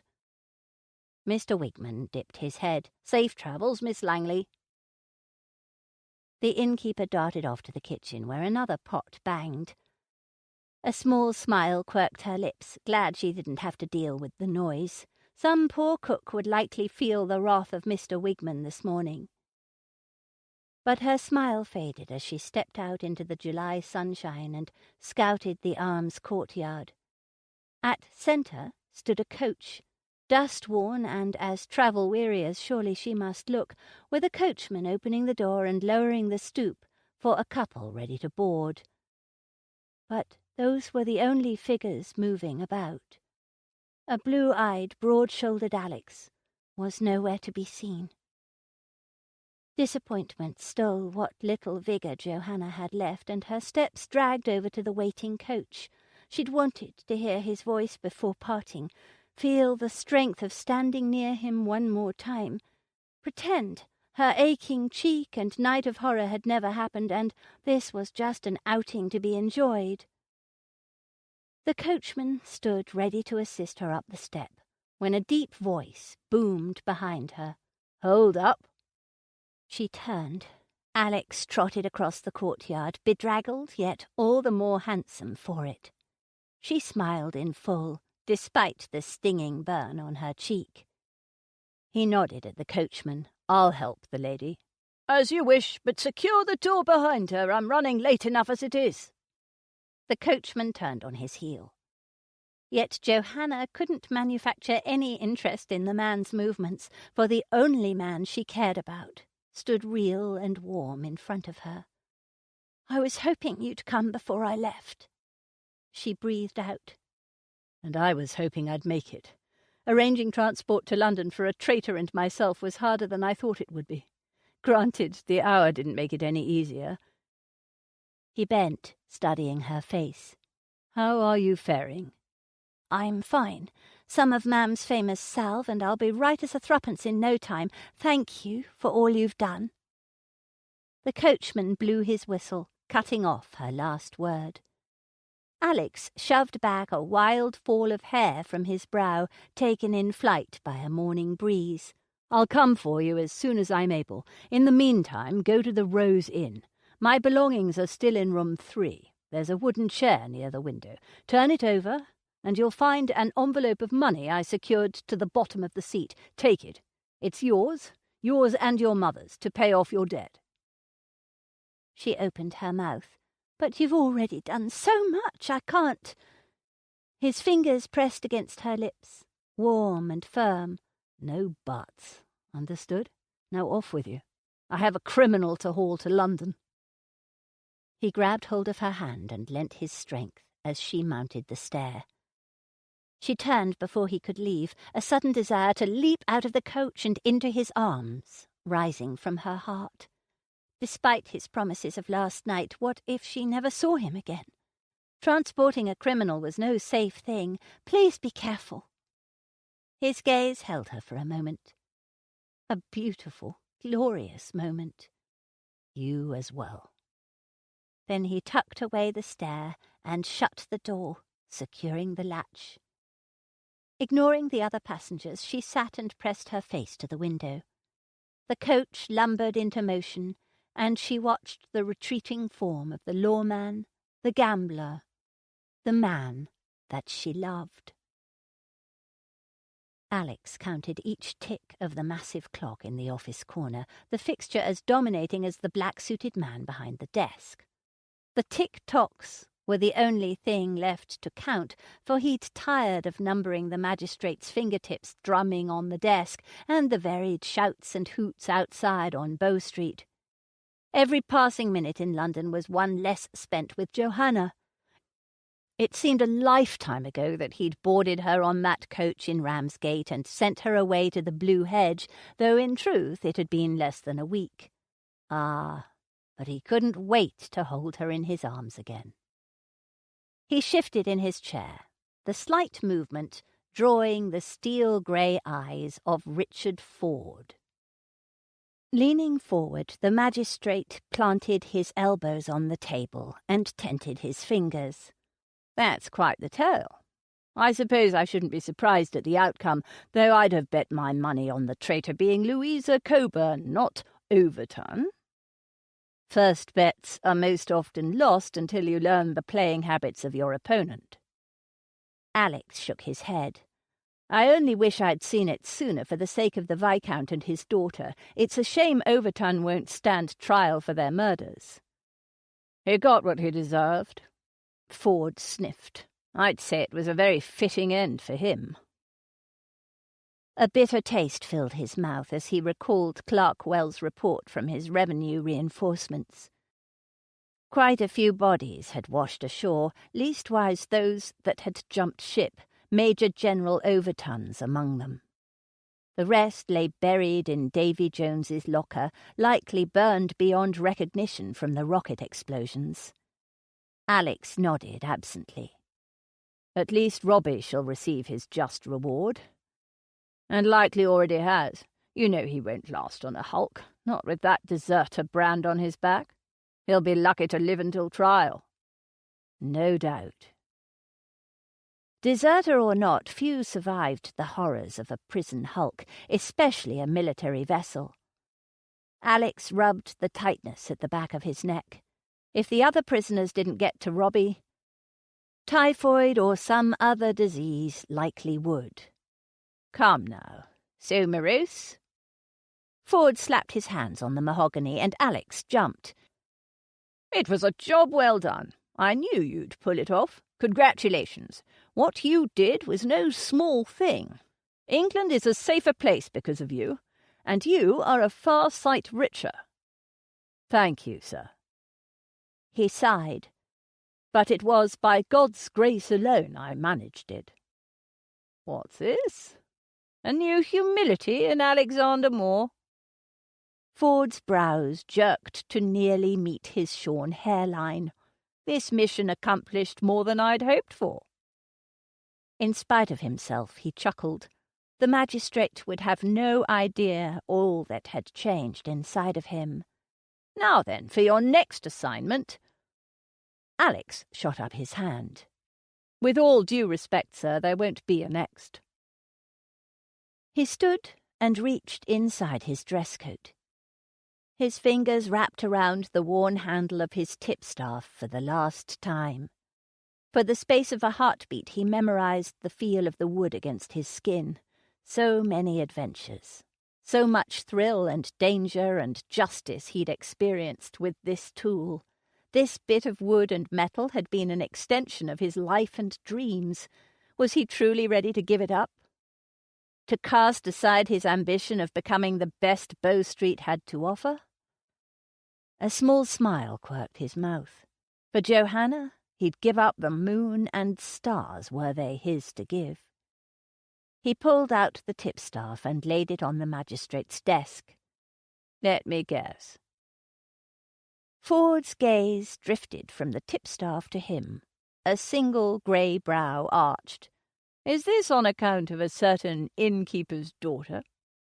It is. He smiled, a silly, sloppy grin, but one that wouldn't be stopped. Being the top officer no longer holds appeal. I leave on the morrow. Ford leaned back in his chair and laced his fingers behind his head. That doesn't give me much time, but I suppose I can be packed by then. Alex studied the man, but the magistrate's face could bluff even a Pharaoh champion, one as well practiced as himself. What do you mean? I should think it obvious. I'm going with you. Ford was known for his grape-shot comments, but this one peppered him back a step. Sir? Oh, have a seat before you fall. His arms dropped to his sides and he leaned forward in his chair. I'm sure you have some idea as to my unfinished business in Dover. The question is, what do you know? Alex sank into the chair. As much as he wanted to tie up the last of his London loose ends, this might be his opportunity for a glimpse into Ford's past life. Mrs. Langley told me some of your story, he admitted, but not all. I know you married another, a colonial, for the sake of duty. That I did. While it wasn't of my doing, nevertheless it was my fault Miss Harrington came to be with child. His right shoulder twitched slightly, the closest the man ever came to a shrug. What else was there to do? The afternoon sun cut a swath of light through the Bow Street window, highlighting a faraway glaze in the magistrate's eyes. His voice lowered to a near whisper. She died in labour. By the time I returned to England, Eliza had already married William Langley. Not that I blamed her, and I still don't. I've always planned to rectify that situation, for I've never loved another like her. But the timing never seemed right. Alex scratched his jaw. Each successive tick-tock clicked the assorted facts he'd gathered into place. So that's why you placed me at the Blue Hedge. A smile grew slowly, like the first sprig of grass shooting up from a wintry field, until it bloomed into a full grin. I'd hoped it might get me a foot in the door, though I wouldn't swear to that under oath. Alex smirked. It couldn't be helped, nor did such an insubordinate tick matter any more, for he was no longer under the magistrate's rule. The smirk quickly faded, though. If Ford left Bow Street, neither would the magistrate be beholden to enforcing the law, to mete out justice, to continue in a career he'd held dear above everything else. Alex swept out his hand. You'll leave all this? Your respected position? Your cherished vocation? That's quite a risky bet for someone you've not seen in years, someone who may not have you. Mrs. Langley is not a woman easily swayed. True, she may not succumb to my charms, but what was it you said? Ford sucked air in through his teeth. Ah, yes. First bets are most often lost until you learn the playing habits of your opponent. If so, and I lose, well then I'll just have to make a study of Eliza until I figure out a way to win her. Alex laughed. That would be a game he'd love to watch play out. Rising from his seat, he offered his hand across the desk. I wish you well, sir. Mrs. Langley will be a worthy opponent. Ford gripped his hand. Tomorrow, then? Yes. He turned and trotted to the door, then paused with his hand on the knob. I leave at first light. Don't be late. I assure you. Ford lifted his chin.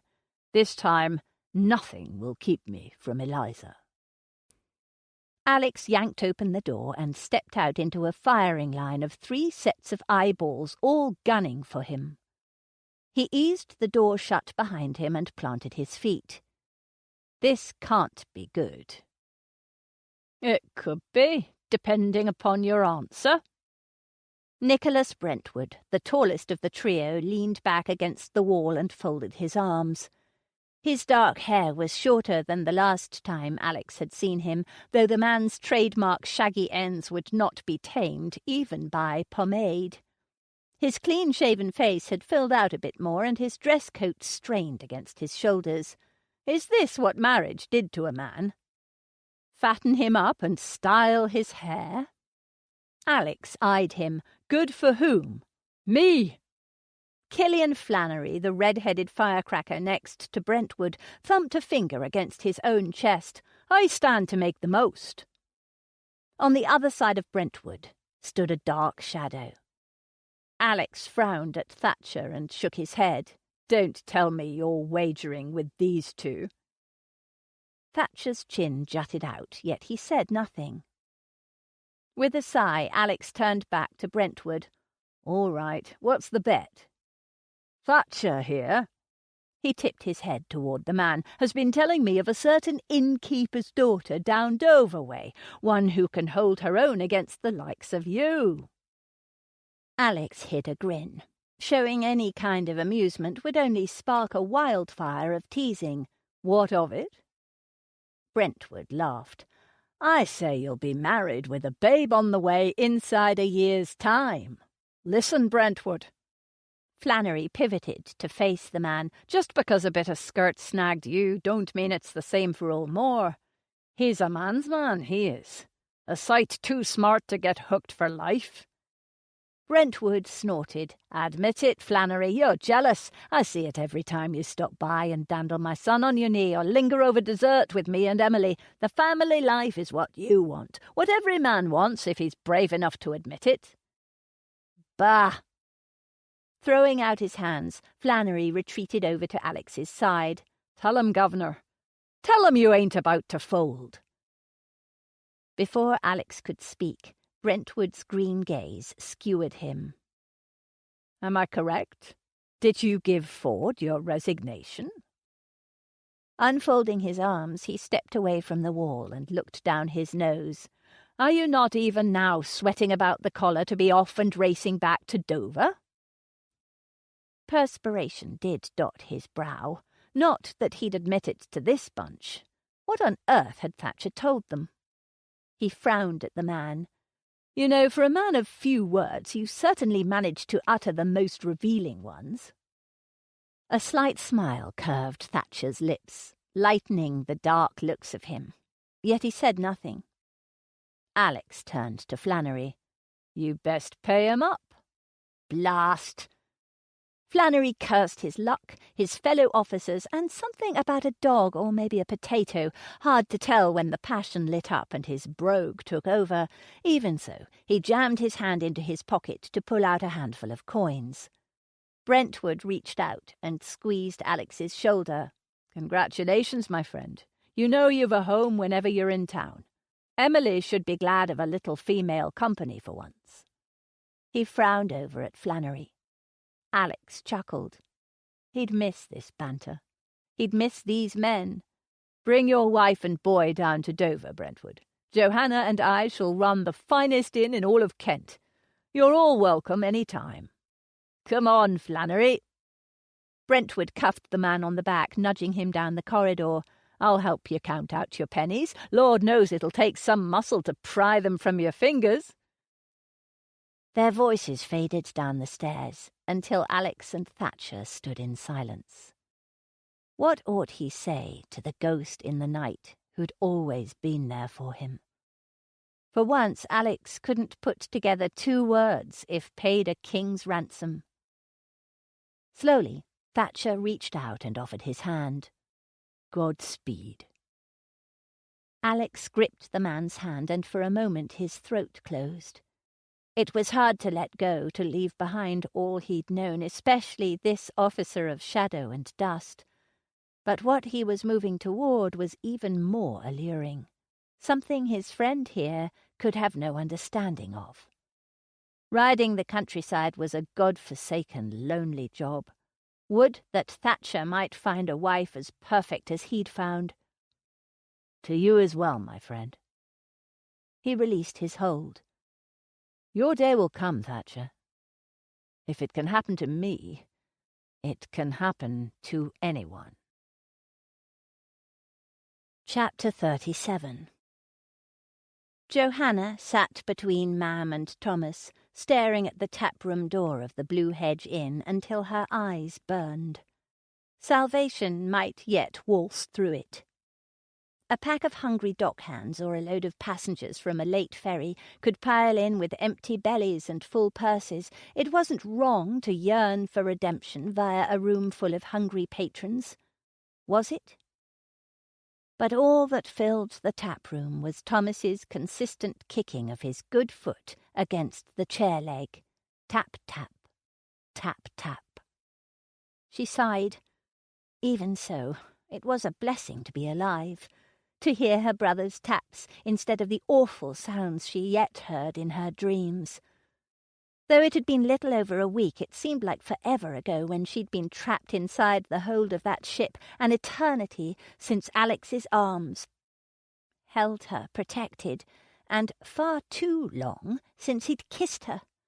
He said he'd come for her, but when? Oh, that it would be today. Staring at the front door, she willed a full-shouldered, tawny-headed man to cross the threshold. Tap, tap.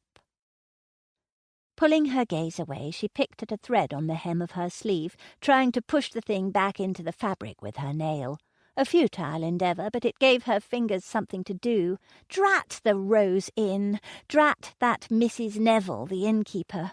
The woman had been more stubborn than Tanny Needler about not letting Johanna into Alex's chambers without him being present. A good policy, laudable even, but one that meant she'd not been able to retrieve the money Alex had hidden. Even after Mam gave Mrs. Neville a good earful, the inflexible innkeeper still wouldn't relent. She picked more furiously. It was hard to sit here awaiting Mr. Spurge with their shortfall when the full amount was waiting in an unoccupied guest room at the Rose. Mam reached over and laid her hand atop hers, quelling such industry. Tap, tap. The incessant rhythm crawled beneath her skin, and she shifted on her chair, pressing her lips shut. It wouldn't do any good to say anything.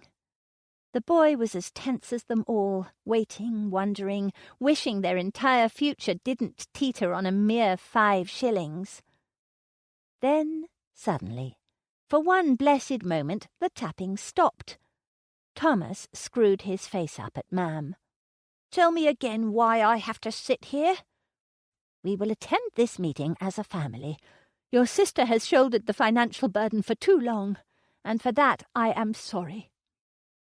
Mam's fingers squeezed hers before releasing her hold. Tap, tap. Tap, tap. She blinked. Was it her imagination, or had the door jiggled just the tiniest whit? Could just be a gust billowing in off the channel? But no. The door edged open an inch now. A windy blast would have swung the wood wide, not teased it agape at such a steady pace. "Do you see?" Her words died as a bloody, yellow-stockinged leg appeared, followed by another, both barely holding up a man who looked as if he'd fallen beneath a miller's grinding stone. Mam gasped. Thomas stopped tapping. Johanna shot up and dashed over to the man. "Mr. Nutbrown!" He collapsed against her, weighing hardly more than Thomas. Mam joined her, and they both bore him up, drag-walking him over to a nearby bench. "Thomas, bring a drink, quickly!" She called over her shoulder, then lifted the back of her hand to feel for Mr. Nutbrown's breath. Thankfully, warm air collected on her skin. "Mr. Nutbrown, can you hear me?" His eyelids flickered open, and she drew back. A world of pain and grief glazed his eyes. His lips moved, but no sound came out. Her heart squeezed. No matter how eccentric the fellow was, he was still a man, one of God's creations, and a very broken one at that. Thomas rushed in with a mug, while Mam sank onto the bench next to Mr. Nutbrown and helped him to guide the cup to his mouth. While he drank, Mam eyed her. "What do you suppose happened?" "I don't know. I'm not sure he can speak." She straightened. Of course! She'd never once heard him talk without Nixie. The smashed puppet was long gone, deposited in the dustbin over a week ago, but upstairs... "Stay with him. I'll be right back." She darted upstairs to Mr. Clarkwell's former chambers. Neither he nor his band had returned to claim their belongings. Perhaps he'd ride in with Alex. Hard to say. But it was a boon for now that his pile of puppeteering gear sat heaped in the corner. She snatched up the red-coated Punch and dashed back to the tap-room. Both Mam and Thomas's brows rose as she laid the puppet on Mr. Nutbrown's lap. His head dropped to his chest, gaze fixed on the offering. Slowly, carefully, he lifted one finger and stroked the length of the cape. A giant tear splashed against the felt, and he stroked that away too. "Oh, Mr. Nutbrown!" Johanna's throat closed, and she swallowed. "I am so sorry for whatever befell you." His shimmery eyes lifted to hers. Mam patted his hand. But he pulled away and, almost reverently, glided his bruised and scabby hand into the body of the puppet. Punch rose, not nearly as high or perky as his old friend, but enough that the little head bobbed once. "Mr. Nutbrown is tired." The puppet flopped to his lap, and Mr. Nutbrown's head leaned back against the wall with a thump. "Of course you are." Mam tucked her arm around him and hefted him to his feet. "You shall have a good lay down." The puppet landed on the floor. Mr. Nutbrown whimpered. Snatching up Punch, Johanna offered it to him. "I think your new friend is in need of a rest as well." A weak smile wavered on his lips. He clutched the red felt like a little boy holding on to his Mam's hand. "I shall be right back." Mam nodded at her, then helped Mr. Nutbrown shuffle off to a room. Before Thomas could scuttle away, Johanna wrapped her arm around his shoulders. "Come wait with me, brother. We decided we'd face this as a family, remember?" "Oh, Joe!" Though he flapped a complaint, he allowed her to lead him back to the bench, where in no time Mam joined them once again. "Did you find out any more?" Johanna asked. "No." The poor man's eyes closed before his head hit the pillow. Tap, tap. Tap, tap. Johanna clenched her jaw to keep from reprimanding Thomas. After having witnessed Mr. Nutbrown's sorry state, and with the sure-to-be drama coming from Mr. Spurge, in truth she felt like kicking her own foot against the table leg. Without warning, the front door banged open and her heart sank. All the hoping and wishing for Alex to arrive had done no good. Mr. Spurge entered, reaching to remove a black top hat from his greying head. He paused and eyed them up for a moment from across the room. "The entire Langley clan? This is quite an event. Good morning to you all." "Good morning, Mr. Spurge," Ma'am and Johanna said in unison. Thomas tapped all the faster. "Ain't nothing good about it." "Thomas!" Johanna hissed. Thankfully, Mr. Spurge let the boy's remark go unanswered. He strode to their table, set his hat down, then as quickly yanked it back up. With his elbow he bent and wiped off the area, though it was clearly spotless to begin with. Apparently satisfied, he once again set down his hat, then flipped out his coat-tails and perched on a chair opposite them. "Shall we be about our business, then?" Without a word, Ma'am pushed a pouch of money across the table. Mr. Spurge's bushy brows hiked skyward. "Well, well, I must say I am surprised." He snatched up the bag like a dog might a shank of mutton. Hefting the pouch in one hand, he held it mid-air, jiggling it now and then. Slowly his brows lowered, as did the sides of his mouth. "Feels a bit light." Thomas stopped kicking and leaned forward. "How the scad nippety would you know that, you old spidery—" Johanna shot out her arm and pulled Thomas to her side, crushing him against her with her hand over his mouth. "Please excuse my brother, Mr. Spurge. His leg has yet to fully heal, and sometimes he's out of his head with pain." Thomas squirmed. She held tight. Ma'am leaned forward. "While the bulk of what we owe you is in your hand, Mr. Spurge, you'll find our payment short by 5 shillings, only 5, which we will have to you by the end of next week." Mr. Spurge grunted. "Good." "Good?" Johanna's arm dropped. All the sleepless nights, the angst-filled days. She'd worn her nerves to frayed threads for nothing? Her shoulders wilted, as did Ma'am's. God had answered. Not, as she'd expected, with the blessing of some extra coins, but with the mercy of a white-haired banker. Shame bowed her head. "Oh, God, forgive me for not trusting you. Your ways are not my ways." "Thank you, Mr. Spurge." Ma'am's voice floated to the heavens, and Johanna had no doubt her mother lifted her own silent prayers as well. Mr. Spurge pushed back his chair and stood. In one hand he clutched the bag of money.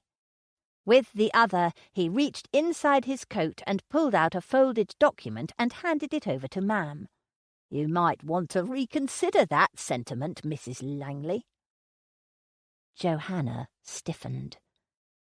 Ma'am opened the paper, the crispness a brittle crack in the silence. Thomas didn't even tap as she read. Almost imperceptibly, the fine white document started shaking. "What is it?" Johanna's question hung like a black cloud. Ma'am said nothing. She didn't have to. The creases puckering her face screamed a warning. Johanna took the paper from her and scanned the contents. It was a legal document dated and signed with 3 names penned in impossibly perfect cursive: Eliza Langley, Johanna Langley, Thomas Langley, all due to report to St. Mary's by the end of the day. Her blood turned to ice, and she shivered despite the warmth of the July morning. She dropped the awful paper and shot up from her chair, scowling into Mr. Spurge's face. "But you hold nearly the entire sum. You would send us to the workhouse over a mere 5 shillings?" He clapped his hat back atop his head. "I would, and I am." "Please, Mr. Spurge, have mercy." The world turned watery, and she blinked. "Upon my word, you shall have the rest of the payment by week's end. I vow it." "Your word, Miss Langley, while encased in very pretty housing, is null and void as far as I'm concerned. Today was the deadline. You have your papers, and I have just acquired a new property. I expect you gone within the hour." "But we have a guest who is unable to be moved." His brows pulled into a sharp grey line. "Then your guest will have to find other accommodation, for this is no longer an inn." With a snap of his heels, he pivoted. Beside her, Ma'am rose. "Have you no heart, sir?" "None whatsoever, madam." His pace didn't so much as hitch. Johanna reached for Ma'am, and they clung like 2 thin yew saplings, desperate for anchor in a storm. Thomas pushed back from his chair and ploughed into them. Mr. Spurge stopped at the open door, a black silhouette against the brilliance of the day. "Oh, I forgot to mention, on the off chance you were thinking of hooking up that decrepit pony cart, think again. Everything here is my property. If so much as a cracked mug is moved off-site, I'll see the 3 of you in Market-place Jail instead of St. Mary's. It's a fair walk. It should take you all day. So I suggest you start now." He tugged the brim of his hat. "Good day." At last the road descended, leading to the town, nestled between sea and land by great white cliffs. Alex kicked his horse into a canter, zealous to reach Dover proper, until Ford caught up to him and forced him to slow. "Ease up, man." The former magistrate, frowned at him. "I'm as eager as you, but these horses are spent." "My apologies." Alex squinted as he eyed the buildings hugging the harbour. Afternoon sun glinted bright off the bay. "We are so close." It took all his strength to hold the reins loose, to not give in to urging his mount faster than a trot, but Ford was right. He had pushed their pace the past 3 days. A fresh breeze rolled in off the channel, carrying a fishy aroma. Likely old Slingsby and his crew were even now on the beach cooking cod over a fire, plotting some new way to lighten a load of tea or rum from some poor vessel. Alex loosened his collar, reminding himself it wasn't his job anymore to hunt down criminals. Would he miss it? A definitive answer was as elusive as the thin clouds overhead, but he doubted it, not with a dark-haired, brown-eyed woman at his side. His chest squeezed. But it couldn't be soon enough until he reached Johanna. He glanced over at Ford as they turned onto the high street. How different it was to arrive in Dover this time, not moving fast enough to arrive at the Blue Hedge Inn. "So what is your plan of attack with Mrs. Langley?" "Nothing." He arched a brow. "The great Bow Street magistrate has no strategy whatsoever." Ford glanced at him sideways. "I didn't say that." Alex grunted. "You're not going to tell me. You never were a patient one." A chuckle shook the man's shoulders. "Oh, all right. If you must know, I intend to allow Eliza all the time she needs to pummel me, hence my doing nothing. But by the time I must return to London to finish up Bow Street business, I suspect my charms will have won her over." He faced Alex and winked. "We shall retire on my land up in Shropshire." "You own land?" His brows shot skyward. "For as long as I've known you, you've lived in London." Never had a need for it, until now. As you know, I married an MP's daughter. Her father granted me a small piece of property in hopes we'd eventually settle there one day. Of course, that never came to pass, but I still have it. Besides—" A slow grin eased the lines on Ford's face. "You don't really want me underfoot with your new bride, do you? You know me far too well." And he did. Emotion clogged Alex's throat, and he faced forward. "Thank you. You didn't have to take on my provision when my father died, yet you did. Alex." His name travelled on the air like an invitation one he couldn't refuse. He turned his face back to Ford. Steely grey eyes met his. "I'm only going to say this once, for we are not men given to sentiment. You are a fine lad, and are an even finer man. Johanna Langley is a lucky woman to have you." His eyes burned, his throat, his heart. He said nothing more, nor could he if a gun were held to the back of his head. They rode in silence the rest of the way until they finally rounded the corner to the blue hedge. "Go on." Ford dipped his head. "I'll give you a moment." Alex swung out of the saddle and sprinted to the door. "Johanna?" Bolting inside, he looked for a blue skirt, longing for a flash of her smile, but the tap room was empty. He dashed into the kitchen, expecting her sweet face might be bowed over a pot of stew, yet the hearth was cold and had been for quite some time. The first hint of alarm prickled at the nape of his neck. "Johanna?" He strode out of the room, calling her name again and again as he pounded up the stairs. After a search of the guest rooms, he lunged up to second floor, a highly improper action, but so be it. He punched open the doors of the women's chambers. All empty. Barren, even. Only the leftover scent of the rose soap he'd given Johanna lingered like a slap to his face.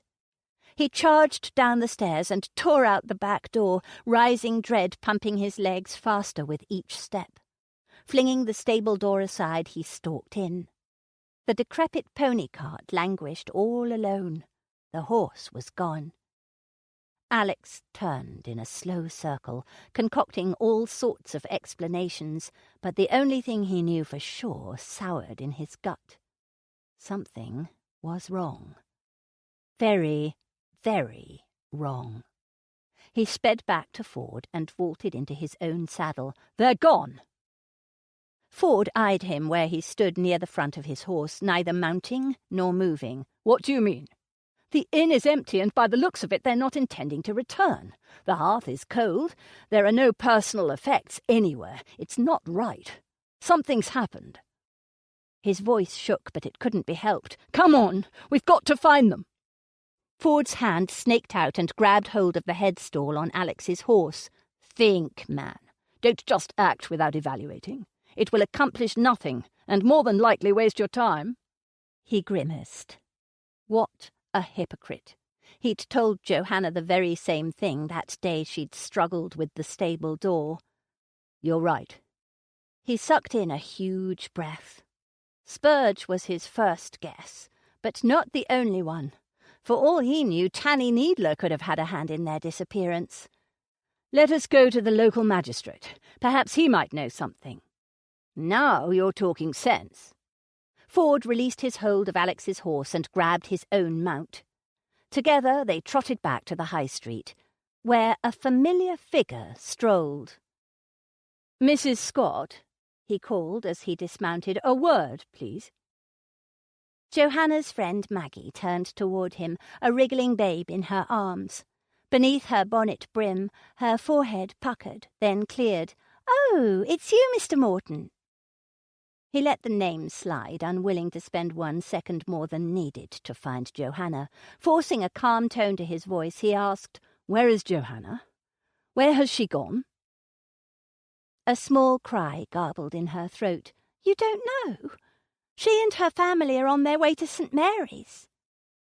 "Come, be hanged. The workhouse. But Johanna ought to have had more than enough money to pay her debt, unless Spurge had upped his asking price. Rage lit a fire, painting everything red. Why? How? His voice thundered even in his own ears. Eyes wide, Mrs. Scott retreated a step, clutching her babe tighter. Behind him, Ford grumbled an admonishment. "I'm sorry." Alex ran a hand over his face, praying for peace. "Forgive me, but I must know everything. Please, Mrs. Scott." She blinked, then lifted her chin. "Mr. Spurge called in his loan this morning. To my regret, I hadn't the extra funds to lend them." But there was no need. They had more than enough to pay off Mr. Spurge, unless... His gut sank. Unless the money he'd taken such care to hide had been stolen. "Surely you are mistaken, sir. My husband is even now driving them to the workhouse. Hopefully it won't take long for them to pay back their debt, though I don't know how they'll manage once they get out, and... Where are you going?" "Excuse me, Mrs. Scott," he called over his shoulder as he swung back up into the saddle, "but I have a wagon to catch." Chapter 38. Johanna stared at the dark stain marring the July afternoon. Behind a fence of black iron, St. Mary's grew larger with each turn of the wagon wheels. Situated outside of town in the middle of nothingness, the workhouse hunched like a beast, ready to stretch out a paw and claw in anyone who ventured too close.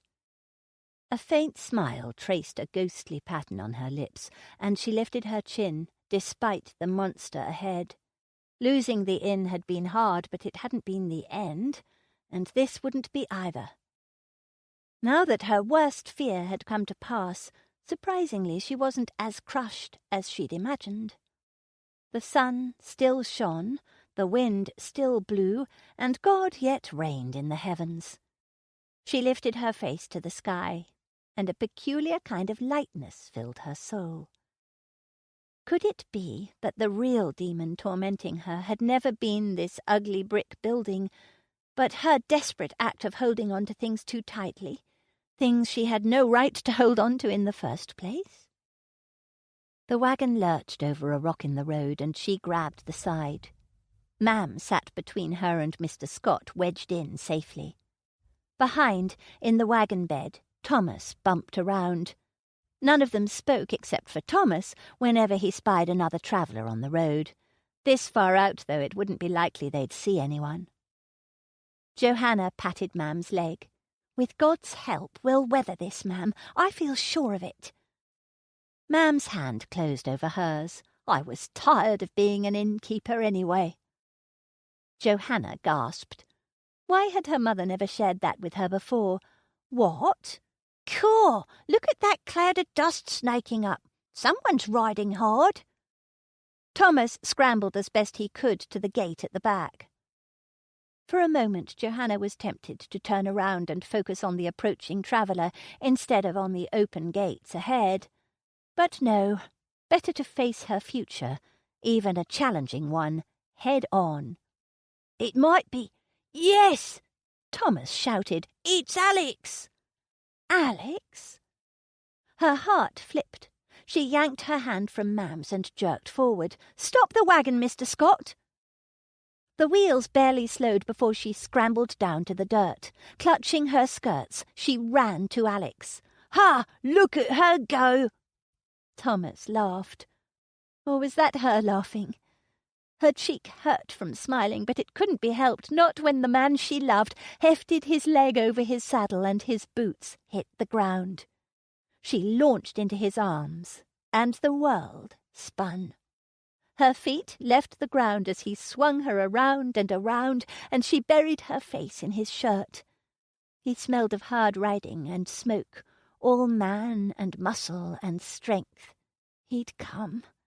He'd really come, just as he'd said. He'd kept his word, and for that she wept with joy. Too soon he set her down and cupped her face with his hands, brushing away her stray tears with his big thumbs. "You're here," she said, breathless.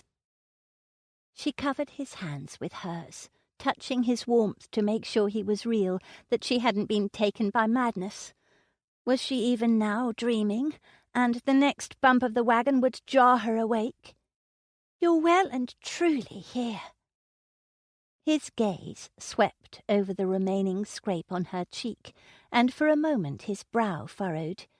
But then, as suddenly, he flashed a smile, brilliant on his sun-kissed face.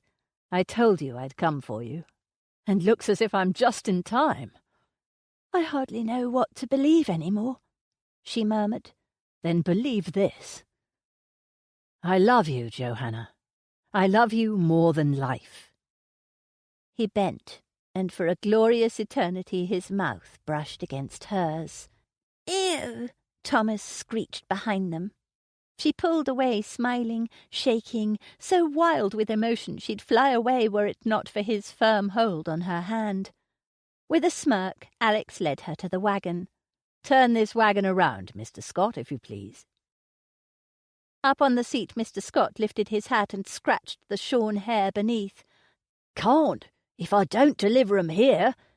He hitched a thumb at the workhouse. "It'll be the jail. You and I both know they'd not last a week in that hole." Mam frowned, though hard to tell if it were from Mr. Scott's threat or Alex's inappropriate kiss.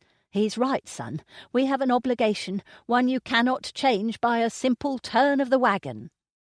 "There is no more obligation, Mrs. Langley. Your debt is paid in full, leastwise it will be by the time we return to town." Alex looked from Mam to her. "You are free." Johanna's heart fluttered with abrupt understanding. "You paid it." "I did, or rather one of my friends is seeing to it now." His gaze slipped from hers and met her mother's, and a queer twinkle in her eye glimmered. Johanna batted his arm. "I believe, sir, there is much more for you to tell me." His big grin disarmed her. "Ask me anything, and I'll tell you." She couldn't help but smile back, and they stood silent, breathless, beaming at each other as if no one else in the world watched. "Cool!" Thomas cried. "You're not going to kiss her again, are you?" "Good idea." His lips warmed her brow like a sweet benediction. "Ew!" "Thomas, leave them be." Mam's voice grumbled along with the wooden wheels as Mr. Scott turned the wagon about. "Tell me, my love." Alex's voice was soft and low, a caress of the most intimate kind. "Instead of being an innkeeper's daughter, how would you like to be an innkeeper's wife?" Her heart skipped a beat, or maybe more. She wasn't counting, and never would again. As this man's wife, beneath that gaze of love, she wouldn't care if they lived as kings or paupers, innkeepers or... She bit her lip. What exactly was he saying? "But you're a lawman, aren't you?" "Not any more." He shook his head, the ends of his hair grazing his collar and shaking loose bits of dust from his fast ride. "Thanks to the Coburns, Robbie in particular, I have more than enough funds to buy back the Blue Hedge and make it the finest inn in all of Dover." "You would do that?" Tears welled in her eyes. "You would sacrifice your career and your money to purchase a run-down hovel of a building?" The grin on his face broke as large and warm as the afternoon sun. "I would buy the moon and stars if that's what made you happy. Besides, no risk, no gain, right?" The wagon pulled up alongside them, and he lifted her back to her perch next to Mam, but he didn't let go of her hand. "You still haven't given me an answer." Bending, she pressed her lips to the back of his fingers, despite the accompanying "ew" that was sure to follow from Thomas. "I can think of nothing better than to be an innkeeper's wife." She met Alex's gaze and held it. "My answer is yes." Historical notes. Oak Apple Day. Oak Apple Day, sometimes called Royal Oak Day, is an old holiday that is still celebrated in some parts of England every May 29. Its roots go back to the year 1651, when King Charles II escaped the Roundhead army by taking cover in an oak tree. In commemoration, traditional celebrations include parades and the pinning of an oak leaf or an oak apple to the lapel in order to avoid a pinch. An oak apple, also called an oak gall, is caused by the larvae of a cynnipid wasp. The gall looks a bit like an apple. Nowadays it is also a tradition to drink beer and eat plum pudding. Bow Street Runners. The Bow Street Runners were the first fledgling police force in London. Founded in 1749 by Magistrate Henry Fielding, the original team of men numbered only 6. The officers never called themselves runners, and in fact considered the term derogatory. At first, the men did not patrol the streets, but merely delivered writs and arrested offenders as charged by the magistrate. Eventually, the force grew to great proportions by expanding into a horse patrol and stretching their jurisdiction to all of England. With the creation of the Metropolitan Police in 1829, the runners eventually became incorporated into their ranks and were completely disbanded by 1839. Congreve rockets and the Napoleonic Wars. Believe it or not, rockets were used way back in the early 19th century. The Congreve rocket was developed in 1804 by William Congreve and experimentally tried first against a French fleet at Boulogne, France in 1805. These were the days of Napoleon's threat against England. The rockets were gunpowder propelled and used incendiary warheads. Think of a giant bottle rocket and you'll have a rough mental image of one. They were launched from tubes set on special ladder-like frames and could be shot from land or sea. And, lest you gloss over this thinking such information has nothing to do with America, think again. You know the line in the U.S. national anthem, "And the rocket's red glare, the bombs bursting in air, gave proof through the night that our flag was still there"? Yeah, those were Congreve rockets. This concludes The Innkeeper's Daughter by Michelle Griep, narrated by Alison Larkin. Copyright 2018 by Michelle Griep.